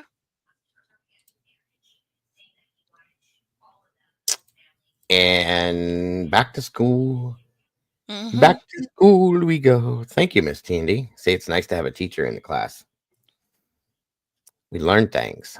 Do you teach that to your students? Like that's the answers that you would give them to? And violet is a blue-red mix. Which is kind of like a pink, right? I'm going to confuse myself, and you guys know that's not hard, so we're going to move on. Did you? Thank you, Kai. Did you? Kai to the rescue. I did not mean to put y'all on the spot. No, I mean, I don't have a problem admitting. Just memorize the colors. All right, let's move on. No child left behind. For the BBC, it's the start of another busy year. Hello and welcome to the BBC News at 1. Adult social care in England is unlikely to be reformed for at least 3 years. The government has confirmed that an independent... Hello, how are you? Happy New Year. I'm going to tell you guys, I've covered many of these bloopers, right? The BBC does not know how to broadcast television.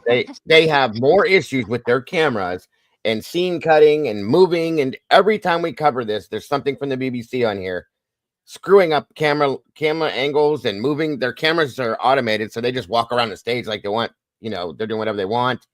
They'll cut from the middle of a live shot to this old shit or back to that, back to this. I've never seen anything so disorganized in my life.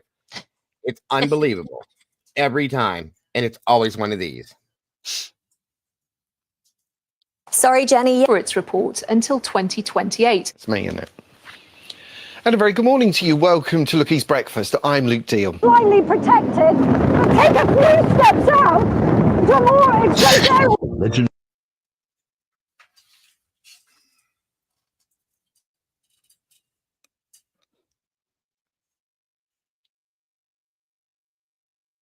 You're live, brubba. I wonder if it's a good book.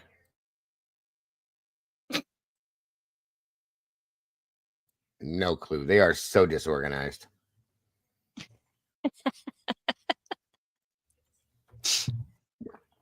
For all you guys that we have here from over the pond that watch this, I'm so sorry.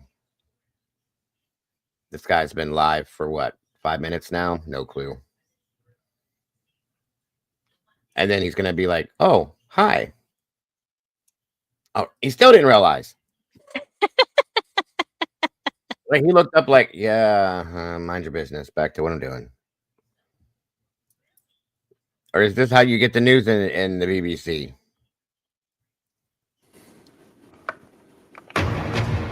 Live from BBC News. Yes. Clearer skies on Thursday will be the perfect chance for you to head out and have a look at the planetary parade. The best time to do this is just after sunset. Sunset's around 5:45, so head out about 6 o'clock. These are the planets you best see: Mercury, Venus, Jupiter. They look very bright in the sky.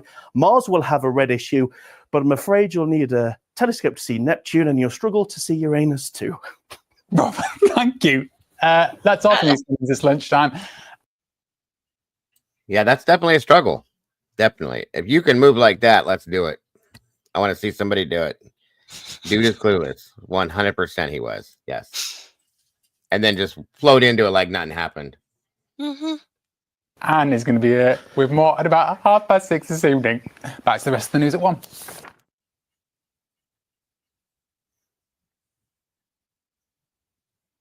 All right.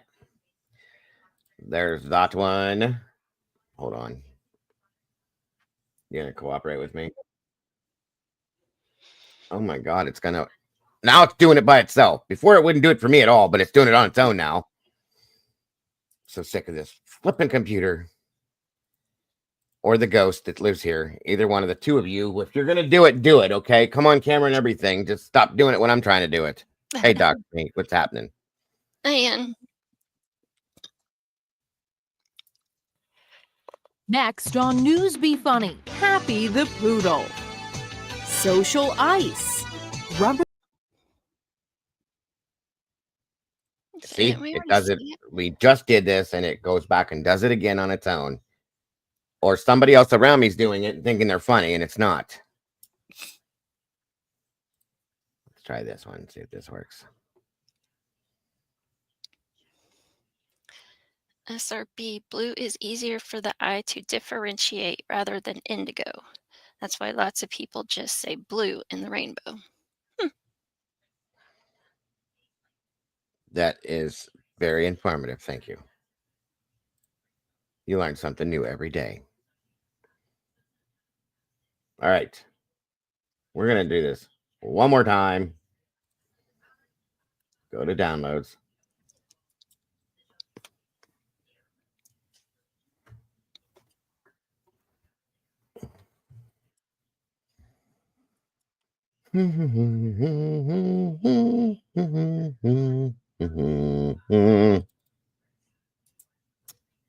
Load.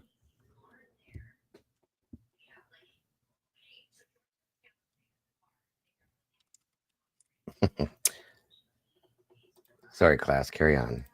Thank you for we appreciate you, Miss Teacher. I did not say plucking. I did just now, but I didn't say plucking before. I don't think I did. I'm sure somebody clipped it if I did. If Molly's still in here, Mama Bear will go find it if it's there, guys. I promise you that. And I'll get a video later on saying, hey, go watch this. Because I enjoy when you make mistakes. That's what I heard about the computer. Probably then. I might have said it. I don't know. Miss Barb, hello. Welcome, dear. Thank you for the update on the case. Been listening. I hope you'll have a wonderful day. Yes, you too, Miss Barb. Thank you so much for being here. We appreciate you, dear. Hi, Miss Barb. I hope you're doing well, too. Like the lightning and the thunder. Oh my gosh. I should have left the pieces in that thing, the live that I edited from 2 years ago when he was trying to figure things out. Oh, I was rolling. You think he cusses his computer now? Should have heard him 2 years ago. Yes, don't dox me. Bacon. Bacon, folks. Bacon. Nothing more. Just bacon. Hello, Mittens. Good to see you. Hi, Mitten. Yeah, Mama Bear always gets a good entertaining factor out of my mishaps. Mm-hmm. That's factual information.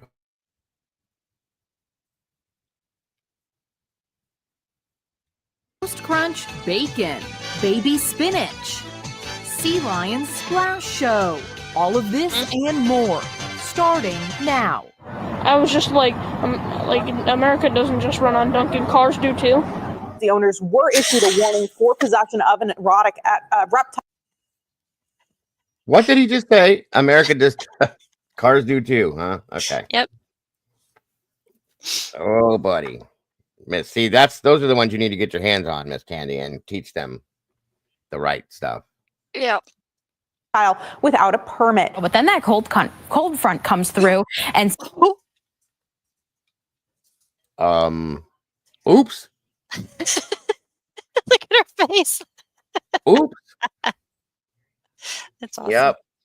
I don't know how. I don't know this girl, but she knows all about the creature, I guess. Anyway, my first wife. Sorry. Moving on.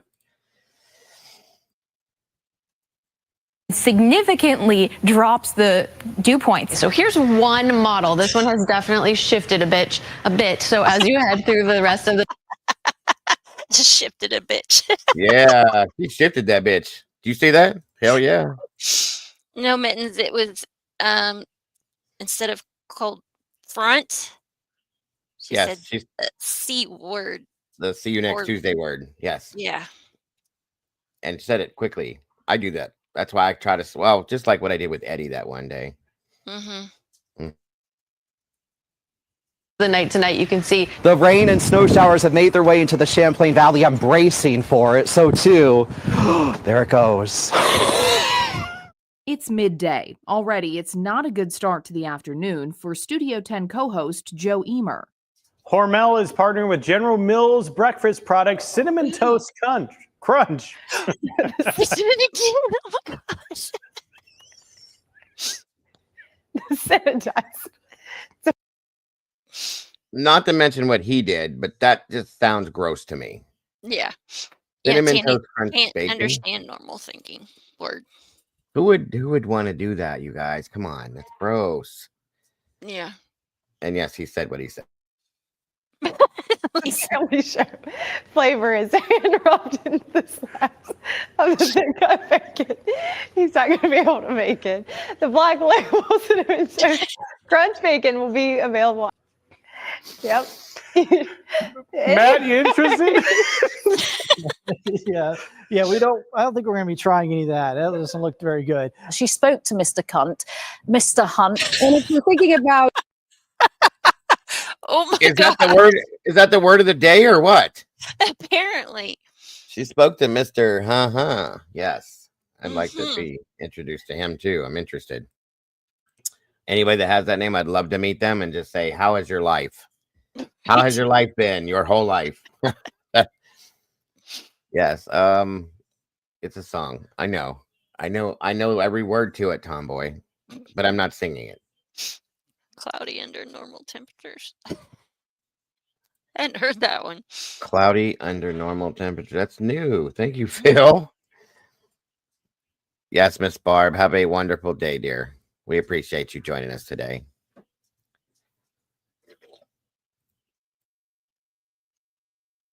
Oh boy, Trish, I bet. driving today, be prepared and stay cautious because it's coming down pretty heavy. Lee Anderson defects to Reform UK as one of the last pricks in the so-called Tory Red Wall just crumbled away. Albany County's new proposed budget was unveiled yesterday, and for the 11th...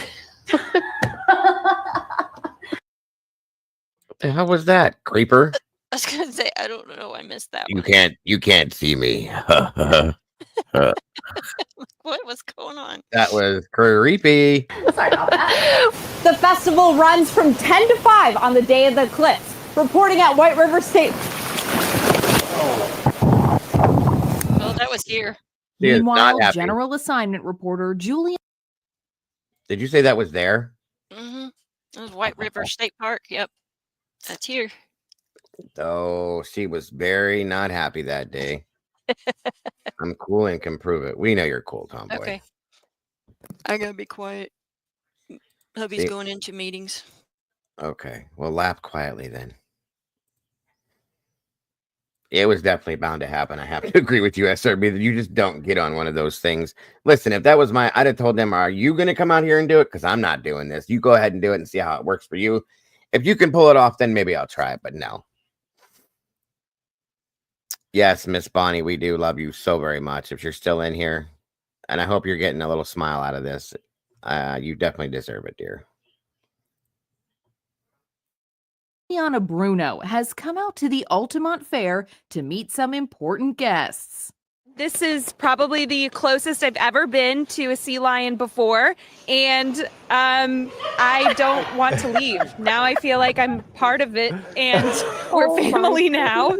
And so, yeah, when you come to the Altamont Fair, it's just one of many different things that you can check out.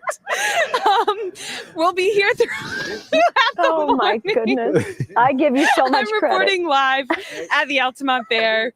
Juliana Bruno, News 10 ABC, also Sarah Inaba. Right. Oh, they're the best. Sarah is fancying you, Juliana. Loves Wants your a piece hair. of your hair. It just doesn't get any better than that. Well, you are left-handed. I noticed when you were doing your drawing. I'm is it bisexual? What is it? I don't know if you're bisexual. Well, you could be. I don't know, Jeremy. I think it's- Ambidextrous. No, but it's not. I can't use both hands for everything.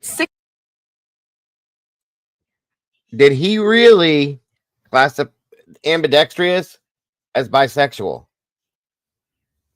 I've heard everything I need to hear ever in life now. That's all new to me, folks. Sorry. Yes, she's trying to be quiet so that she doesn't disturb her husband in the background. Yes, he did. That's a new one, folks. There we go. 65 hot dogs, you better win some money. And I mean a pretty penny. Because if I'm shoving all them wieners down me like that, I'm leaving here with something.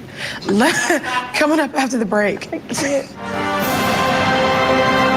RCMP are searching for a man who has been spotted completely naked at a campground several times over the last month. And as Terry Fikowski reports, they want to find him and find out why he's naked. Your biggest They want to find him and find out why he's naked. They don't want to stop him. They just want to know why you're naked. Why are you naked, sir? Why are you doing this?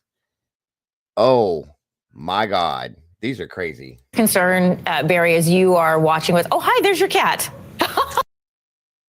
Molly got in this video. That's hilarious. Cat's like, hey, you talking to me? Exactly, Tomboy. I have no want to know why this man is naked. I just want him to stop being naked. That's my thing, you know? Maybe he's hot. Good for him. I still don't care. He's a bit confused. You think, Peggy? Just a little? The cat's hilarious. Yes. My research assistant. Your research assistant, what's your research assistant's name? Popper. Popper. Well, listen, Popper might be very concerned, as is the rest of the country. In Brighton, Mars Anderson, News 10. Oh, you meant like sweaty, heat hot. Gotcha. I mean, yeah, that could be, but it ain't. No, it's not okay.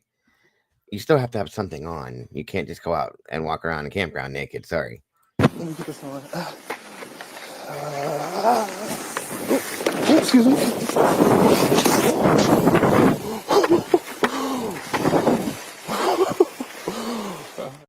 I feel like that's not how you ski.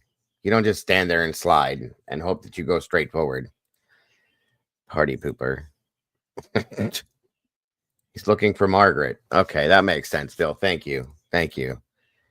I understand completely now. For Ryan Ermani, it's already been a successful morning, but things are about to get even better. Get you caught up on some news now. A suspected vandal facing charges after allegedly leaving Beavis and Butthead graffiti all over Detroit. My goodness. I was not.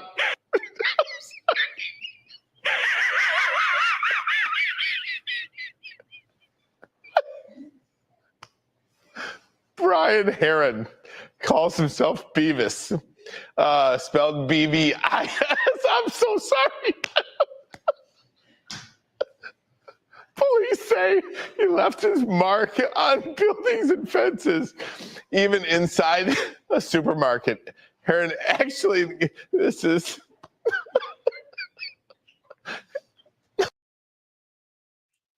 I think maybe he partook before he did his report, possibly. This isn't that funny, but the fact that they made this a news story is kind of funny to me. I'll say that much. It's that important they had to make it a news. Well, we're taking a look at the roundabout in Ashland, and looks like someone just drove. Someone just drove straight through it. You're supposed to be like this guy and go around the circle. But overall, we're shaping up to see a pretty dry start to the day. But Joe, you say not everyone had a shining moment.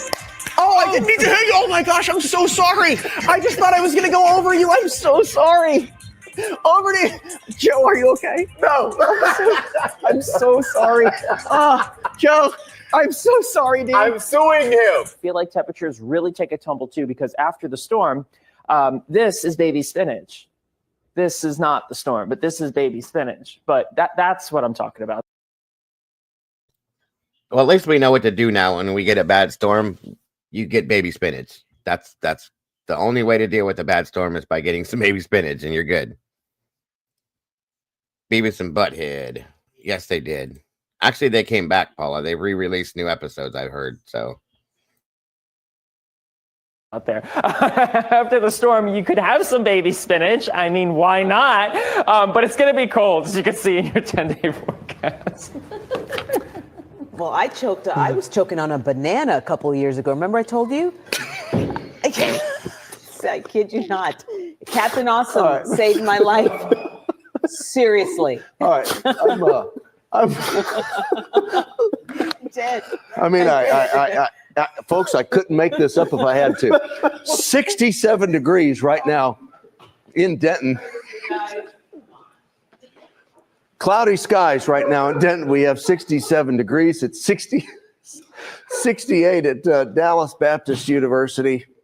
But it turns out that Cynthia Isaguirre isn't the only one with a banana problem to grapple with. Yeah. Oh! Right now, tracking falling bananas from the sky, everybody. It's cloudy with a chance of banana. The current conditions outside, 53 degrees, winds from the north at 14 miles per hour. Maggie, this is what I wanted to bring you through though here on our future cast. It's going to be so good. Are we giving up at this point? Is anybody paying attention to the forecast? You need to. Don't step on it. Jeez Louise, it's like dog poo-poo. Don't step on the banana. The Weather Authority is once again seeking Weight Watchers to be a part of our private Facebook group. You'll submit I'm photos. sorry. Weather Watchers. Yeah, it makes us think about our weight. We're gonna We think need about Weight all Watchers after those the side holidays, for dishes. sure. That's a good way to burn out the calories after you eat all that Yeah. food. Go outside and take some pictures. That's right. I don't want to eat all this meat. Go buy a pig. Nuts. You can eat some nuts. No, I ate some nuts this morning. Yeah. It was only 3 grams. It's only 3. How much? I'm not doing nothing. How much was it? 3 grams. It wasn't worth it? No. The nuts were not worth it. No more nuts. No more nuts for me either. Then. Okay. I think thunderstorms will be a welcomed, not sight. What do you when you hear something? Sound. Sound. Tell Jake to stop laughing that hard. Mike says, "Stop laughing so hard, Jake." You know the thing where you can hear. What is it? Oh my gosh, you guys! What day is it? Meanwhile, elsewhere in Chicago, the discussion on National Wing Day is getting down to detail. A few fun facts about chicken wings. According to the National Chicken Council, I'm sorry. Americans are more likely to prefer traditional bone-in wings rather than the boneless ones. Why do we have to talk about this? Why is there a chicken council? There's all kinds of sauces. However, barbecue seems to be the most popular, followed by ranch. I'm crying. Okay. I'm not okay. I'm more of a honey mustard guy, if you're going to be completely honest. I'm not a chicken wing kind of, I like the chicken tender. I haven't fallen apart since the cat lawyer video. That was a setup by our, by the way. We're going to talk to you after the show. The chicken council did me in. Okay, we're going to get through this. We can be on the board. We're going to be on the Daily Show. I know, exactly. Hello, YouTube, by the way. Well, yesterday we had an eventful afternoon, you and I. Flats. I had to sneeze. I'm so sorry. Let's go to it. Let's go to it. That's good stuff, man. That's great television. That was just oh, that's good. Take a that was look me outside. agreeing to Yes. I'm sorry, I didn't help. In flashes of color, manipulate objects with their testicles or tentacles, rather. Oh God, tentacles.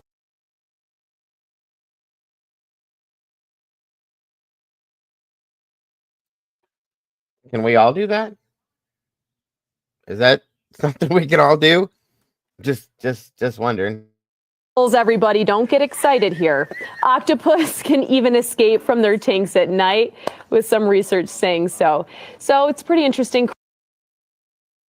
So octopuses and octopi can escape from their tanks by using their testicles at night. That's a new one. I love it.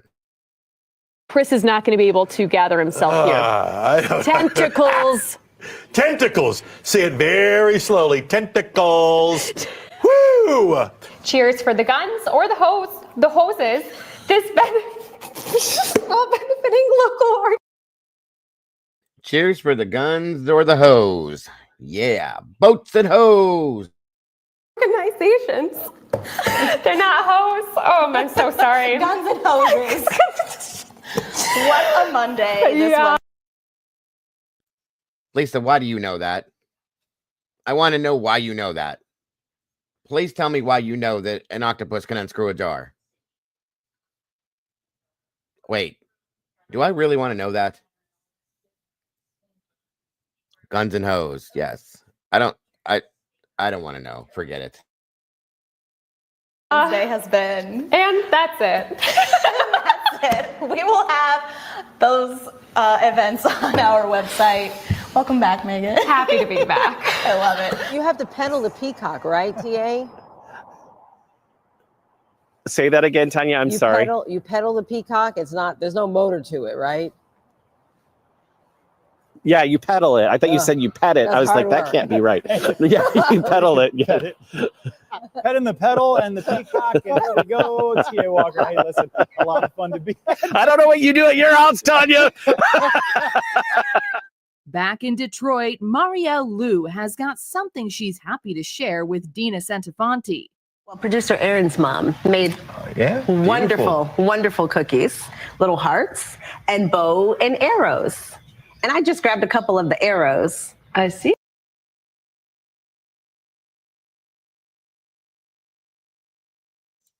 Yes, folks, those are arrows. They're arrows. They're arrows. And I gobbled the first one up real fast. Yeah. I saved one for you. Thank you.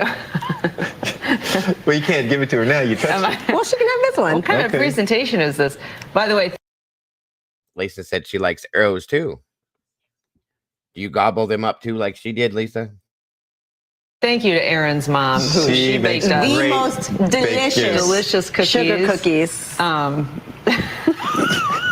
All yours, Dina. I'm just going to sit over here in the dude section and mind my own business. What happened to the There you go. the heart-shaped one? I ate that. So you just have the arrow. I'm up for the Cupid For and now. stupid cookie all of a sudden. Do you want a bite of this one? I am totally Are you good. sure? You don't I want to already bite had this? some sweets this morning. Because because the arrow goes through the heart. Yes, it does. Yes, it does. Delicious. Anyway, yeah, I'm going to eat this later. She's trying so hard to fix this and making it nothing but worse. Every bit of what she's doing is making it 10 times worse. Wow. Put that right there. You Thank sure? you. You don't want to take a bite out of it now? Take it home. You can just, probably just 2 bites. Yeah. Let's see if we can get Marley. Marley, see you. Whoa. From one of his passing, we learned more about the entrepreneur from one of his closest companions. He covered you on that one. Yeah, he did. God. Nope, Vegas, James Schaefer, Marley, downtown. Yeah. All right, we'll do. I don't think Marley likes him. That's just my opinion, but I don't think Marley. I know they do that, but repeatedly? Come on. One more. Reporting from downtown, James Schaefer. That was nice. 8 News Now. But after eating all of those hot dogs, they better clear his house out because he is going to take the biggest nap. Oh, my. Okay. What did you think I was going to say? Never mind. I think I know what you thought. I'm glad I didn't say it. I'm sorry. No, he's going to sleep. Read her mind. Just read her mind. Please don't. It's too early. It is way too early. Yeah, he's going to take a nap. You know, you eat all that food, you get Naturally. sleepy. What were you thinking? Nothing at all. Now, what kind of toys do adults buy? We're talking here about trading cards, Lego sets, sports Right. toys. Oh, yeah. I like the American Girl stuff. I can't believe you brought that up, Cassie. Damn it, Tina. Eat your dinner. God. I'm gonna cry. Or like ATVs, you know, like they refer to those Yeah. as like toys. You Yeah, know? right, those kind of toys. Yeah. Big toys. Yeah. Well, and trading cards are very popular and lots of money these days. I would never consider trading cards toys. I don't know about you, Right? Alex, but I guess that counts. Oh my gosh. But I've been to the hot bricks in and here. minifig store in Franklin, and there's a ton of kids there. You know, you got to keep moving. Are there any men in there? I think I only saw one man and like 25 women. That is a lucky guy right there. They're all dead. Oh no! That's how we didn't see that. Well, I know, but you don't have to say Mathematically speaking, dead. Maybe they just didn't want to dance to Taylor Swift. No, they're gone. No, they're Oh, they're in the cafeteria. Don't tell Aaliyah. They gone. You're making her sad. Sorry. Tara. Me and Gumber and the old folks home someday. No, y'all don't Yeah, be we dead. did.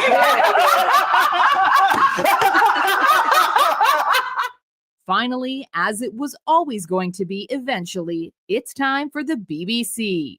Nikki, let's bring you in at this point. Tell us where you are.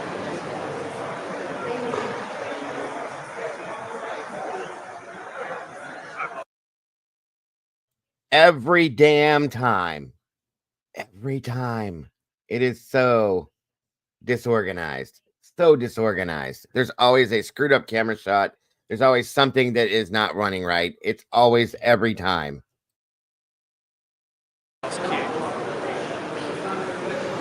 Yes, Roz, I am outside here at Nottingham Trent University. How big is your hole?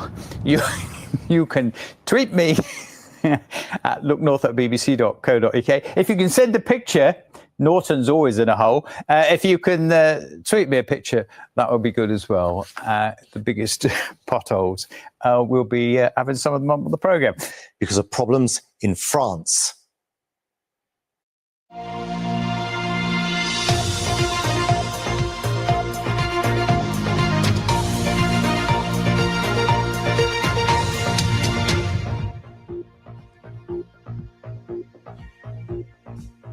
And yes, the implosion of the Conservatives and the SNP has put wind in Labour's sails. But the only reason we've got sails on the ship and the ship is shipshape is because Keir Starmer took the vessel from the shipwreck in 2019, rebuilt it and made it ship shape and seaworthy again. Also got some PR for you, aren't you, on Channel 5 on Sunday So basically, it's all about the ship. Yeah. night? Oh, no. Can you tell us the name of the show? No, I can't tell you the name of the show. Am I allowed to tell you the name of the show? Oh, whatever. Go on quickly. Am I going to get sacked? When sex on TV goes wrong. I hope my parents aren't watching, Peter. Yes, it's called. If I get sacked for that and Paul doesn't get sacked for last night, there's some injustice There's in something. the world. Well, I know. I think we'll all go in. They'll get just a job lot. Yeah, we're all. Yeah, when sex on TV goes horribly wrong, you can believe it. Have a nice weekend, you. Have a nice weekend. Andrew, bye-bye. Right. No, oh no. Oh, dear. Awkward junction. Now, the famous Glory Hole walkway in Lincoln has reopened today after being closed for over a year. That's your business today. I'm Ty Genrice. See you next time. Bye-bye.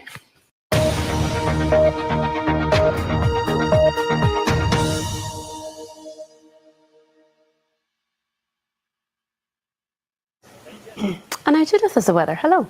Hello, a very good evening to you. Well, it really was lovely to see this. Everything we watch that comes from the BBC is a screw up with the cameras. Every damn thing. I've never seen anything like this in my life. Yes, arrows. We're still stuck on the arrows, I see. Sunshine today, and things are set to change as we head through the overnight period, as we see some rain moving in. And it will be quite heavy rain as well as it pushes in across the country, persistent in nature. With us first thing tomorrow morning, it will be quite an unpleasant start to the day with heavy, persistent rain. Quite an unpleasant rush hour, actually, and quite persistent as well. Who was even talking?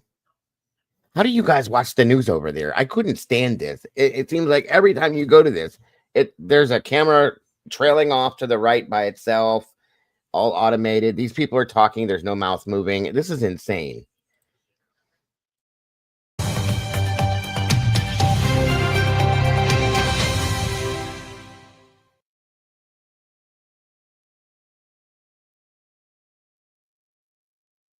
Warning for rain for eastern Scotland, stretching from Fife down to the Borders area, valid from 9 a.m. tomorrow until Thursday morning.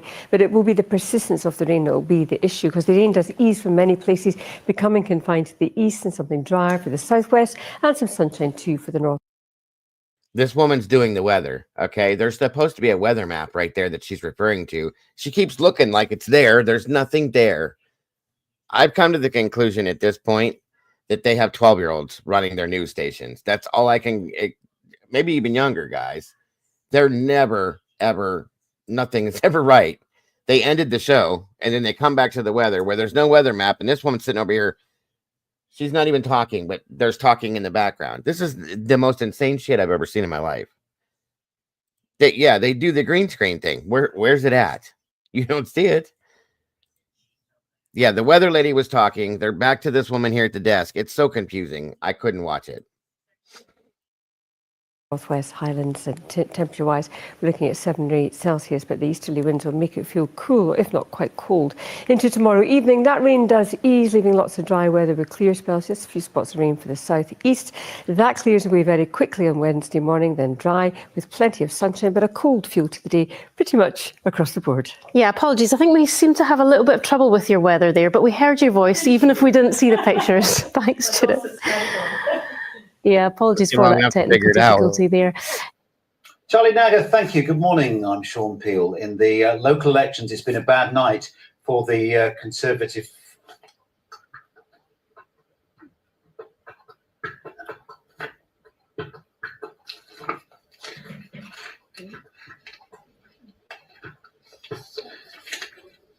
It's been a bad night for the Conservative. Did he just poop on himself or something? The look on his face looked very, very uncomfortable.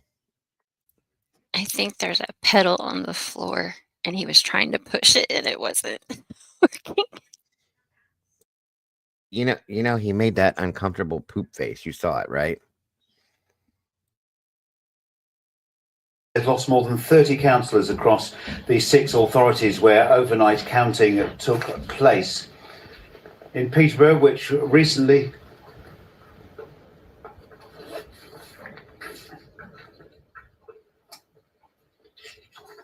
He's pooping again. I do apologise. We seem to be having some problems this morning. Good morning. What's different than any other day? It is challenging. The Conservative Party is on life support at the moment in terms of the national polls, what we're hearing on the doorstep. And it's a hard job to make people come out and vote when they're so disillusioned with what's happening in Westminster. And that's been a real challenge.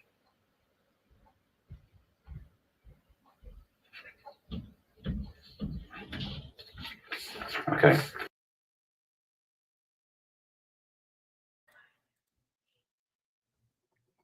Nobody will ever tell me that the BBC has a good news network. They are absolutely the most disorganized news thing I've ever seen in my entire life. Every time we watch one from there, it is some kind of crazy, absolute, insane technical bullshit, as you just saw every time. Okay, I think here, let me check something. We'll be done for the day, guys. I had one more thing for you guys, depending on how long it is. If it's just a couple minutes, we'll do it. And then get on out and you can go live your lives away from me, not having to hear this thing anymore. Oh, there's actually 2 and they're very short. So we'll go with this one first.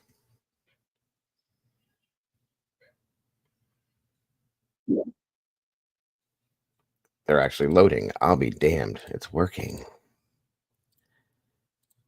Okay. And there we go. Okay, guys, here we go.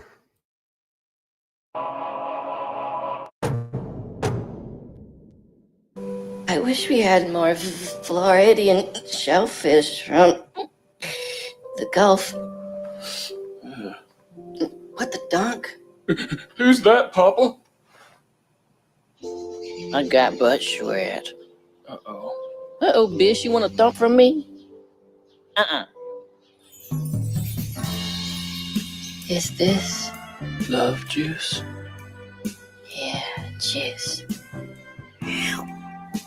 Does it good? Jawohl. I don't know what you said.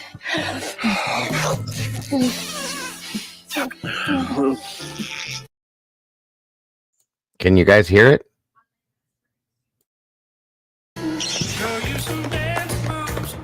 You want a happy pill? Not really. I bet you're the terriblest grief maker. You got a problem? Flee.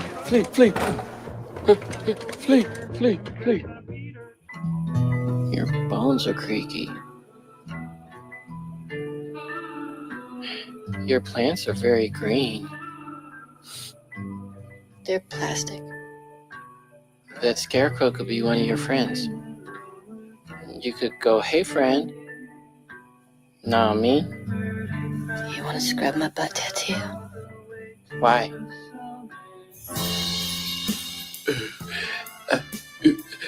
Sexy. Yeah. Hey, ever done a riddle? Like 5 million. Okay. There's a dentist and a stripper. They're gonna fly to Paris. Now, what will they each first pack before they travel? She's a clam. What? No, you're awful at this. Say it. Lumpy cheese. Lumpy cheese. Lumpy cheese. Oops. Lumpy cheese. Well, who's the boy? Who made love to you? Was it Rick? Mustachioed Vincent? No, wait. Is it Le Marmaduke? It's not Tony Two Knees. Was it Boggy Dank? Seriously? Obviously it wasn't Rick. Dreams live forever and never. You looking at my mouth?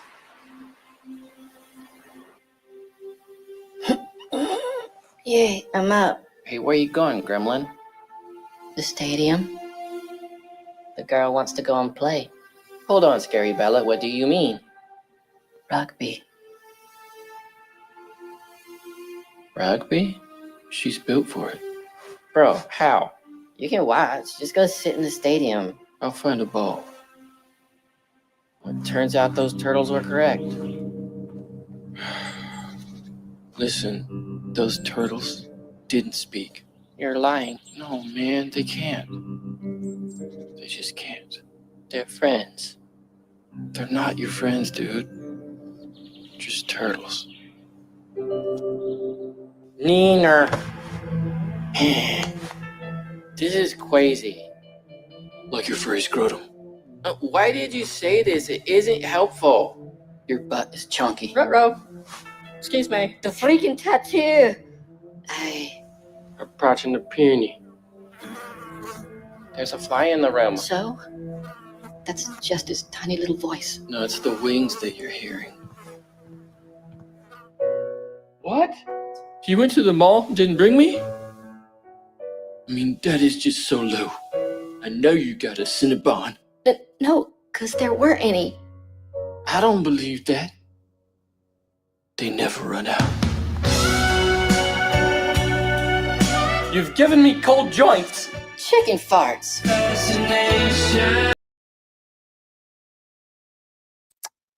One more that is, I think, 2 minutes, and then we're done, guys. Those kill me. I swear to God they do. And I'm sorry if it ruins your movies, but they're so funny to me.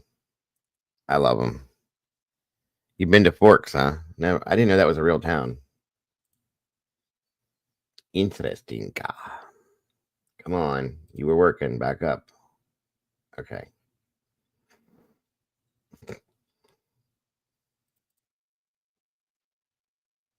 Come on. There we go.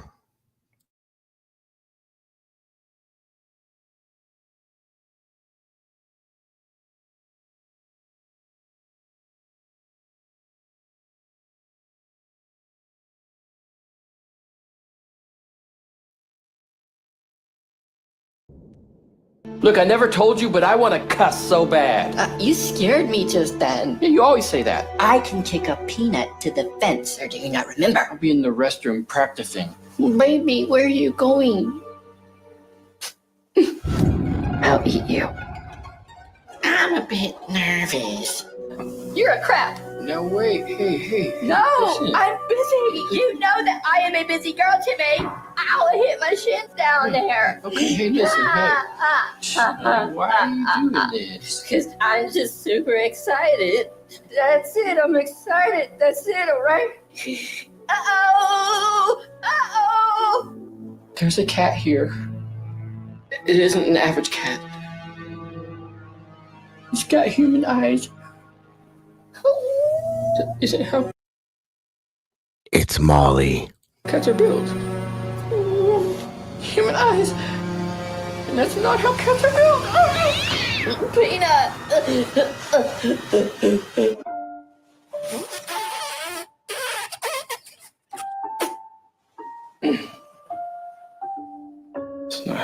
to it. I know it isn't. Yeah, okay. Queen! What did the little girl say to the choo-choo? Nothing whatsoever. Because trains don't hear. They can't listen. You know, I'm just talking a train's inability to listen. Peanut?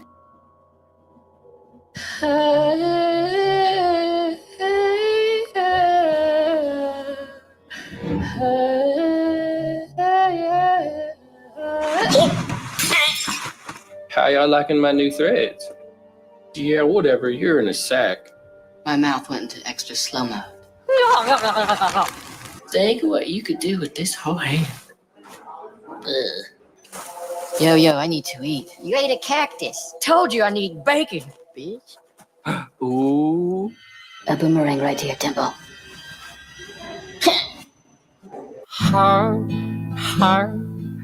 I'm on the loser train again. I think today I pulled a 3. Neener, just a bag of sad meat. Gonna try to be romantic again.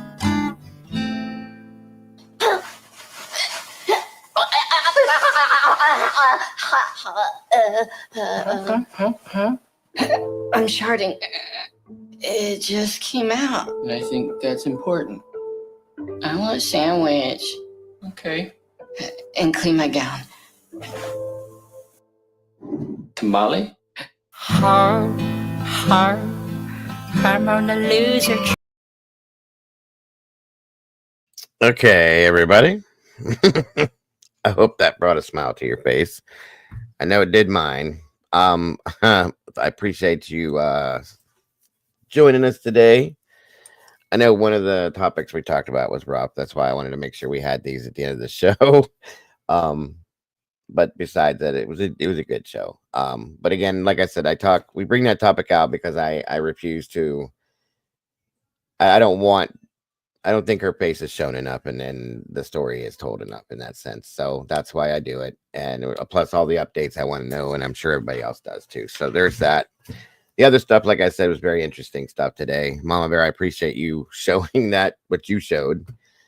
And guys, please be careful and stay away from Mad Honey. It's a dangerous thing, folks.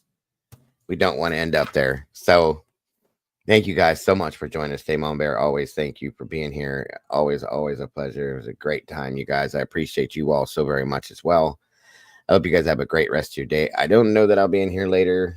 The boss lady is home early and has... Yes, you missed the Mad Honey show, Cassie. I'm sorry. You need to go back and watch it.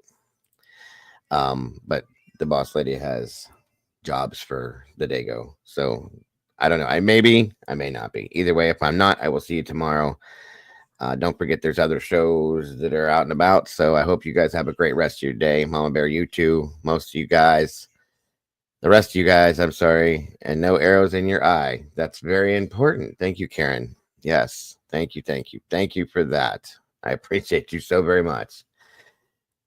Don't forget to love yourselves, love each other. Don't change that. You guys are the beautiful people. And I will see you guys very, very soon. Flee. Yes. Have a great one, folks. Much love to you guys. Bye-bye.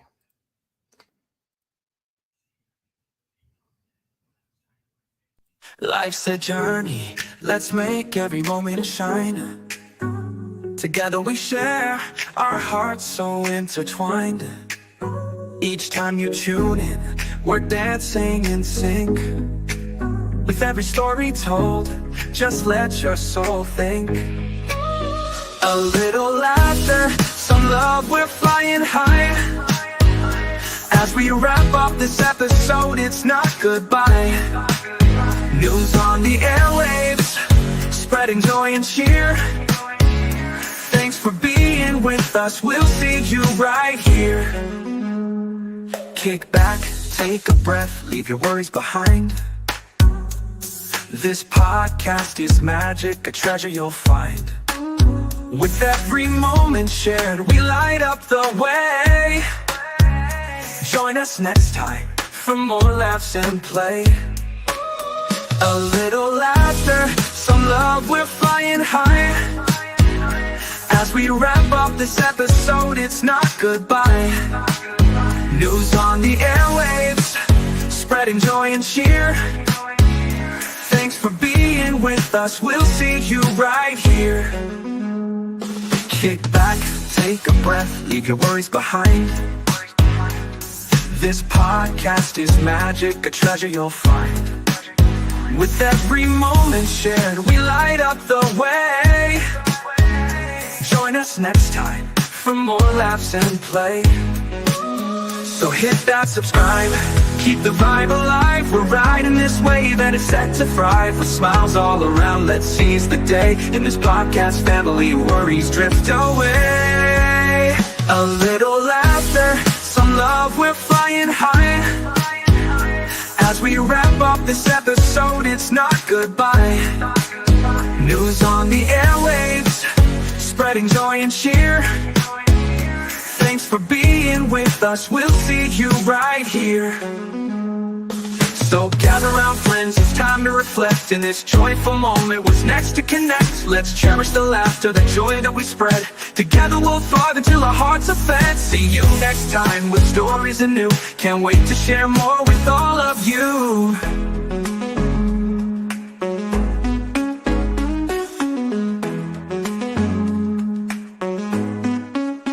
So hit that subscribe, keep the vibe alive. We're riding this wave and it's set to thrive. With smiles all around, let's seize the day. In this podcast family, worries drift away.